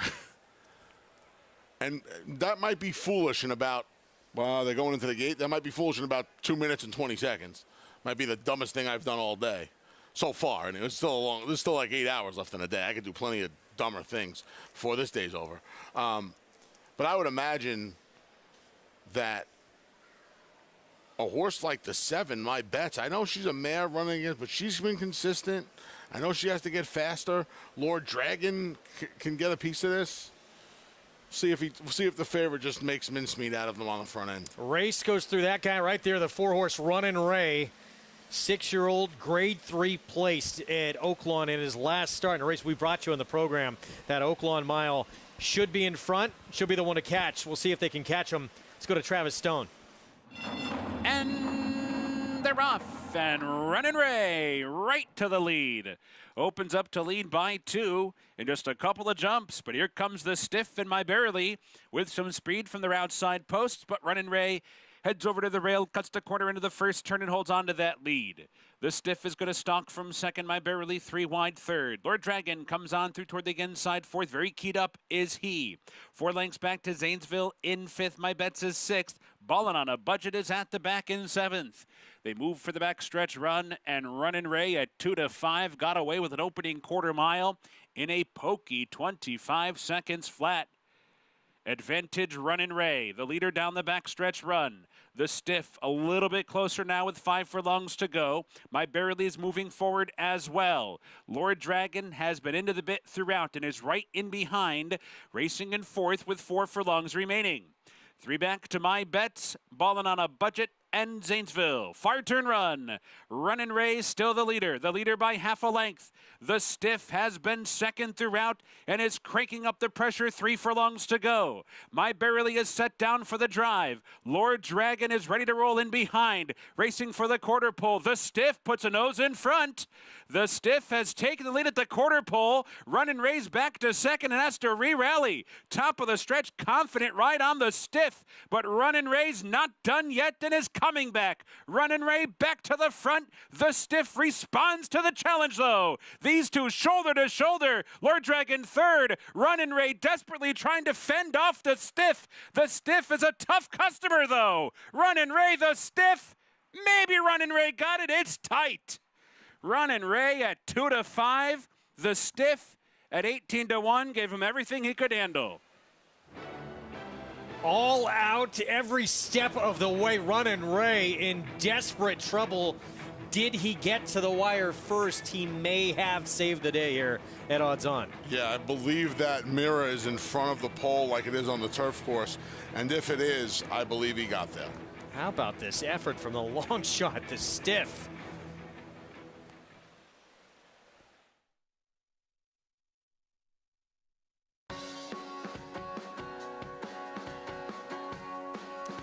Welcome to those rejoining us on FS2 here on America's Day at the Races. Good to have you back on a gorgeous Saturday afternoon here in Elmont, New York. Greg Wolf, Anthony Stabile with you on Preakness Saturday. A lot of more live action still ahead from here in Elmont, New York, and under the Twin Spires at Churchill Downs, where we just saw an odds-on favorite who looked like a cinch, desperate for the wire.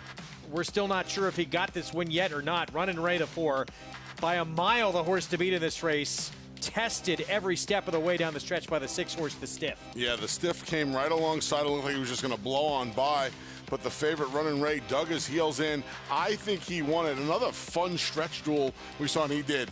Running Ray, they just hung his number up 4-6-3-8. Boy, Lord Dragon was ready to roll, and he just never fired from that 3-hole. He kind of worked out. But Running Ray, 2-5 when all was said and done. He had to work a little too hard for 2-5 for my taste. No gimmies at the racetrack, no, are there? Sir. Wow. Massive class edge, and just barely the class prevails here. Joe Sharp, Martin Garcia, and you do not want to be the rider on a 2-5 favorite coming back saying, oh, what happened to your connections? No, he doesn't have to. Luckily, he can go back and smile and take the picture and cash his check and go home feeling like he stole one. Never in doubt, right? Never in doubt. We're going to say goodbye to Big A here. Enjoyed being with you for a little bit here on this beautiful same here. Saturday. I think we'll do it again for a little while tomorrow as well. Yeah, I look forward to it. Mig going to join me on the desk here after this short timeout. Who do you like in the big one in the middle jewel, the Triple Crown? I like the speed early voting. I am going to try to stuff my pockets in my Naira Bets account with early voting today. See if you can take them gate to wire. Jose Ortiz, Chad Brown, and Klarovich. They teamed up, Chad Brown and Klarovich did, back in 2017 with Cloud Computing. And I think this one, on the front end, without a lot of real challengers early, can try and get nursed along for that extra 16th of a mile from his Wood Memorial second place finish and take him gate to wire. Early voting for me, I think Creative Minister at 10-1, the number 2, is going to run a bang-up race and maybe get into the exotics.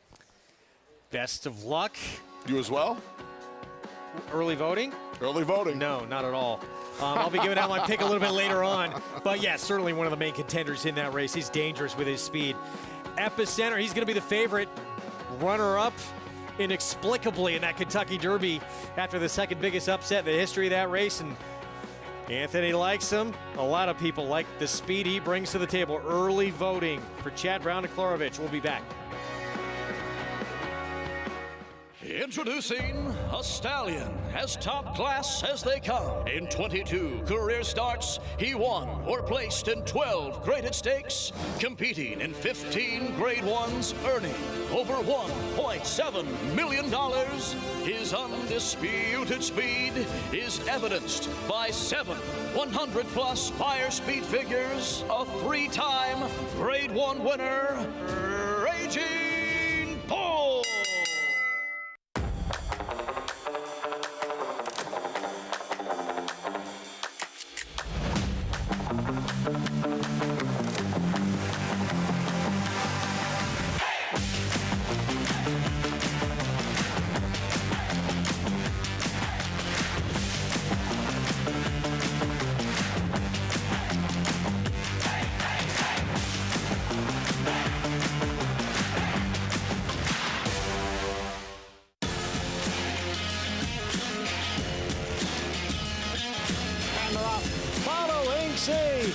Pouring it on here in the stretch. Impressive to win the Grade 2 Vosburg.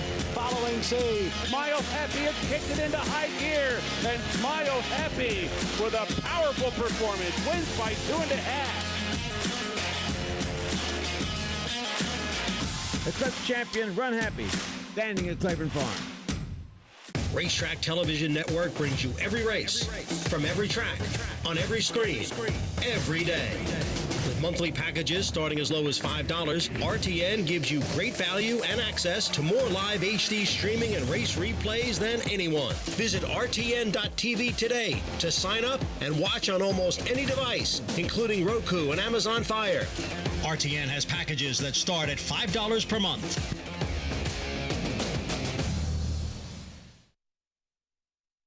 Despite no Triple Crown on the line, the Preakness Stakes remains an intriguing race with Kentucky Derby runner-up Epicenter and Kentucky Oaks winner Secret Oath headlining the field of 9. Early voting second in the Wood Memorial, Simplification fourth in the Kentucky Derby, and Creative Minister, who is swiftly improving, will also stake their own claim for the Woodlawn Vase. Epicenter has finished first or second in 4 straight graded stakes races and was outkicked shortly before the wire in the Run for the Roses.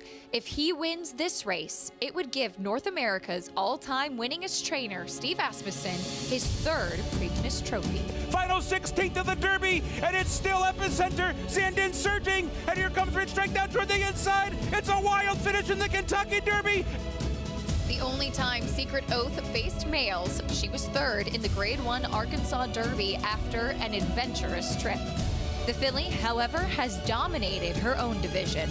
It would be trainer D. Wayne Lucas's 7th Preakness win, tying him with Bob Baffert and R. Wyndham Walden with the most of all time. But Wayne can still train. Secret Oath wins the Kentucky Oaks. Early voting's connections decided to wait for the Preakness after losing the Wood Memorial by a neck. Trainer Chad Brown employed similar tactics with 2017 Preakness winner Cloud Computing. Down to the line, Cloud Computing wins the Preakness. After a very wide trip in the Kentucky Derby, Simplification still closed strongly. He has yet to be off the board in 5 trips to the post this year, which were all in stakes company. It would be trainer Antonio Sano's first classic victory.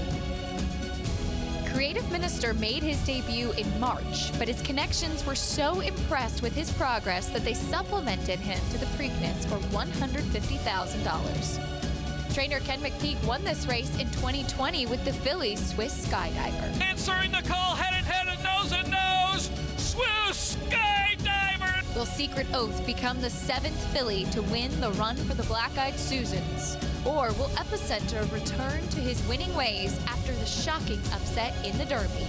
Will early voting reward his trainer's patience? Which horse will have their owner's colors painted on the infield cupola Saturday evening?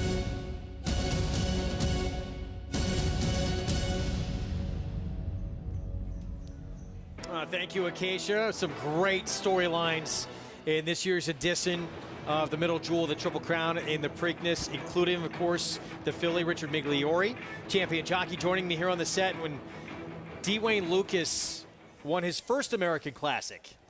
He was the villain. Horse named Codex beat a filly, and he was beside himself because horse ran so big, Santa Anita Derby, hadn't nominated the horse to the Triple Crown, so wasn't able to run in the Kentucky Derby. And as good as Codex was at that time, he might have had a big say in that outcome of the Kentucky Derby, but he got his Preakness, and he did kind of mug the filly, Genuine Risk, up at the head of the stretch. We watched it earlier. We were both of the agreement. It wasn't as dramatic as I originally remembered it, and looking at it, you know, Angel Cordero kind of herded her out, floated her out, but I think he was the best that day, and just one of the things that Angel Cordero brought to the table, that kind of race riding factor that always kind of rode on that line. Well, this time around, it's D. Wayne with the filly, and she's going to capture a lot of attention in this race. She is so talented, and her previous try against the boys in the Arkansas Derby, very sneaky, good 3rd, probably better than looked on paper. I was one of the people that was of the belief that she could have won the Arkansas Derby with a different trip. She didn't get away badly. That's the hand you're dealt. As a jockey, you say, okay, now I have to adjust around this. It wasn't perfect. Sit, make one run. She kind of middle moved. She got in trouble. She checked, and then she went all in around the turn. Horses don't have half-mile runs. And then she, you know, rightfully flattened out a little bit late. Her Kentucky Oaks was very good. She's a big, strong, stout filly.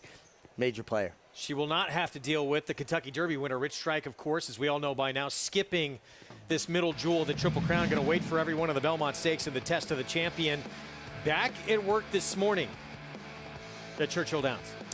Yeah, and, you know, now I know there will be a chorus from people that feel like he should have run in the Preakness. Well, he was good enough to work on the morning of the Preakness. Why wasn't he good enough to run? Because this is a controlled environment. This isn't easy work from. This isn't the stress of a race. Connections are trying to do what's right for their horse. He looks great, and I'm going to tell you, this workout makes me feel like that Kentucky Derby was less of a fluke than a lot of people would believe. I think this is a case of a 3-year-old just getting good and waking up at the right time. This was a terrific workout. And, you know, you think about early voting. Past the Kentucky Derby, pointed for the Preakness. Isn't this the kind of same scenario in reverse? Not really. You win the biggest race in the world. It's tough to see you win that race and pass on a chance for Triple Crown. But by the same token, when connections say they know he's not as good, especially mentally, in 2 weeks' time. You got to do what's best by your horse. They know him better than anyone. Well, see, that's why I applaud when people do what they think is right by their horse and don't succumb to the temptation. You know, we get accused so much in this industry of being greedy and using the horses as vehicles to cash I agree with you. checks that our ego is writing, right? Do what's right by your horse will do right by you in the long run. Well, he'll be fun to see here in June in that third and final leg of the Triple Crown.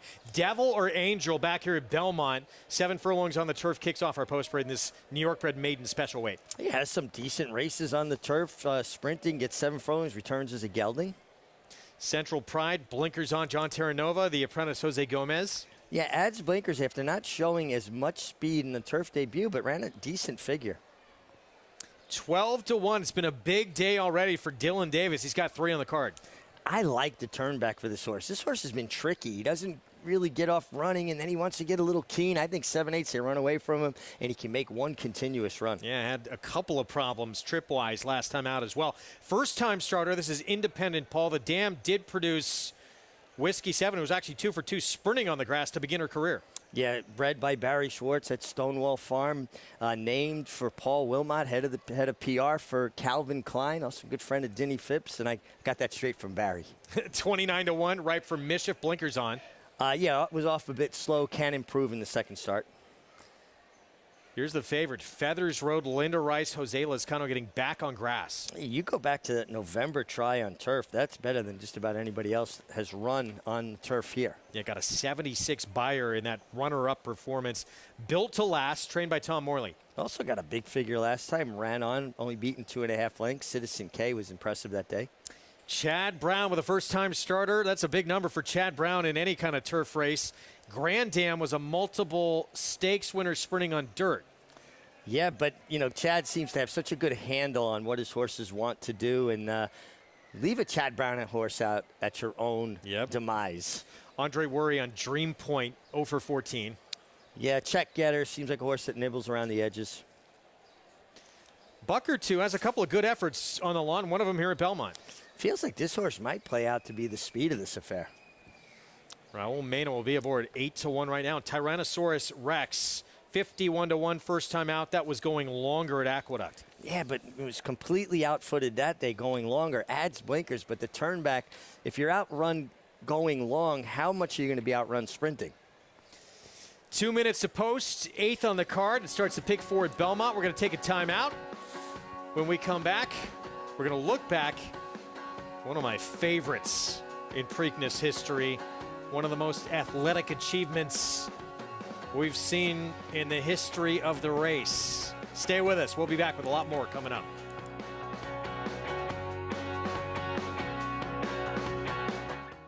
Catholic Boy, one of only 3 American 3-year-old colts in history to win Grade 1s on both dirt and turf, including the immortal Secretariat. A 6-time graded stakes winner from ages 2 to 4, he was the fastest 3-year-old of his crop over 10 furlongs. Now his progeny are bringing top dollar in the sales ring. Dual surface Grade 1 winner Catholic Boy, standing at Claiborne Farm.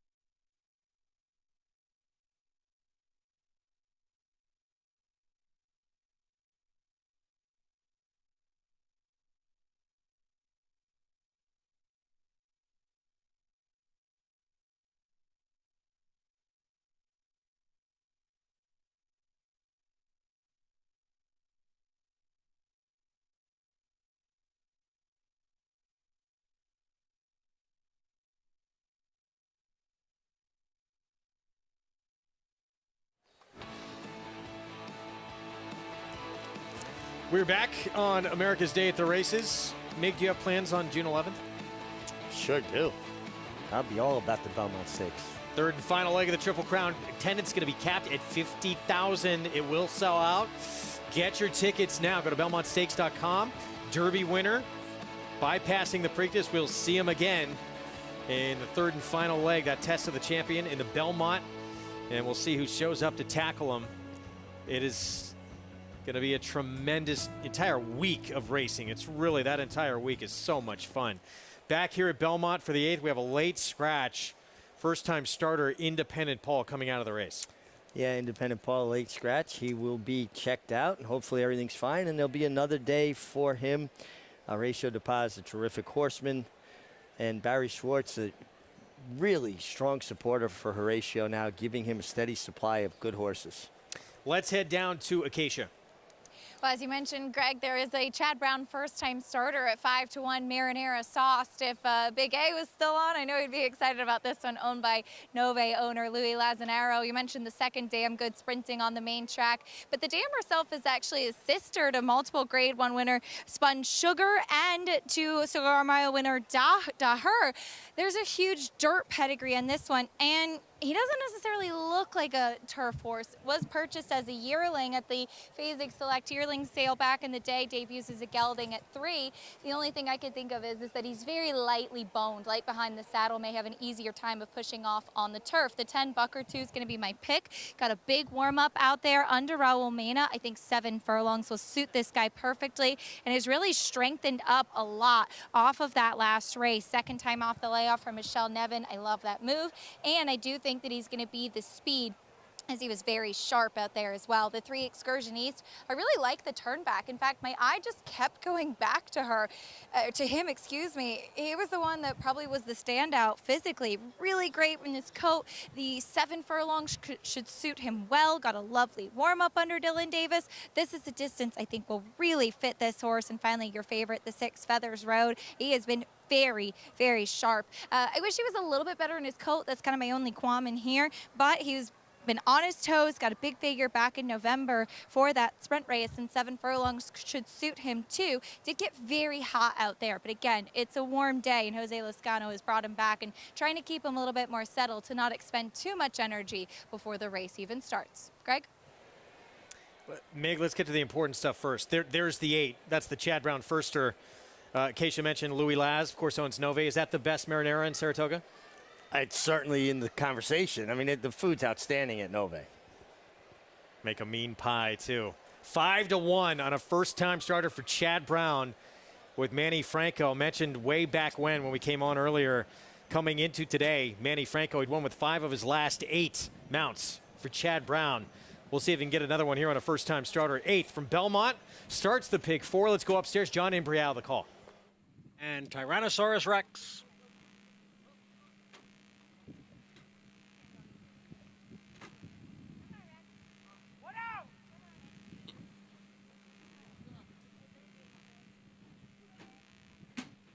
There in the gate. And they're off. A slow start for Marinara Sauced. Bucker 2 is out well, going for the lead, but quickly passed there by Central Pride.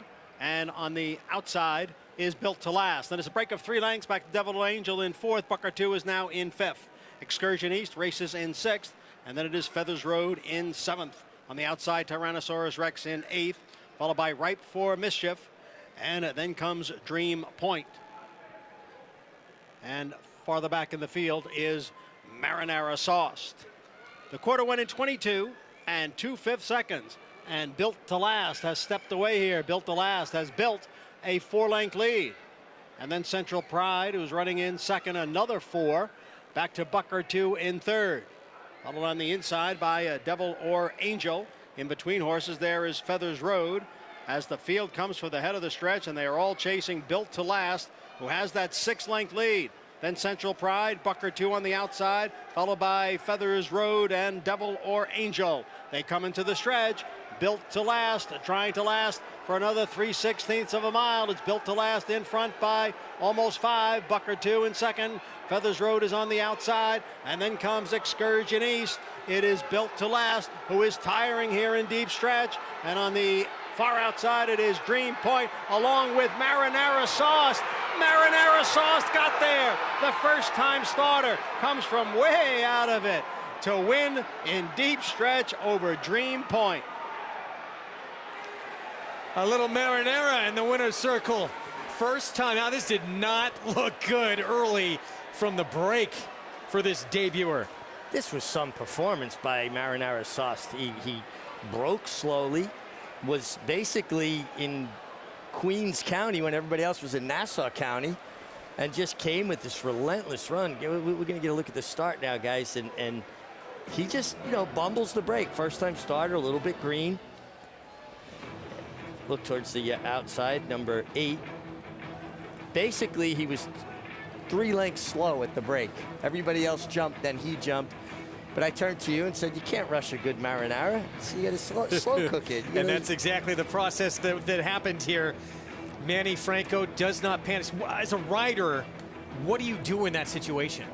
Well, again, you've got to play the hand that was dealt you. You don't want to get off that way, so you go, okay, this is the hand I'm dealt. I'll take my time.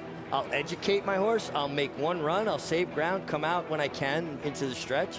Hope you finish well. But you're not thinking about a win at that point. No, not at all. You're just thinking about getting a good run in the horse because the break probably, kind of handed you this bad situation. But Marinara Sauce had other ideas and came with a relentless run. And listen, the longer it simmers, the sweeter the sauce. We talked about it earlier. Manny Franco, he is on such a roll right now. He came into today. He's got 2 wins today, winning at a 35% rate over his last 30 starts. He's now won 6 of his last 9 for Chad Brown. Yeah, and again, it's so much about confidence. Young riders, Manny Franco, Dylan Davis, they hit a lick, and then they start feeling like they can win on anything. And horses feed on positive energy. And one of the things that is a strength for Manny Franco is his physical strength, the way he finishes on horses. I know Chad Brown has some other things on his mind today, but when that all the dust clears, and he probably did as much as he has going on, still probably saw this race. He's got to be impressed with what he saw here. Oh, absolutely. And I'm sure, knowing Chad and how on top of everything he is, he was under a TV rooting Marinara Sauce home. 5-1 on a Chad Brown first-time starter that blew the break. Gets the win anyway. 8, 9, 6, 7, 17-1 underneath, by the way, with Dream Point. As we go back to Churchill Downs, race 9 next. Mile on the turf. It's a maiden special weight. And Pancake House, Tom Drury of Art Collector fame, is going to send that one out. We start with Makamat, Jeff Engler, Into Mischief 3-year-old. Who has not shown any speed whatsoever on the dirt. Let's see what happens on the turf. Dale Romans with Kansas Comet, turf debut. Another horse just had no speed at all sprinting, but gets a complete makeover going a mile on the turf. First-time starter Shipman here for Troy Green. Yeah, Midshipman's been a nice turf sire, but more turf sprinting. And the reason this horse favorite, that turf debut at Keeneland at a mile and 16th, just missed by 3/4 of a length. Oh, man, made this big, giant run around the far turn. Off of braking slow. It was lugging in a bit. Creative Miracle had a good effort at Indiana on the lawn for Brad Cox. Yeah, way back in August of last year, returns as a gelding. A late one, first time out. First time out, not taking much money on turf debut. Steve Asmussen with Thought getting on turf for start number 2. Yeah, and hesitated at the break there, changes surfaces. 7-1 Classic Mark for Simon Callahan. I thought this horse was interesting. I'm not seeing a tremendous amount of speed. This horse takes to the turf. I like him. And we see rain coming down, right, at Churchill? It is coming down pretty hard, apparently. 27-1 on Kentucky Mist. Hunch play here. Yeah, getting a little Kentucky Mist going on there. Here's Mizzen man Bernie Flint. Has had plenty of chances. 0 for 8 has never hit the board, including 4 tries on the grass. Deep State Brian Lynch. Go back to the start 2 back, makes this horse very competitive here. And also eligible that draws into the field. Good Soldier, turf debut. Turf debut, ran out synthetic last time. I think, you know, the synthetic kind of gives you a little bit of a clue if a horse is going to like the turf, although it's not the same surface, obviously. Had to face Smile Happy in his debut. Yeah. It's a leading contender on the road to the Triple Crown and winning, and it was a big price in the Derby. Many thought he had a big chance in that Derby. Turned out not to happen, but he's a talented 3-year-old. Preakness Stakes, and a look at where things stand right now. Epicenter, Joel Rosario, Steve Asmussen, the one to beat off that runner-up finish in the Derby. Let's go back to Churchill with Paul and Frank. Thanks, Greg, and we'll talk about the Preakness Stakes, and both you and I both like Epicenter, and the reason why is I know there's a lot of people that are on early voting because he could be the only speed of the race and some others, but I think a lot of people forget that Epicenter sort of can put himself wherever he wants to, and I would think he's going to be right on early votings, at least hip or not too far behind. Well, I'm sure that Steve Asmussen was very happy that he drew the 8-hole. That allows him to come out of there and survey the situation of what's going to happen, because Fenwick, I believe, is going to be sent today. I believe that the only way that they see Fenwick winning is to send him, and so that'll increase the pace. Armagnac from Tim Yakteens, he's pace as well. Early voting has pace, and the horse on the outside, Skippy Longstocking, has some pace. So even though he didn't show it in the Derby, he's shown the speed before. So I think between the 4 of those horses, it's going to give Joel Rosario a good chance to survey the situation, see what they're doing from the outside. And like you say, he can go to the lead, he can be second, he can be third. He's very tactical. Are we overlooking simplification? Yes, I think we are overlooking him. He found himself a long way back off a 21 and change pace in the Derby. He's never been that far off of the pace before, and he has great form. He was favoured in the Florida Derby and in the Fountain of Youth, which he won. So simplification for Antonio Sano. He loses Jose Ortiz today that goes to early voting, but he picks up Johnny Velasquez, a great jockey. As we're getting ready to load here, guys, it is absolutely coming down and pouring. The 4 Pancake House is the horse to beat in here for Tom Drury. Last time out, broke outward, was wide on the first turn, made a giant move, and is definitely the horse to beat. But with these conditions right now, we got a soft and yielding turf course. I can barely see him go in, but let's go up to Travis Stone, guys.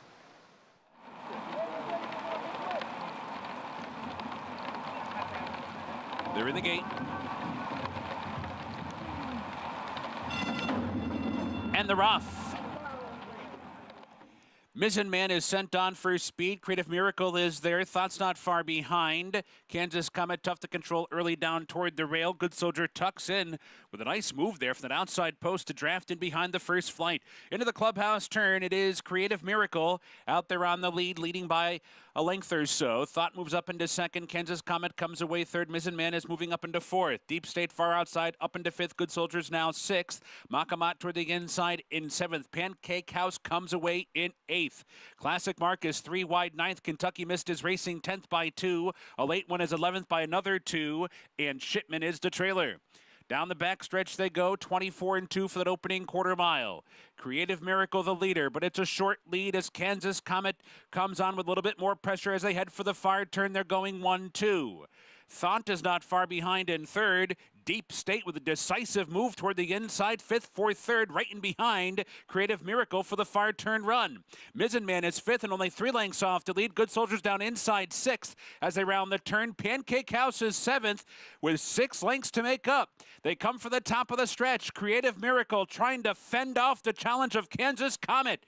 These two are head-to-head off the turn. Creative Miracle holding that lead. It's a short lead, though. Kansas Comet is there. Deep State has had a good trip, but is still third. The rest with a lot to do. Down to the final 16th, Creative Miracle turns back Kansas Comet. Deep State's racing third. Pancake House is struggling. Not struggling is Creative Miracle. Creative Miracle goes all the way up top and scores by 3. It's going to be tight for a second. Looks like Deep State got it, but closing in quickly were Shipman, Pancake House, and Good Soldier. Brad Cox, Ricardo Santana Jr., and 3-year-old debut for the son of Creative Cause breaks his maiden. Yeah, ran 5.5 furlongs first time, 7.5 furlongs second time. at Ellis Park, Indiana. Comes to Churchill, stretches a little bit more to a mile off a layoff. Good speed, first time gelding, strong finish, and Ricardo Santana aboard for Brad Cox, who's winning at better than 26% on the year. 5-1 on Creative Miracle. All the money went to Pancake House, but it's Creative Miracle who steps up with this dramatic change in the weather. Man, it really came in quick, didn't it? There's a lot of rain. Sometimes on turf, too, especially when you get some give in the ground, get a quick shower like that, horses that are forwardly placed can run into the bridle. They stay more balanced, and the rider's able to help them. Not a bad thing to have speed, even on a day when it's soft. Some people think it favors closers. I think it favors horses that basically you can hold together. Creative Miracle, Ellis, Indiana. And then comes to Churchill to get that first win of his career. Here's a 3-year-old. He's clearly taking a move forward in the first start of his 3-year-old campaign for the back-to-back Eclipse Award-winning trainer, Brad Cox. And a lot of these different barns now are getting to use Ricardo Santana Jr. as he's not anymore the exclusive rider for Steve Asmussen. Yeah, which is a tough blow, but he's picked up his business. He and his agent worked hard, and they're riding for a lot of different people. One door closes, another one opens. We're going to take a timeout. A lot more coming up, including a look back into an incredible performance in Preakness history that Mig called it. Do you know what it is? We'll be back.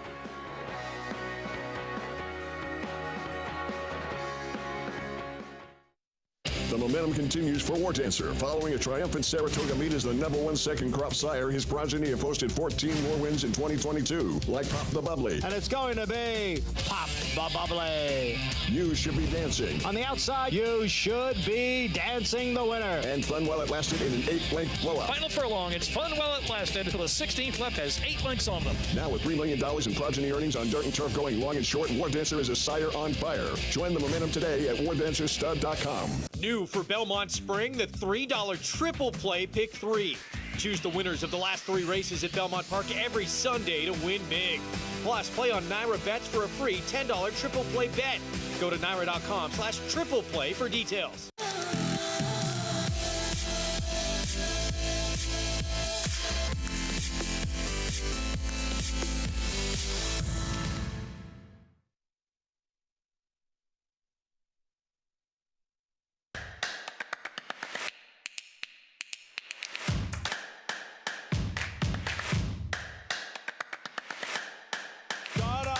And he's going to win the 117th running of the hopeful, the Arkansas Derby winner, Tiber Knife. The Run Happy Santa Anita Derby goes to Tama. Dove champion, Echo Zulu, wins the Breeders' Cup Juvenile Fillies. Gun Runners on top of the world. Monmouth Park's 50-cent Win Early Pick 5 is one of the country's earliest Pick 5s, making it the perfect way to get your wagering day started. With a 12:15 post on weekends and 2 p.m. start on Fridays, the Win Early Pick 5 is home to 6-figure pools and a low 15% takeout. Start your day winning early. Play Monmouth Park's Win Early Pick 5. Win early, win often.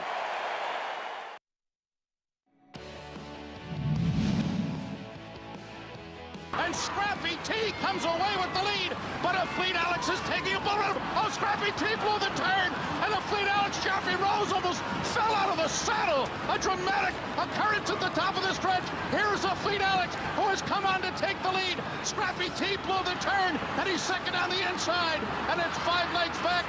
Giacomo will manage only to be third. They're coming down to the finish, and in dramatic style, a Fleet Alex, who almost fell at the top of the stretch, has won the Preakness. 2005 Preakness, and what a performance. Scrappy T blew the turn. A Fleet Alex clipped heels with him, and both Jeremy Rose and a Fleet Alex nearly went down in this race. Incredible show of athleticism. Trainer Tim Ritchie said of Jeremy Rose, he thinks this horse is from the planet Krypton. He thinks he's a super horse. He looked like it here. This is unbelievable. For a horse that duck out in his path, he clipped his heels, stumbled. The fact that Jeremy Rose was able to stay in the saddle, but how did this horse regain his stride as quickly as he did and accelerate. He basically was on the mat. He jumped up off the mat and took off running again. You will never see anything like that again. I've been around a long time. I never saw a horse recover that quickly and find their rhythm. It's great. What athleticism. Jeremy Rose, a rider that rode with a little bit longer stirrups. His foot more in the stirrup, did an amazing job staying on. But what a horse and what a performance.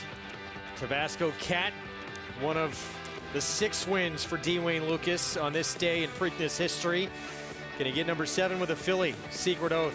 But oh wow, I mean, that stood out as one of the great performances. Jeremy Rose too, just back to it for a moment. He thought for sure he was going down. As a rider, that has to just be such a scary feeling. He wound up winning by 4 3/4 lengths. Well, I mean, at that point, too, there's nothing a rider can do because a lot of the horses would just continue to go down. His head went to the dirt, and he caught himself, jumped back up, put Jeremy back in the saddle, and again, the fact that he could instantly accelerate again. When you think about this field and the races we've seen from these runners, I have someone that comes to mind. Who do you think has that kind of athleticism in this year's field? That's a great question. I mean, I don't know how many horses would have that kind of athleticism. I mean, I think Epicenter might be that kind of horse. I was thinking of Filly Secret Oath, the move she's made. Yeah, but she's also a little bit what we term as heavier headed. She runs with her head out and down. I don't know that she'd have been able to catch her balance that quickly. But Well, I'm not saying she's a Fleet Alex. Oh, no. But well, she can again, start and continue to make a move. Well, the fact that she made this kind of long, extended run in the Kentucky Oaks, I think speaks volumes to her talent and her stamina. And you saw Luis Saez had a plan. He wanted to get her in the clear. He didn't want to make the mistake that was made in the Arkansas Derby where she got stopped at a critical moment and then had to accelerate, pick up so quickly it cost her, being closer. She rightfully flattened out. She's very good. I mean, she is really, really good. And isn't it kind of appropriate that Wayne Lucas is trying to win this with a filly, and his first classic with Codex, they took it from a filly in Genuine Risk. Yeah, who was the first Derby winner since 1915. He was the villain back then. This time, he's the feel-good story of the Preakness. 42 years later. Pretty incredible. Trying to win a 7th Preakness. And by the way, he just won a stake with a horse who was thinking about going to this race, Ethereal Road. Yeah, and it's kind of nice to see Wayne in a position to be back in the limelight. The fact that he rides his pony out every day is impressive. Still gets up at 4 a.m. every single morning, 87 years old, and still doing the work. A lot of people up in that age bracket get up at 4 in the morning, usually to go to use the bathroom and then go back to bed. I put myself in that category as well. But no, D. Wayne's out at the barn doing the hard work. Fillies to win the Preakness, we've seen a couple in recent memory. Of course, the great Rachel Alexander, she'd go on to win Horse of the Year, and Swiss Skydiver in that epic stretch duel with a horse who would go on to win the Classic and earn Horse of the Year honors authentic. Felt like that day Swiss Skydiver got such a good trip under Robbie Alvarado that Authentic got next to her, and he seemed very content to run alongside of her. He didn't seem like he really wanted to leave the filly. He said, hey, she's kind of cute. I think I'll just run with her. She was incredible. That was such a great performance. We'll see what Secret Oath can produce. She was sensational in the Oaks, now going longer than she's ever gone. But she showed in that Arkansas Derby. I know things didn't go her way that day, but and it's obviously the best of the best 3-year-olds now. Maybe those weren't the best of the 3-year-olds, but she was up to that level of competition. I think that's fair, but I also think some people discounted just how bad the trip was that she had in the Arkansas Derby. And I was of the opinion coming out of it, she very well could have been best that day. Yeah, I'm with you. And before that race, when she was in against her own division, the numbers she was running in those races, beating up against fillies, everyone else in this group has to catch up to what she was running. We'll see if she can do it against the boys. Going longer against this level of an Epicenter in early voting, but it's going to be a lot of fun. Preakness coming up soon, 7:01 Eastern start time for that middle jewel of the Triple Crown. Talk about on a roll. Manny Franco is riding lights out right now.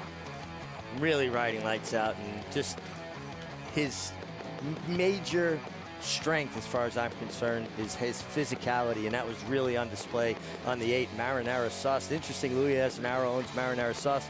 Ran down Dream Point with Gary Siaker. He trained some horses for Louis. They were second in the DuPont yesterday with the filly. Names escape me at the moment. I can't believe it, but so kind of all in the family there. I know Gary has spent more than a few nights at Nove up in Saratoga. We've all spent a few nights at Nove. It's a hot spot out there. If you're going to Saratoga, you got to put it on the list. It's a must-eat destination. Crowded winner's circle back at Churchill Downs. Wow, there was no open space there. Brad Cox, Cuba Racing, Churchill Downs Racing Club, Ricardo Santana Jr. Your winning connections. Gate to wire. Deep State rallied for second. Good Soldier from the outside with Hall of Famer Javier Castellano rounded out your try. We're going to take a timeout. Manny Franco getting right back to work again. Off that incredible performance, blew the break, still was able to win. He'll be on Galani Brigade on the outside post for Gustavo Rodriguez coming up here in the 9th. How do you become the gold standard in racing partnerships? One horse, one partner, one victory at a time. Congratulations to all our partners who have made West Point the gold standard for the last 3 decades.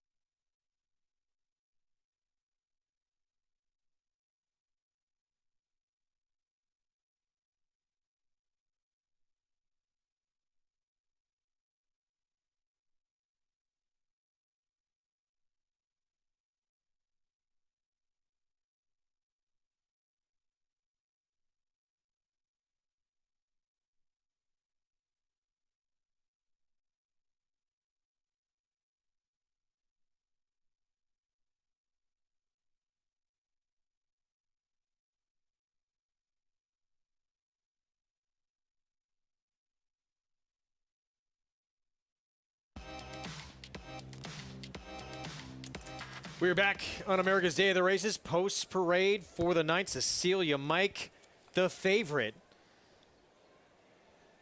Bonnie Lucas, Eric Cancel. Yes, 7 wins as opposed to 21 seconds, but 66 starts, 41-2-3 finishes, but he does like to run second. I thought he was a standout, but he does have a lot of seconds. Here's the 2. Mission wrap it up at 25-1. Yeah, he's going to have to improve off his current form. Dylan Davis, 9-1 South Africa. Yeah, returns as a gelding, first time for Chris Englehart. 17-1 Gandy Dancing.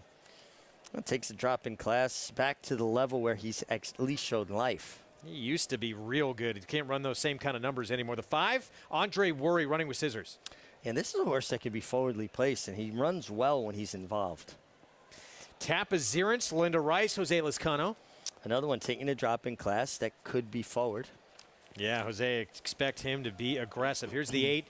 New York's Finest was second on synthetic at Gulfstream for 20,000 back. Yeah, has shown speed, but usually it's on turf or synthetic. How is it going to translate to dirt? Backtrack to the 7 double shot with the apprentice, Jose Gomez. Yeah, a horse that's stepping up in class off the claim. He would like to see some pace on, come with a run. And Manny Franco Maybe the hottest rider on the circuit, teaming up with Gustavo Rodriguez off the claim. Yeah, Gustavo Rodriguez does a really good job, and this horse should be forwardly placed. 4 minutes to post here in the 9th at Belmont. You play it with Naira bets.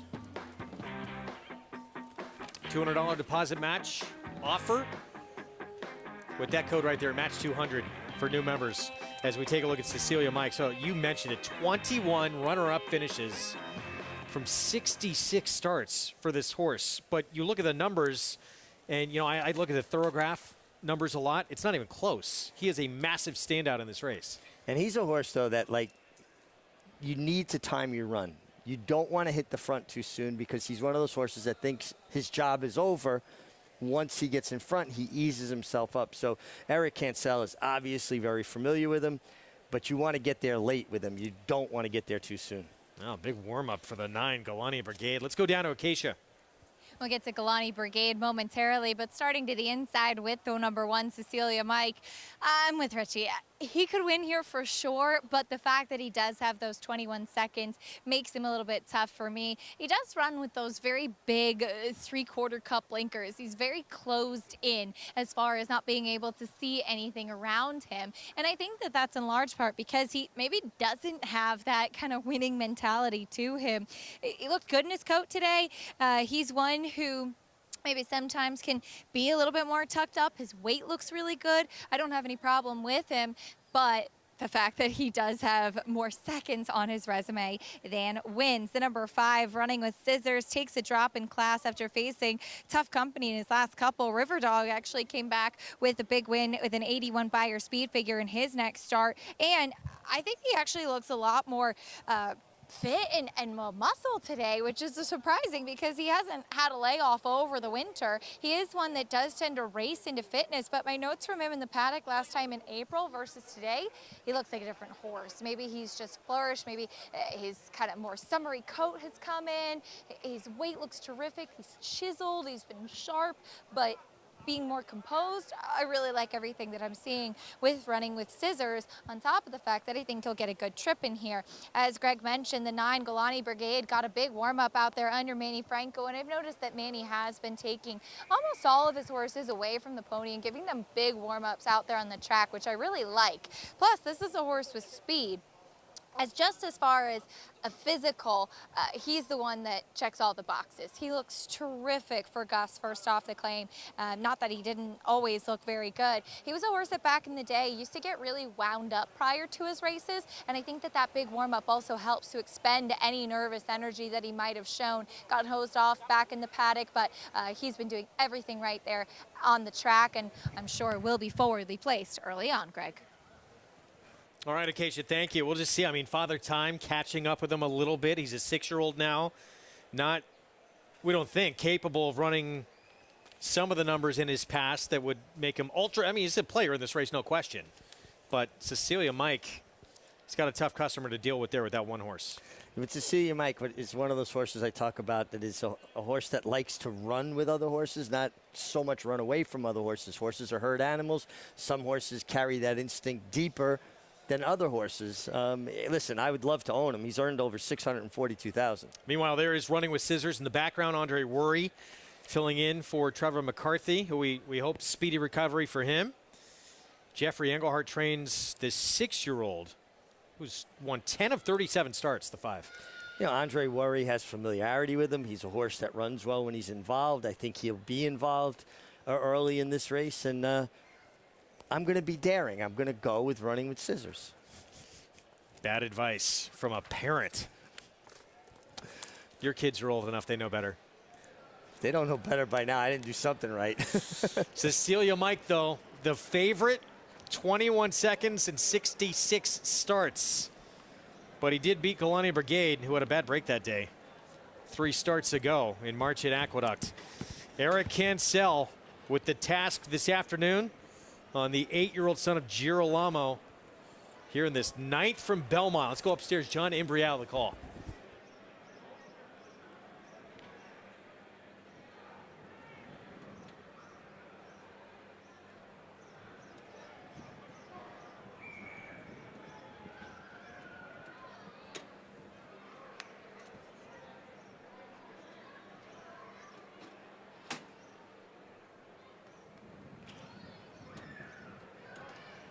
Waiting now for New York's Finest and Golany Brigade.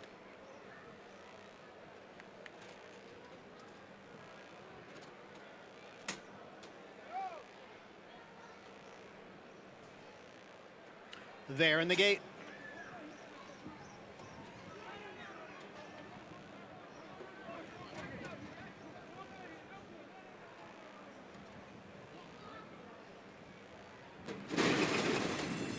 And they're off. Mission wrap it up away well, along with Running with Scissors. Far outside is Golany Brigade. It is Running with Scissors, and Tapazirance is right alongside. Running with Scissors and Tapazirance, their heads apart. Golany Brigade sits off of them in third. Gandy Dancing is next in fourth, followed by New York's Finest on the outside in fifth.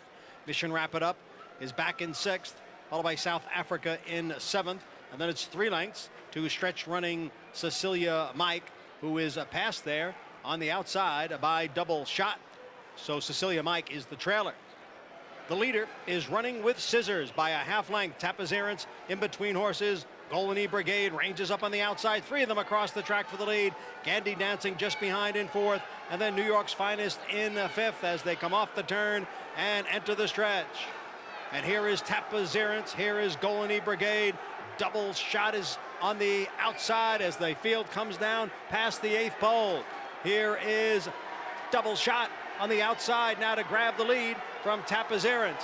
It is Double Shot in front as they come on for the finish. Double Shot has won it. Tapazirance held second over late closing Cecilia Mike. Jose Gomez, the apprentice for Natalia Lynch. And Double Shot gets the 4th win of his career. He gets a 5-pound break in the weights with an apprentice that is seeing a race, has improved continually, handled by Hall of Famer Angel Cordero Jr. Natalia Lynch does a terrific job. First time off the claim, steps up and got that perfect trip. Very fast pace on, was off the pace, but not so far away where, you know, your favorite Cecilia Mike had to come from out of left field and got up for third. Inside post is undoing? I think so. He kind of had to back all the way up before he can get out in the clear. He was hard ridden by Eric Cancel, but he did what he's prone to do, hit the board and not win. Yeah, had to swing wide into the stretch. Too much work to do. In the end, 5-1 Double Shot. Son of Bourbon Courage. 4th win in his 16-start career and his first win here at Belmont. And this young man, we talk a lot about Manny Franco. We've talked about Dylan Davis today, who's had a 3-win day. But this is maybe the freshest, youngest new star who's up and coming on the circuit. It's a really big future ahead of him. There's a moment when young riders start to really see a race. Their field of vision gets broader. The race slows down. They identify things quicker, and I'm seeing that happen for Jose Gomez right now. He's really riding well, and I think you're actually getting a huge advantage getting 5 pounds with him right now. And he's going to have that bug and that weight break in what, till January next year? Yeah, I mean, the timing of his apprentice allowance worked out really well because you want to have your bug for the entirety of a year because it racks up your statistics. He's got to be an overwhelming favorite at this point to win the Eclipse Award for Champion Apprentice. 7-6, 1-4, Jose Gomez on Double Shot for JKX Racing.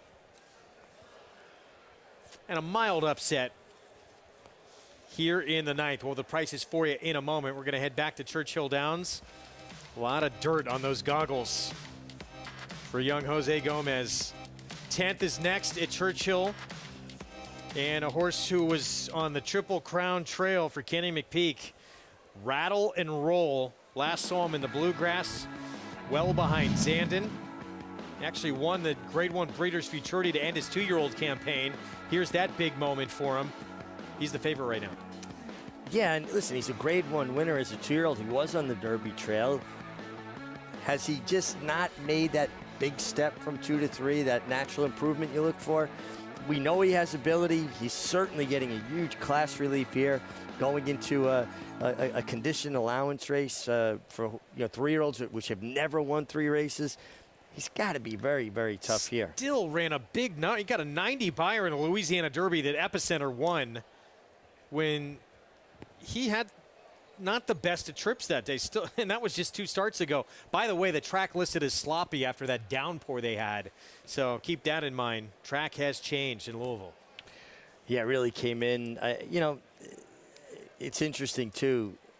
This horse was 6-1 against Epicenter, who went off your Derby favorite and ran second to a horse that took everybody by surprise in Rich Strike. But Epicenter did kind of move, had a great trip, don't get me wrong, did kind of move into the teeth of that very fast pace. But in a 20-horse field, you have to take your opportunities when they come, and that's what Joel Rosario did that day. And you think, as we look at, well, there's the 6, Clancy's Pistol. You think Epicenter's deservedly the heavy favorite and the horse to beat in the Preakness? Oh, absolutely. But I don't think he's a layup by any means. Back at Belmont, double shot. Natalia Lynch off the claim. Jose Gomez guiding this horse to the 4th win of his career. Look how much work he had to do, and that's why those goggles are so dirty. Yeah, and he got a very fast pace to run into. They went 22-1 the first quarter. Right there, you can see he kind of got first run on Cecilia Mike, who had to wait, follow his wake, had to come out around him then. And this horse, like, kind of perfect time move, tips out just the right moment. And again, like I said, Jose Gomez seeing the race, really seeing the race much better than when he started, several months ago. But that's the natural progression. And you see apprentices either have that continual improvement or they don't. Do you look at this ride from him and say this is a polished veteran ride? Oh, it absolutely is, and that's when you start getting a big advantage. You're getting 5 pounds with a rider that has more seasoning and still getting that break in weights. $12 for the win for double shot. Tapazir and Cecilia Mike, 2nd and 3rd. As we return to Churchill Downs, and there he is, rattle and roll. Looked like he was going to be a major force on the Triple Crown Trail for Kenny McPeak, who's had a few good 3-year-olds this year. Smile Happy among them as well. But this horse really stamped himself. That was the race going into that Breeders' Futurity. All eyes were on Classic Causeway, and he upset everybody at 8-1 that day and put himself on the map. Yeah, and he's a closer. He'd like to see some pace in here. I think there's enough pace in here to help set up his run. He takes the blinkers off, adds Lasix for the first time, so he's getting a bit of a makeover too. Meanwhile, you got a horse like American Pure, who's kind of just starting to come into his own. He broke his maiden on synthetic to 3. Dirt Debut, he wins at Indiana, obviously softer circuit. He was expected to win, even money favorite. And now he gets a much bigger test here at Churchill. The remaining half of the entries, well, Brooklyn Diamonds won first time out sprinting at Oaklawn, and then was 2nd on the stretch out on a muddy track. So he'll go longer on a, well, actually we're sloppy, sorry. Forgot it changed with that weather that we had about a half hour ago. And we'll see Brooklyn Diamonds first here in a moment. And there's a good look at how wet that track is. Yeah, they usually put a pretty good seal at Churchill Downs, so they kind of run over the top of the ground, but there's plenty of standing water. It just shows you how much rain they got in a short period of time. Here he is, Brooklyn Diamonds, son of Uncle Mo for Rudolph Brissett. I think this is your pace setter. I think this horse will show the most natural speed. Umberto Rispoli was going to relocate to Kentucky. Things haven't gone quite as well as planned. Going to relocate back to Southern California. Here's the one with the rail. This is Bodak for Brad Cox. Yeah, Bodak, showed some good speed sprinting. They stretched him out, and he's taken up more of a stalking kind of style. He tried Epicenter in the Risen Star to no avail. American Pure, here's the one I was talking about earlier for Brad Cox as well. Yeah, laid up close to a very glacially slow pace last time at Indiana Grand. Off track for Rattle and Roll. He was 6th in the Bluegrass when it was good at Keeneland. Yeah, it just makes a lot of sense. If he handles the going, he should be very tough.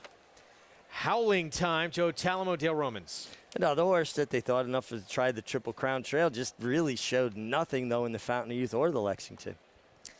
Here's Clancy's Pistol, Robertino Diodoro, coming out of the Oaklawn. Yeah, and the horse that, it's kind of been consistent, just hasn't been good enough his last 2 starts when they stepped him up in company. And 8-1 outside, dropping G's, who is a 2-time winner.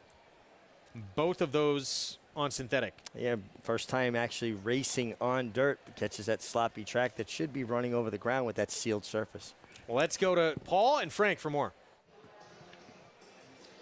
Thanks, guys. Yeah, a confusing race here, as in to the point is, do you want to take even money on Rattle and Roll? Listen, a grade At 1 4 to winner 5. at 4 to 5. Yeah. Yeah, listen, a grade 1 winner, obviously in the Breeders' Futurity as a 2-year-old.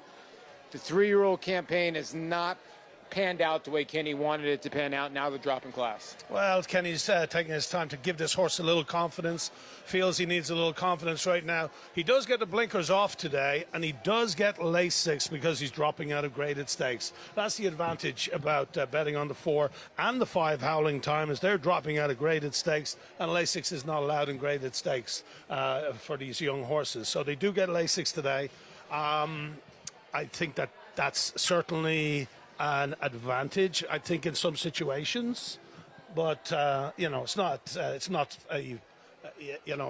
giving them 10 lengths or whatever. Well, the compromise in the race is there enough pace for Rattle and Roll, or is Rattle and Roll just good enough to go by these? Or who goes to the front in here, or what really happens? Brooklyn Diamonds, the 1A was Scratch Kuchar, who looked like was going to be the speed. So maybe the 1 with Umberto Rispoli and Rudy Brissett goes to the front end, or the 2 Bodoc? Yeah, maybe Bodoc. Bodoc, at least he does have a win in the slop, which is the current condition of this racetrack is sloppy right now. Yeah. So, I mean, he may go to the lead. You know, I don't think he's good enough to go the whole way, but you never know with this wet surface and if he gets the lead. It's true. And guys, listen, you see simplification, you see Epicenter, you see Zandon on Rattle and Roll's PP, so it's really hard to pass. But at 4 to 5, do you want a horse that comes from way off the pace? No, you don't. I don't. I mean, like in this situation, he might be okay, but not usually. You know, with the sloppy racetrack and stuff, it's going to be very difficult to close. I'll tell you who's going to run a big race, I believe. The 5 Howling Time. He's 2 for 2 here at, or 2 for 3 here at Churchill. He gets Lasix for the first time. He looks great. He's by Not This Time, who is the sire of Epicenter and Simplification in the Preakness later on, who is also trained by Dale Romans, who trains this Howling Time, and Dale's always been so high on this horse. I believe he'll get back to form today. And Greg and Mig, 2 things. The rain has stopped. The last race, of course, is going to be on the turf, beating the grade in the stakes race. And Mig, come on, man, start being a modest man. The best marinara is in the Richard Migliore house at Saratoga. Let's go. You put your marinara up against Louis Laz, wouldn't you? I actually take a lot of pride in my marinara, and I appreciate that, Paul, and I hope I get a chance to make my marinara for everybody in the crew, everybody. I'm sensing a cook-off challenge when we get to Saratoga. I'd love to just get in Louis Lazzanaro's kitchen and jump in and do some, maybe a little marinara, maybe a little bolognese. Throwdown, you heard it here. We'll see. Sounds like a special. You know who really loves my food? Mitch Levitas. Director on the program, for those that don't know. 12 years he's been here? He reminds me of Red Buttons. He never had a dinner. 4 to 5 favorite, Rattle and Roll. Too good to be true here? No, I don't think so. I think, you know, dropping out of tougher company. And, you know, sometimes a horse just needs a confidence builder, too. You know, it's horses. There are horses that lose races, and they're mad. And they go back to the barn, and they won't eat, and they sulk a little bit. And then they win, and it picks their head up, and they're happier, and they're more pleasant to be around. And they'll finish their dinner. Sometimes you really got to help build a horse's confidence. It's uncanny how competitive horses take losses hard, just like people that want to win.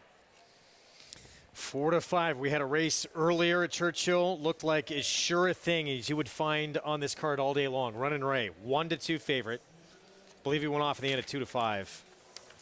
He looked beat in the stretch, all out to re-rally, regain the lead, and just hold on in a photo finish. So there's no gimmies. There are no gimmies. And I think if there's going to be an upset, I'll give the nod to the 1 Brooklyn Diamonds, who I think there's a potential this horse gets loose and maybe with the conditions gets very, very brave, throws kickback on the other horses, maybe gets a chance to steal one. Rattle and Roll the 4, Kenny McPeak, Jimmy Graham aboard, getting a lot easier company today after being on the Triple Crown Trail in the Bluegrass last time we saw him. Let's go to Travis Stone.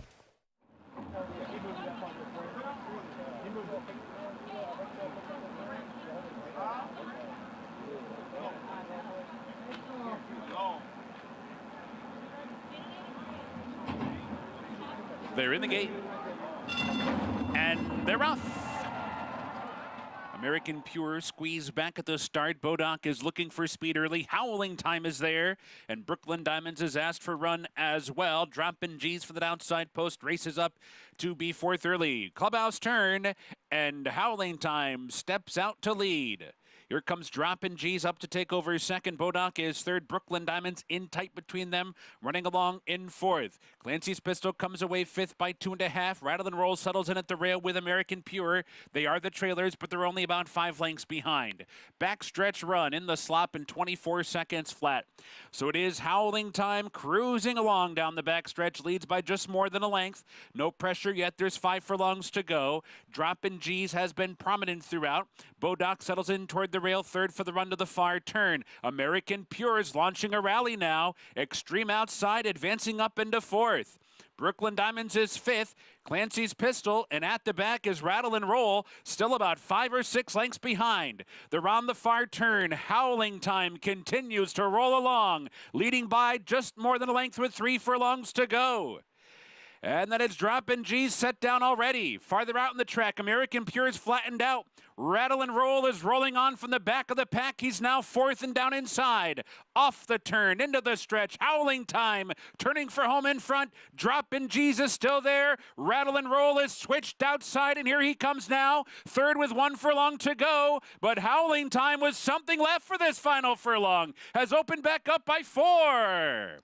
Rattle and Roll runs up into second. Droppin' G's is third, but Howling Time loved the slop, ate it up, wins by 5. Rattle and Roll was second, Droppin' G's was third, and Brooklyn Diamonds was fourth. Howling Time, Dale Romans, Joe Talamo. This horse was on the Triple Crown Trail as well. Found a Youth, Lexington. He loved the off-going. He loved the off-going, skipping over the top of the ground, made the lead. Look at the just stark contrast between your favorite, who runs a well-beaten second to 4, covered Rattle and Roll in slop, and your winner, Howling Time, clean as a whistle. And what does Acacia Clement and Maggie Wolfendale like to say? Clean faces win races. Howling Time in front, getting it done for Dale Romans, Albaugh Family Stables. 3-year-old by Not This Time, the win. Hall of Famer Todd Pletcher. He's got a horse who has won at the distance. He did it here in New York. Trying to get the Grade 3 Louisville, the feature that will close out the card at Churchill when we come back. Consistently versatile with 24 Grade 1 winners on every surface, from 6 furlongs to 1.25 miles, all over the world. Switzerland in the Dubai Golden Shaheen. Switzerland wins. Olympiad gets the gold in the World's Classic. Churchill Fight running on. Mason in front. Churchill Fight on the outside. At the wire. Photo for the win. All purpose, all places, all power. Spitestown. Who you betting on? How about an app created specifically for horse racing? Naira Bets. We specialize in thundering hooves, fist pumping, and boosting your bankroll with robust weekly promotions, and offer betting tips from actual horse racing experts. Bet all day and night, nationwide. Get the action and thrill of horse racing with Naira Bets.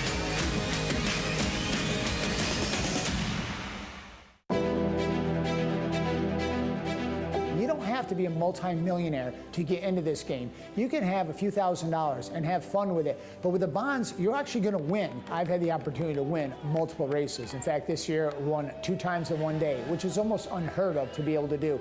This is going to happen with them. You will get into the winner's circle in Saratoga. You will walk that horse in, and you will stand there, look at the crowd, and the bonds will take you there and get you into that winner's circle. And it won't cost you a lot of money.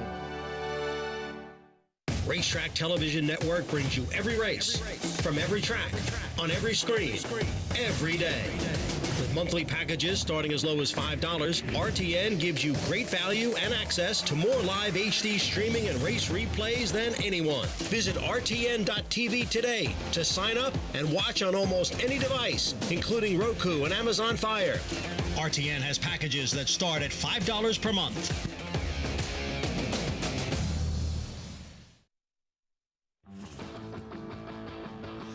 We are back on America's Day at the Races. Greg Wolf, Richard Migliore, Keisha Clement with you, and our team in Louisville, of course, as well, Frankie and Paul. 9 minutes away from the 10th. Here in New York, 6 furlongs. Inner turf. It's a New York bred entry level allowance. Let's head downstairs to Acacia.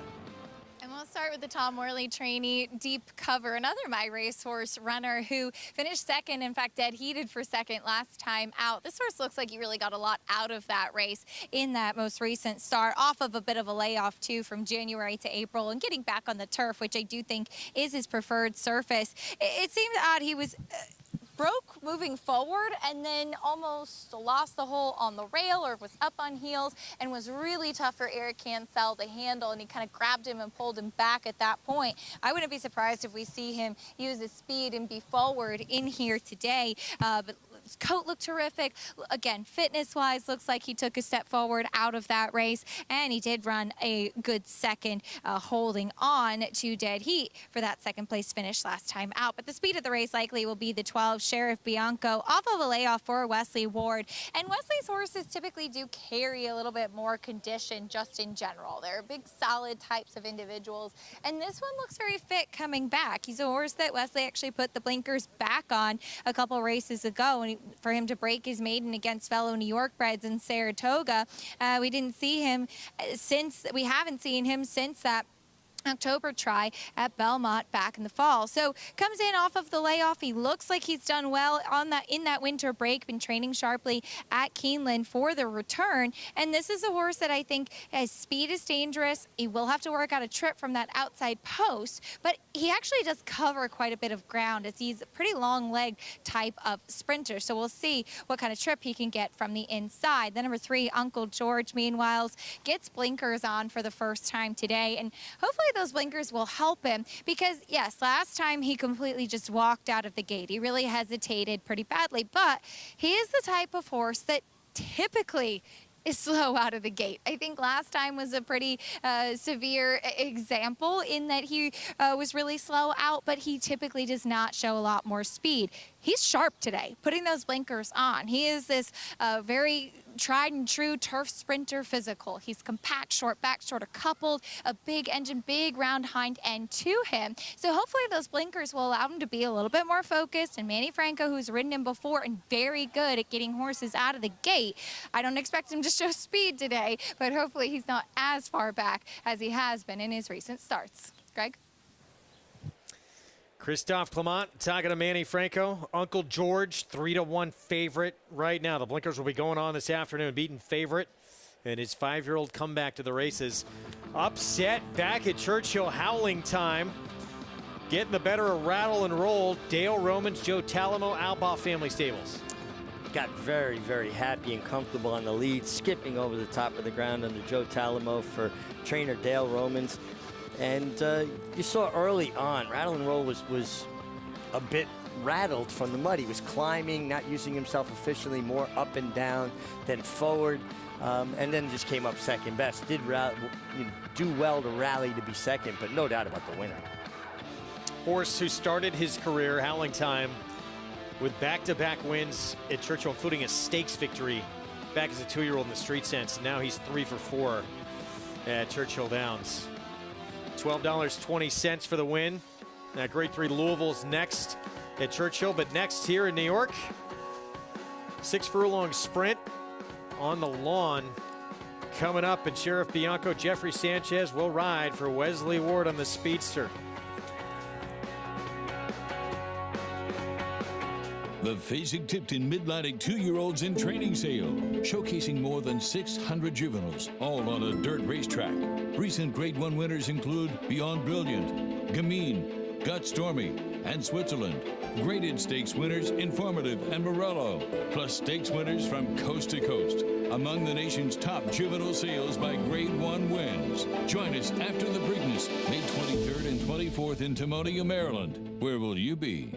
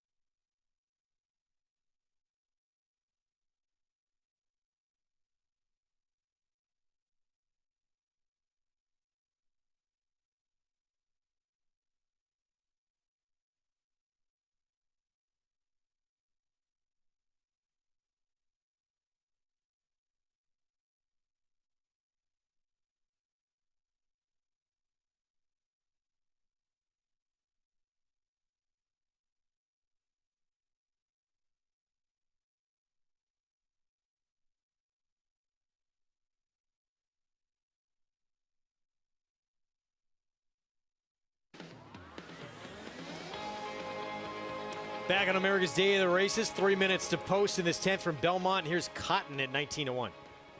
Yeah, Cotton doesn't have much speed going longer. He has speed, comes off the layoff.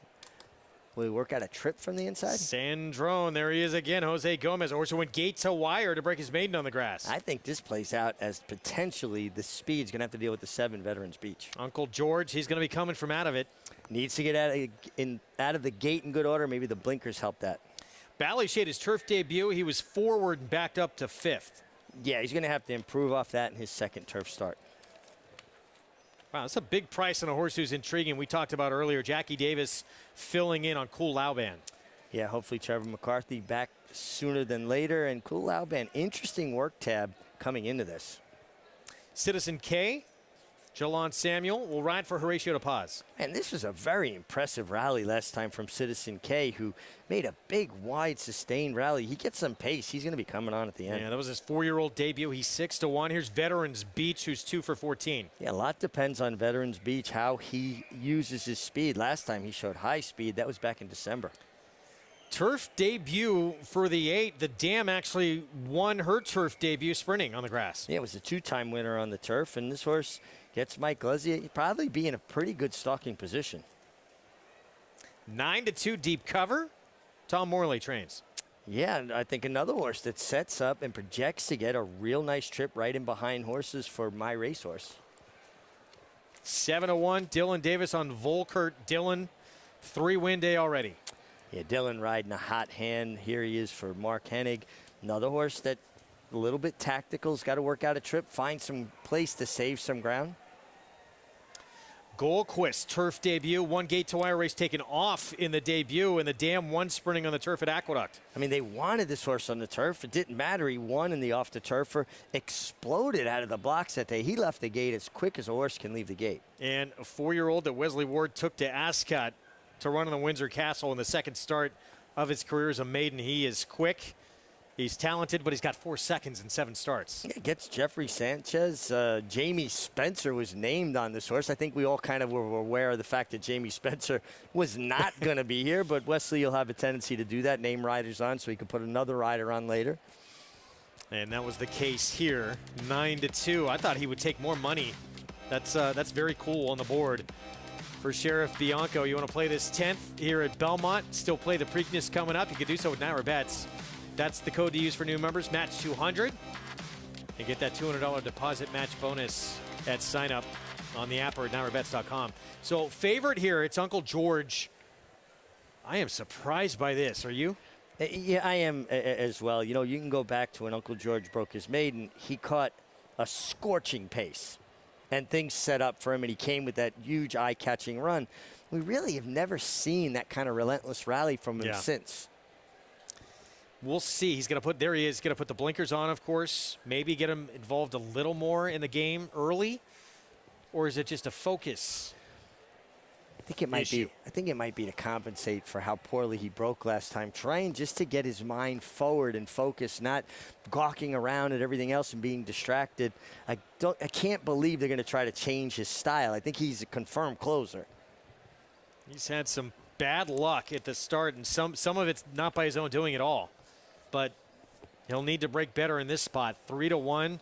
Wow, from an 8-1 morning line. That's surprising. Sheriff Bianco's number is starting to come down to 12. There's quite a few in this race you can make a case for. We talked about Citizen K. He's intriguing. The 5 at 15-1 as well. Yeah, I think there's some horses really kind of getting lost in the shuffle here, and you're getting bigger prices if you like any of them, including the 5 Cool Lauban. I think the 10 is an overlay on the board. Volkert at 8-1 at the moment. So loading up 6 furlongs over the inner turf. And we'll see if Uncle George can pick up the second win of his career from post 3. Manny Franco looking for a third today, teaming up with Christophe Clement. Let's go to John Imbrial. Waiting for Citizen K and Sheriff Bianco.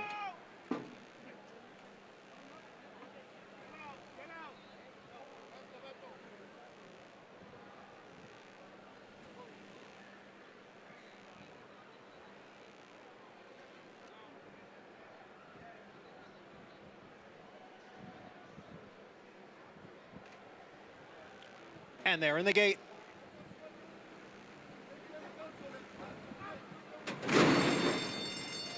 And they're off. Sheriff Bianco from the extreme outside. Now Veterans Beach moves on through along with Goldquist. And ranging up is Deep Cover. Deep Cover has the lead. Sandroni has moved into second. Cotton is next in third, followed by Cool Lauban in fourth. On the outside is Veterans Beach in fifth. And then it is Goldquist next in sixth. It's a length and a half. Down on the inside is Bally's Shade, passed there by Sheriff Bianco. Then comes Citizen K, along with Bourbon's Hope. On the outside is Volkert, and the trailer is Uncle George in 12th. The quarter 22-3. Deep Cover leads by 3/4 of a length. Veterans Beach on the outside in second, with Sandroni down towards the rail in third. Goldquist is next in fourth, followed by Sheriff Bianco as they come into the lane, the half in 45-3. It is still Deep Cover with the lead here. Veterans Beach in an all-out drive in second, but not getting closer to Deep Cover, who has a 4-length lead. Then Veterans Beach running in second, followed on the outside by Goldquist. It's going to be a front-running score for Deep Cover and Eric Consell. Veterans Beach was second, a 3-way photo for third. Deep Cover, Tom Morley, Eric Cancel, and my racehorse who didn't go off as a favorite. This is a horse that had a very troubled trip last time, steadying at a point in the race when he should have been going forward. Today, Eric Cancel did the right thing, allowed this horse to run on freely. And this is one of those cases where you really, watching replays really pays dividends, because this horse got shuffled back, and it was incredible how well he ran on to be second that day with the trip he had. And this was a real nice performance. Eric Cancel redeemed himself for what I thought was a tentative ride last time. Rode this horse perfectly today. Mission Impossible 4-year-old has been very good on the grass. Won first time out, the debut on the turf. Trouble trip last time, as you mentioned, in his second turf start. Now gets another win. And I mean, this was in a 6-furlong sprint. That was a big margin on the grass. Oh, it really was. I mean, to put that kind of separation. But, you know, again, allowing this horse to stride out, to go forward, not taking anything away that comes easy for him, which was the case last time. Listen, riders are going to make mistakes. The key to it is never making the same mistake twice, and Eric Cancel certainly redeemed himself today on deep cover, and that's why Connection should never be hasty about changing riders, because usually guys don't make the same mistake twice.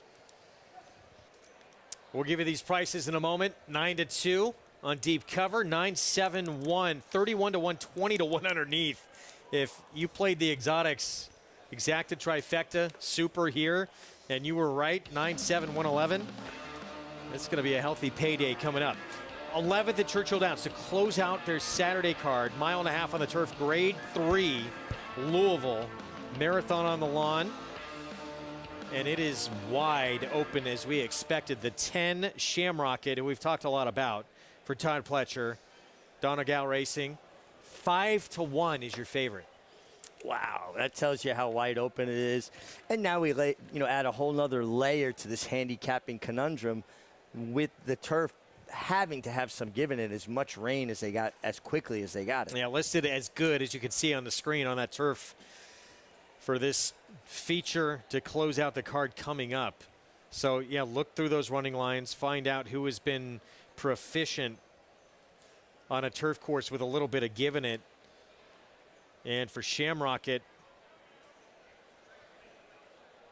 yeah, I see a couple of efforts, including the Bowling Green at Saratoga.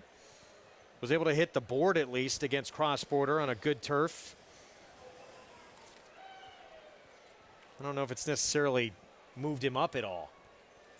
Again, I think it's going to be interesting to see who handles this the best. We saw the last turf race, albeit they were maidens, horses that were forwardly placed got the best of it. I think you maybe take a look at Camp Hope. Camp Hope should be forwardly placed, particularly stretching out in distance. He was forward going 1 mile and 1/16 last time. But especially with this turf condition. Absolutely. I think Strong Tide could be forwardly placed. This is a horse that's shown some proficiency on turf as well as dirt. I think it's going to be an advantage. Get a horse in the bridle, keep him balanced, not have to make up a lot of ground. Here's Bama Breeze, Corey Lannery, Rusty Arnold kick off the post parade. Yeah, good, advantageous inside post with a rider that loves to ride the rail. You're breaking very close to the far turn, and it's a 3-turn race. Cavalry Charge, he tried the Grade 1 Turf Classic to no avail last start. He beat one horse. Yeah, and was third in the Muniz Memorial at Fairgrounds. Grade 3 winner before that. He does have ability. 26-1, Blanket of Roses. Yeah, he's going to have to show he can step up. This is a little bit tougher than what he's been facing. 20-1, Sabolian, Rudolph Brissett.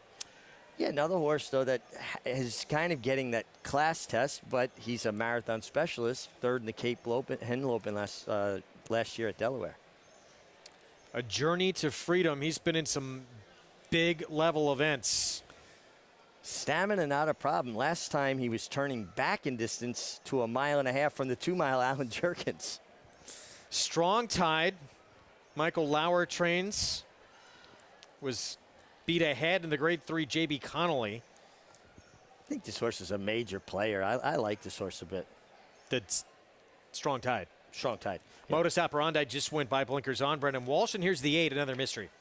Yeah, another mystery. Good second in the Elkhorn last time, so another one that appreciates the distance. He won that Connolly over Strong Tide. Here's Camp Hope, Kenny McPeak, and he's been very effective on turf courses with giving it. Yeah, and thought enough of him to ship him out to the Hollywood Derby last fall, and this horse should be forwardly placed. He's the favorite, very mild favorite at 9-2, Shamrocket for Todd Pletcher and Donegal. Yeah, a horse already proven at these marathon distances. Comes out of a real good race. 2 back in the McDermott going 1.5 miles, 1.5 miles and 3/8, excuse me.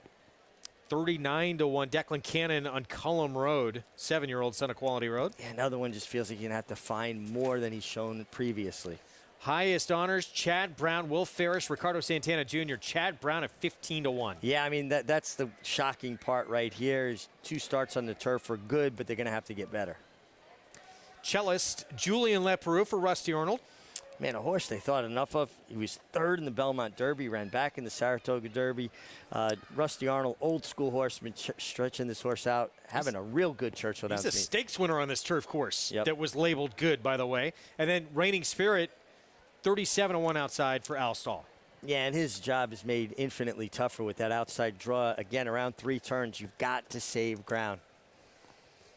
So still the favorite, this horse Shamrocket for Todd Pletcher, and another look at that point of entry that he was able to win at 1.5 miles at Belmont late last year. Yeah, and you know, he's a horse, too, that he's like a relentless galloper. And you could see how much give him the ground that day. They were throwing it up, tearing it up. He's a very determined individual, a horse that will fight you for it. You know, I keep on looking at his company line. And a name keeps jumping up in there, Channel Cat. Channel Cat would have to be your favorite here, no? Yes. Yeah. I mean, and this horse has been very competitive with Channel Cat. He's the 9-2 favorite. Let's get Paul and Frank's thoughts on the Grade 3 Louisville, guys. Well, Frank just looked at me and goes, hey, who do you want to talk about? And I just shrugged my shoulders like, I have no clue, because like you said earlier in the card, we started off this show from the beginning about the Louisville Stakes, and you said, I can give all 14 a chance in here. I mean, you can, really. You can. You've got 9-2 favorite right now on the 9. That is Camp Hope, who is a very, very nice horse. He's won 3 of his last 4, trained by Kenny McPeak. He makes his first start at Churchill Downs today, so we'll see how he handles Churchill. But I'm kind of, I do like, and I'm not just saying it because Julian is on it, but I do like the 13 Cellist. He's 1 for 1, won the odd one here last year at Churchill, loves a bit of give in the ground. He's out of an English Channel mare. He's going to be up on her, close to the pace. I think that he's going to be very dangerous today. Now, Rusty Arnold has 2 horses in here. I actually like the one, Bama Breeze. If you look back at the couple mile-and-a-half races for Bama Breeze, they're pretty good. Now, Chellis from the outside, from the 13 post, probably going to cut out the fractions. You think with the 6 in here, Strong Tide, another horse that has shown pace and has shown some ability. Yeah, well, I see speed from the 2 Cavalry Charge, the 6 Strong Tide, the 9 Camp Hope, and the 13 Cellist. So I think that's what Rusty Arnold, I read an article in the paper during the week where Rusty said, well, I think I got it covered because we got Cellist, who'll be up close to the pace, and Bama Breeze just coming from well off the pace. So no matter what happens, he thinks he's got it covered. Yeah, this is a crazy race, guys. I mean, we're now down to Camp Hope, who, if he's able to get the 1.5 miles, he does have the best numbers in here, just not at the 1.5 miles. Shamrocket is now your second choice. And Jareth Loveberry, a very good rider that a lot of people don't know about, will be aboard the Chris Block runner, another mystery, another horse that is a 7-time winner. Well, he won the John B. Connolly this year down at Sam Houston. Dead heated with Fantasiosa from the Ignacio Correas barn. He's a very nice horse in himself. And he's just another horse in this race with a chance. Well, hopefully you're alive to all of them. You got the all button. You can cash some money here. Cash your pick 4s, pick 3s, pick 5s, whatever you have, because you got about 45 minutes to about an hour to the Preakness Stakes. Yeah, thank you, Paulie. Frank, 7:01 Eastern start time for that middle jewel of the Triple Crown. We're going to be giving out our selections, how we believe it's going to play out before we sign off at 6:30 Eastern time. But first things first, this Grade 3 Louisville Churchill, one of the best betting races, got to say, the meet to this point. Wide open betting affair and 1.5 miles to cover, and turf racing, so much about trips, and the trip you're going to find, particularly with a little give in the ground. Shamrocket again for Todd Pletcher.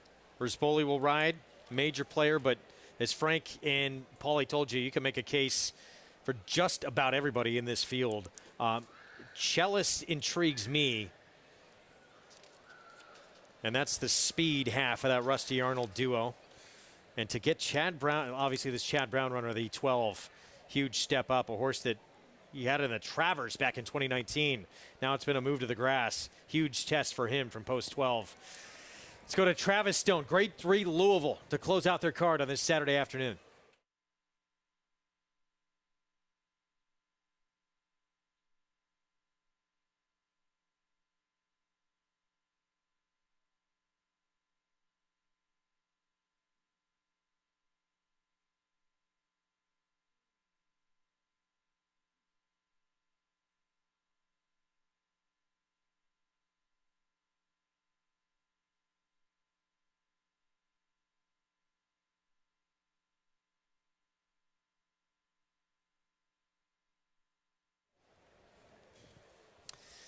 Trying to get this 11 into the gate here. That's Cullum Road with Declan Cannon.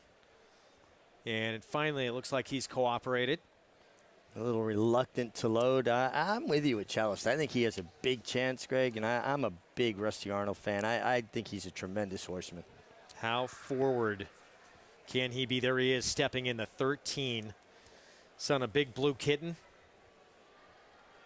Stakes winner already. It was a different turf course, but one here at Churchill. We are set. Let's go to Travis Stone. And they're off. Good beginning for Strong Tide at mid-pack. Racing for the early lead. Cibolian is there toward the rail. Cullum Road is sent on for speed, and Cavalry Charge comes through toward the rail. So down the backstretch they go. Cullum Road, Strong Tide, and Cavalry Charge. And now Strong Tide backs out of there. That leaves Cavalry Charge on the front end for the first of 3 turns. Cullum Road is tracking from second. Strong Tide settles in toward the rail while third. Camp Hope comes away racing in fourth. Cibolian toward the rail fifth. Cellist is now sixth. Modus Operandi running along in seventh. Journey to Freedom toward the inside is eighth. Raining Spirits on the outside, 9th, and Other Mysteries in 10th. Shamrocket is 11th. Blanket of Roses back in 12th. The 2 trailers are Bama Breeze and Highest Honors. So they saunter by us for the first time. The pace is slow to develop. The opening quarter in just 24 1/5 seconds. The opening half mile in 50 1 over the good going. And it's Cavalry Charge just coasting along up top. No rush yet.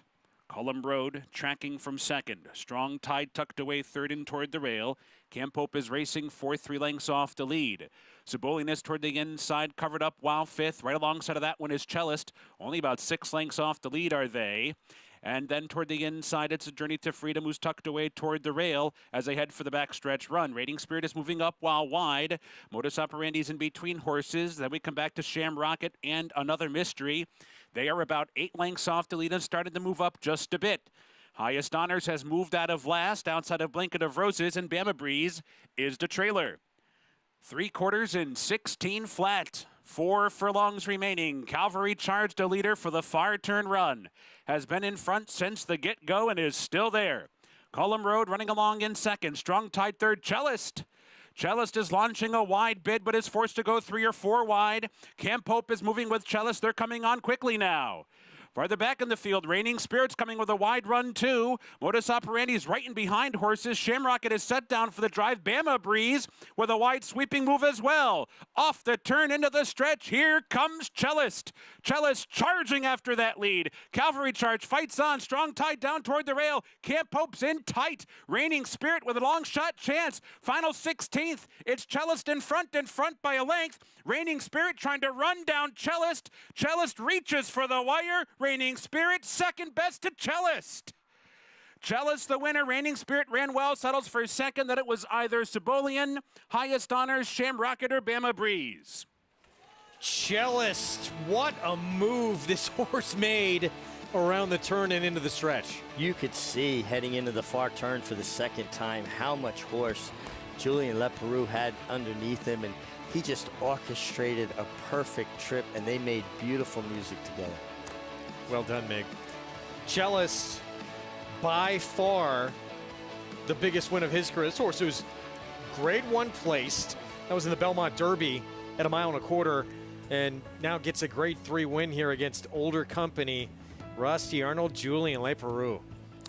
Well, I think they found the key to this horse, his stamina, what he wants to do. I'm always happy when Rusty Arnold wins. Calumet Farm gets it done. The breeder of this year's Kentucky Derby winner. Certainly, Calumet Farm has had this reemergence as a major player in North American racing. How about Raining Spirit getting second? Al Stall, Town and Country Racing. What number was he on the board? That was a big run from him. 62-1, we're told, on the runner-up. Wow. But it's Cellist who will get his picture taken. Grade 3 win here in the Louisville. I like the way you say Louisville. I think Frank Lyon's going to be very happy with this result. Absolutely. Worked out a terrific trip from that outside post. Both the winner and the runner-up, you know, overcoming that outside draw. Nice call, by the way. We're going to take a timeout. Cellist takes the nightcap, the Grade 3 Louisville under the Twin Spires. We'll be back. Nightcap still to come from Belmont.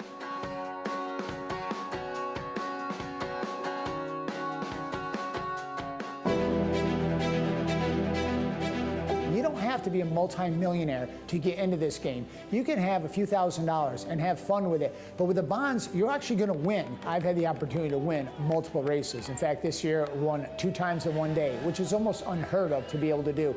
This is going to happen with them. You will get into the winner's circle in Saratoga. You will walk that horse in, and you will stand there, look at the crowd, and the bonds will take you there and get you into that winner's circle. And it won't cost you a lot of money.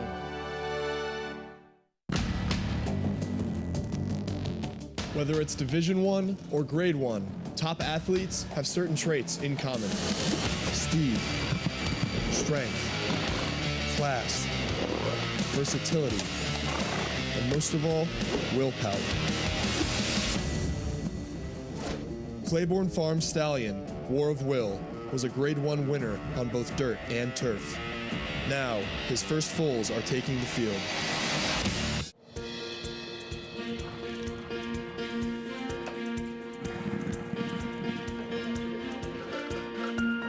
We take pride in what we do. For me, it's more of a passion than actual work. I'm an assistant trainer. Carpenter. I'm a peace officer. I'm a jockey. I'm a gardener. I'm a groom. Clocker. Assistant starter. Trainer. ESL teacher. I love what I do. There's so many jobs that come together every day. It's a collective effort that really makes this ball go round. We are New York Racing! I couldn't imagine working anywhere else. For me, riding horses in the morning is the best thing I can do. New York Racing helps support my small business. It's extremely important to the New York economy. Like my dream come true. This is like a big family. We are New York Horse Racing. Back on America's Day of the Races on FS2. Regional networks out in Southern California as well. Program brought to you in part by Claiborne Farm. 100 years of doing the usual, unusually well. Grade 3 Louisville wide open race, and Cellist has improved big time as a 4-year-old. Has improved. Rusty Arnold pointed him for this. Julian Leperoux gave that patient turf ride that he's so noted for.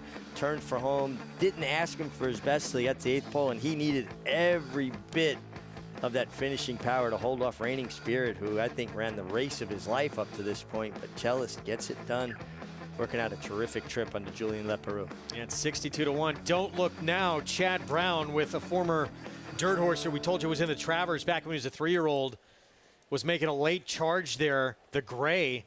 You see winning jockey right there, Julian Leperoux. Maybe a horse with a little more experience on the grass that could be a factor going forward. No, horses are constantly changing, improving. This is a young horse. He's just, he's a 4-year-old now. And, when a horse shows they have that kind of stamina, they're very specialized at a certain distance. You'll see Rusty Arnold keeping this horse at these marathon distances from here out. 13, 14, 12 finish in the Louisville. Cellist the victory. Rusty Arnold, Calumet, and Julian Leperoux to close things out at Churchill Downs. Like to finish on a big note with a big race. Oh, absolutely. And it always feels good to get it done. Particularly, I always liked when I was riding to win the last race of the week, because at least for a couple days I could feel satisfied. Because you're only as good as your last race. You lose the next one and you feel bad about it. Something to be said, having that mojo. Let's head back to Louisville, and Paulie standing by with a winning rider. Yeah, I'm with winning rider here, Julian Leperoux. I was in flux of whether I should interview his jock's agent, considering he was my partner today. Julian, great ride on Cellist. Thought might go to the front end. You sat back a little bit, but wow, what a move you made on the far turn. Yeah, well, he's a tricky horse to ride. But outside post today, I wanted to break good, and I could cover him up and save ground a little bit. On the backside, I can feel them coming, so I just want to make sure he's free running, and he keep on going. So that was good. He was coming close at the end, but we got it done. It was a little humid out. We had some rain. He was a little washy a little bit, but is that the way he is usually? Yeah, it's always like that. He's acting up a little bit. get very nervous before the race. He can be really tough to ride. So to switch off today was nice. Be able to sit behind and switch him off and make a run at the end. Well, my shoulder's hurting from your agent, Frank Lyons, banging me on the back. So congratulations on this win. I can't let you go. The Preakness is 45 minutes away. Who do you think is going to win the Preakness? I think Epicenter has a good draw today. He's going to have a nice race. I think it's going to be tough to beat. And if not, I mean, I will go for Kenny Mike Pixels, a newcomer. You know, he won 2 times last time. So hopefully it's a good race, and I think it's going to be a fun race to watch. Well, stay safe and keep on winning. Louisville handicap winner Julien Leperoux with Chalice. Well done, Julien. Had a lot of horse underneath him, obviously, but well done, too, to hold off that long shot running spirit. 1360 for the victory. And, you know, this division changes a lot year by year. We'll see if some new faces come forth in this marathon division on the turf. It's all about stamina, and some horses just possess more stamina, whether it's from the pedigree standpoint or just the efficiency of their stride. And you love this horse at 1360, and that shouldn't get lost in the shuffle. Thank you, Mig. And it closed out a cross-country pick 5 that comes back $25,797 and all double digits there. Deep cover, the shortest price of anyone, paying $11.40, so 9-2, the shortest price of anyone. That young man right there, what a ride it's been for 27-year-old Dylan Davis. He today is our king for a day. Brought to you by the talented son of Uncle Mo. 3-win afternoon for Dylan Davis, who again is coming off the first ever riding title of his career at the Aqueduct Winter Meet. Dylan's riding so well. His confidence levels through the roof. He's such a strong finisher. He's matured so much mentally and physically as a rider. It's been fun to watch that evolution with him. And he may be king for the day, but, you know, his dad, Robbie Davis, was a pretty good rider. And maybe, you know, being the father, the matriarch, or the patriarch, excuse me, he's the king. Maybe Dylan's the prince, but we'll give Dylan Prince king of the day. Let him have it today. Yeah, today. Well, he's got a big chance to get number 4 this afternoon. We might have given that award out too soon. Well, maybe we're precursor to what's to come. He's on the 8-5 favorite. You quickly saw the 11 in your screen here. Well, look at what he's delivered on. An odds-on favorite, BC Glory Days, 3-2 zone, Rough Tough Love, and his hair's not quite that short anymore. No, he's actually growing it out. He got a some head of hair. Right, Dominic. 8-5 favorite. He goes the same hairdresser as you? He should. Oh. My barber, Dominic Fiamita. But I got to tell you right now, that Rough Tough Love, that's what Dylan's gotten from his father and from me when we criticize or critique his rides, because we want him to be the best he can be. And part of being a jockey is being able to take criticism and use it to learn and improve. We'll get to his mount in a moment. It was the 8-5 favorite. Here's Ice Cream Sunday at 25-1. Love an Ice Cream Sunday, maybe not in this spot. Yeah, turf debut for this one. Keen Ice filly. Here's Jackie Davis, Dylan's sister, on False Hope. Yeah, going to have to improve. Another one from that riding Davis clan. 9-1 on Quiet Type, Eric Cancel. Really finished well last time on the turf. First time going long on the turf. Raymond Road, turf debut, came sprinting last time out, now the stretch out. Yeah, attended the pace, should be a part of the pace on the stretch out. Rider change, Andre Worry filling in for Trevor McCarthy on Mondeuse for Jeffrey Englehart, should be forward. Yeah, another horse I think could play out to be the speed of the speed here. How far he takes him is another question. This one intrigued me. Wow, 18-1 on Inkblot, who had a little bit of trouble last time out. Listen, I thought he had a little bit of trouble, finished with interest. Mike Luzzy sticks, and he has more familiarity with the horse. Boca Kitten, David Donk, Luis Cardenas. At least a really nice first-time starter earlier today with Louis Cardenas aboard, and Louis Cardenas riding extremely well. Turf debut came last out sprinting from Miss Malala, now the stretch out. Stretch out, drop down in class. First time this low on the turf. Has run cheaper, but on dirt. One of the major contenders, Justin Nyquist, 2 turf starts against much better straight maiden company. The first time this horse is taking on New York breds and for a tag. Soretta getting on turf for the first time in the Dam. Did produce a turf winner sprinting, although it was in a maiden claiming event. Yeah, for the Jimmy Bond stable, very, very capable. Charetta trying the turf with a hot riding apprentice jockey. Here's our king for a day. Can Dylan make it 4 this afternoon on Tingling Mint? Drops in class, comes off the bench, gets blinkers on, comes out of Saratoga where Miguel Clement has that division for his father, Christophe. Post time coming up for this finale. We're going to check in with Acacia Courtney. It's selection times as well, Acacia, for the Preakness. All right, Greg, I'm going with Epicenter all day at Pimlico. It does seem that early speed has been the key. The only one to make up ground on the main track was Ethereal Road, but I do still think that Epicenter and his tactical speed is going to be the big deal for him. So Epicenter for me in the Preakness to give Steve Asmussen his third. 8-5 right now in the wagering. Epicenter coming off that runner-up finish in the Kentucky Derby. Trying to deliver Steve Asmussen a third Preakness win.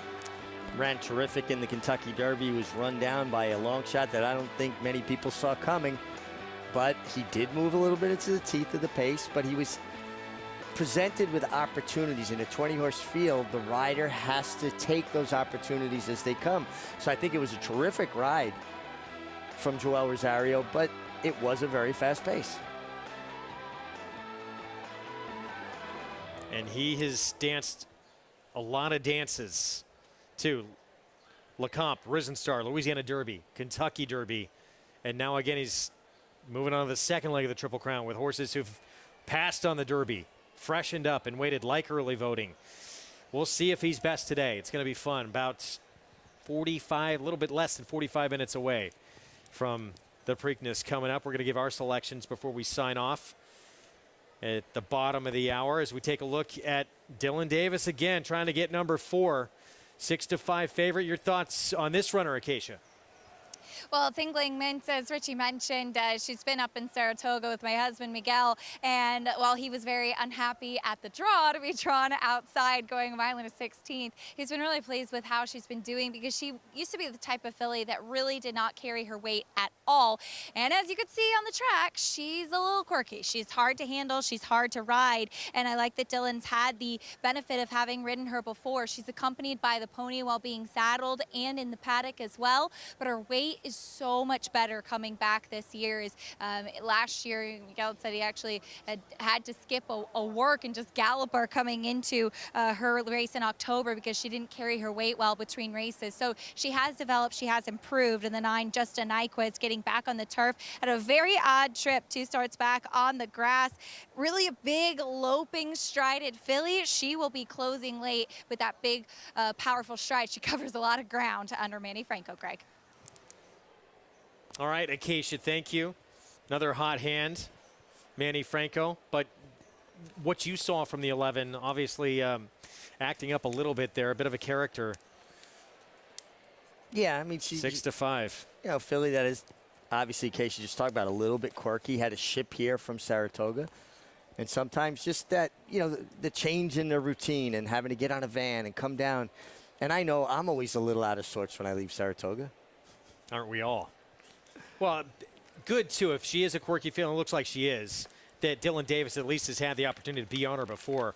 There's the one, rider off, Ice Cream Sunday, and it looks like coming out of the race. Yeah, so we're going to have a late scratch here. Ice Cream Sunday will not compete today. And again, we talk about horses that get scratched on the way to the gate. There are protocols in place to protect these horses, protect the riders, protect the betting public. There's a veterinarian stationed there to examine these horses. A rider feels something that just not quite right, a little bit amiss. They go to the vet, the horse is taken out. The horse will now have to work to the satisfaction of the veterinarian and go through a physical exam before they're allowed to compete again. All right, so take out that big long shot. We have a moment. So your Preakness selection. My Preakness selection, is early voting. I was here the other morning when he had his final Preakness workout. I was impressed with the workout. I was impressed with the gallop out. what impressed me more was I walked down the horse path with him on the way back to his barn, and he could not have blown out a match. I think he's coming into the Preakness fresh and as good as hands can make him, and he's from Chad Brown, who knows how to win the Preakness. He's already done it once before with Cloud Computing. Take a look at him here. He should be, I think most believe, there's some other speeds in the race. I think most believe he's the speed of the speed. But I also saw a horse the other day that waited on his rider's cues. He actually sat off a workmate a little bit, and if he can use his speed incrementally the way the rider wants him to, that's going to make him doubly dangerous. I'm not convinced he needs the lead or he's going to the lead today. He will be close. We'll see. I would think he's going to be in front. We'll see. We had a phone call earlier today. Mig gave out a selection. He was kidding. It was a hopeless long shot. Everyone started laughing. I gave out my selection. Everyone still started laughing. Jody, I heard you. Skippy Longstocking actually liked this horse quite a bit. I never thought this horse would be 9-1. You look at the gallop out in that Wood Memorial. This horse rolled by Mo Donegal and early voting and still had plenty left in the tank. He's going to love more ground. He's paired up his last 2 starts. He's an improving, progressing 3-year-old. I think we're going to see the best of him today, and it might be good enough to win. But I can't believe he's 9-1. I think it'd be a much bigger price. You've been holding a hot hand today, so I'm not going to discount you. Nightcap from New York. Let's go to John Embrial.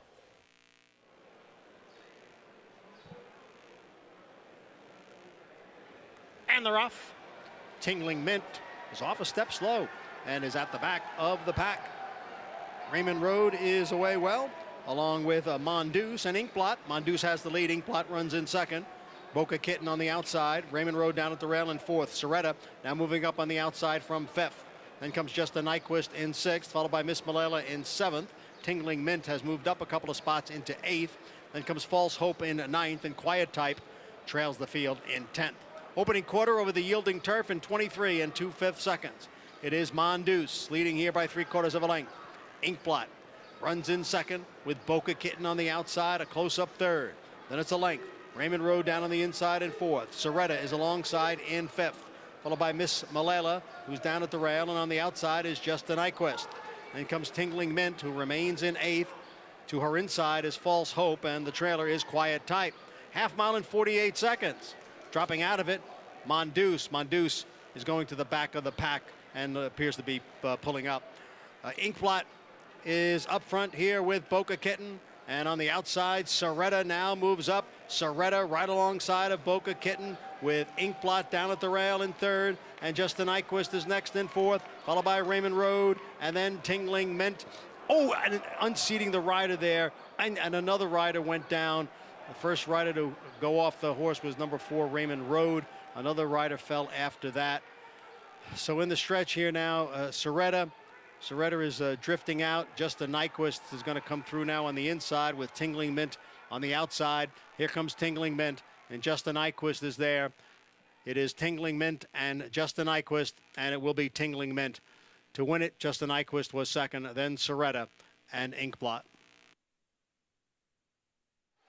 So Tingling Mint, the win, Clement, Dylan Davis, but obviously our thoughts right now with the spill we saw earlier in the race. Yeah, it appeared that the 2 False Hope took a bad step, turning for home, kind of forced Raymond Road into the fence, and they collided, and just say a prayer for horses and riders. We're going to take a timeout. We'll try and get you an update when we come back here to Belmont right after this on America's Day at the Races.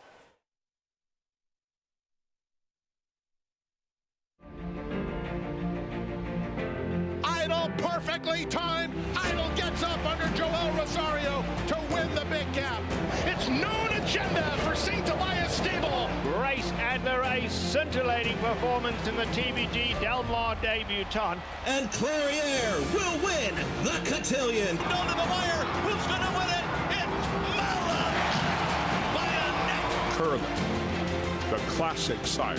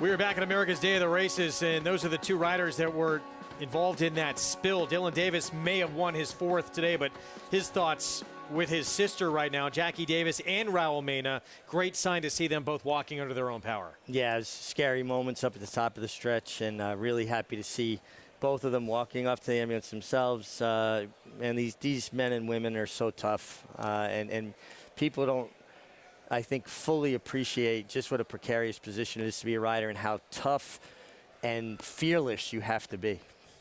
Well, 11, 9, 10, 6. That's how it finished in this finale at Belmont.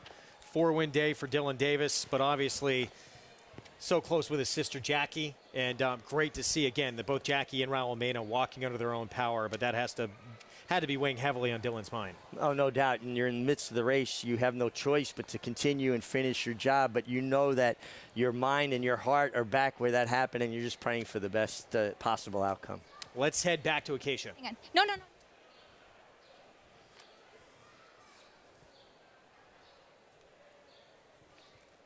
Yeah, sorry. Sorry, I was just giving Jackie Dylan Davis an update on his sister, Jackie Davis. Of course, he was relieved to hear that she was up, her and Raul Mena on their feet, which is good news. Did see both horses apprehended by the Outriders and Brockback, the 2 False Hope and the 4 Raymond Road, apprehended after the wire. Also, just to note, the 5 Mondoose, who was pulled up during the race, crossed the wire fine just behind the rest of the field. So good to see that all 3 horses, or at least the 2 involved in the spill, were okay and brought back to their connections to be untacked here outside the winner's circle. Greg. All right, so good to hear with those riders, especially everything okay. It's tough. They'll get looked over. Yeah. So we had Trevor McCarthy dumped out of the gate earlier yesterday. He's still out right now. Tough sport, and you've been through many of these throughout your career. You had a lot of serious injuries. How difficult is it to deal with it? Well, you know, it's almost easier when it's you. Like it's tough for me to watch this stuff because I watch these kids grow up, you know, and I feel protective of them. And, you know, my heart goes in my throat. I almost have a little post-traumatic stress about it. When it's you, people rally and help you and take care of things. So you almost, you know, it's out of your hands. But when you're up on a desk watching it, you feel somewhat helpless. And honestly, I'm a little bit shook. From what we saw, though, from those 2 riders, great sign to see them both walking. Sometimes when it looks the worst, everything's A-okay. Again, Preakness coming up, top of the hour, 7:01 Eastern time. Take a look at everyone's selections here on the program. Epicenter taking the majority of support. He's going to be the favorite. And you're the lone wolf. You're swinging away. You're swinging for the fences. To be honest with you, I'm blown away right now that he is just 9-1 on the way. He's 20-1 morning line. I thought you'd get better than that. But Epicenter is the 8-5 favorite. And early voting, I think, for most, probably the second choice, and then the Philly Secret Oath. That's probably your top 3. Well, I love that you're going for glory. Greg Wolf for glory. See if simplification, too, can turn the tables. Talked about all the extra ground he ran 7 lengths further than Epicenter in that Derby. It's going to be a fun Preakness, and then it's on to the test of the champion. Epicenter, the one to beat, the 8-5 favorite. Can Steve Asmussen bring home a 3rd Preakness victory? Chad Brown, Klarovich, Seth Klarman, he grew up just a few blocks away from Pimlico. Cloud Computing won it for him in 2017. They'll try and do it again with early voting. We'll see you tomorrow at 12:30 Eastern on FS2. The momentum continues for Wardancer. Following a triumphant Saratoga meet as the #1 second crop sire, his progeny have posted 14 more wins in 2022, like Pop the Bubbly. And it's going to be Pop the Bubbly. News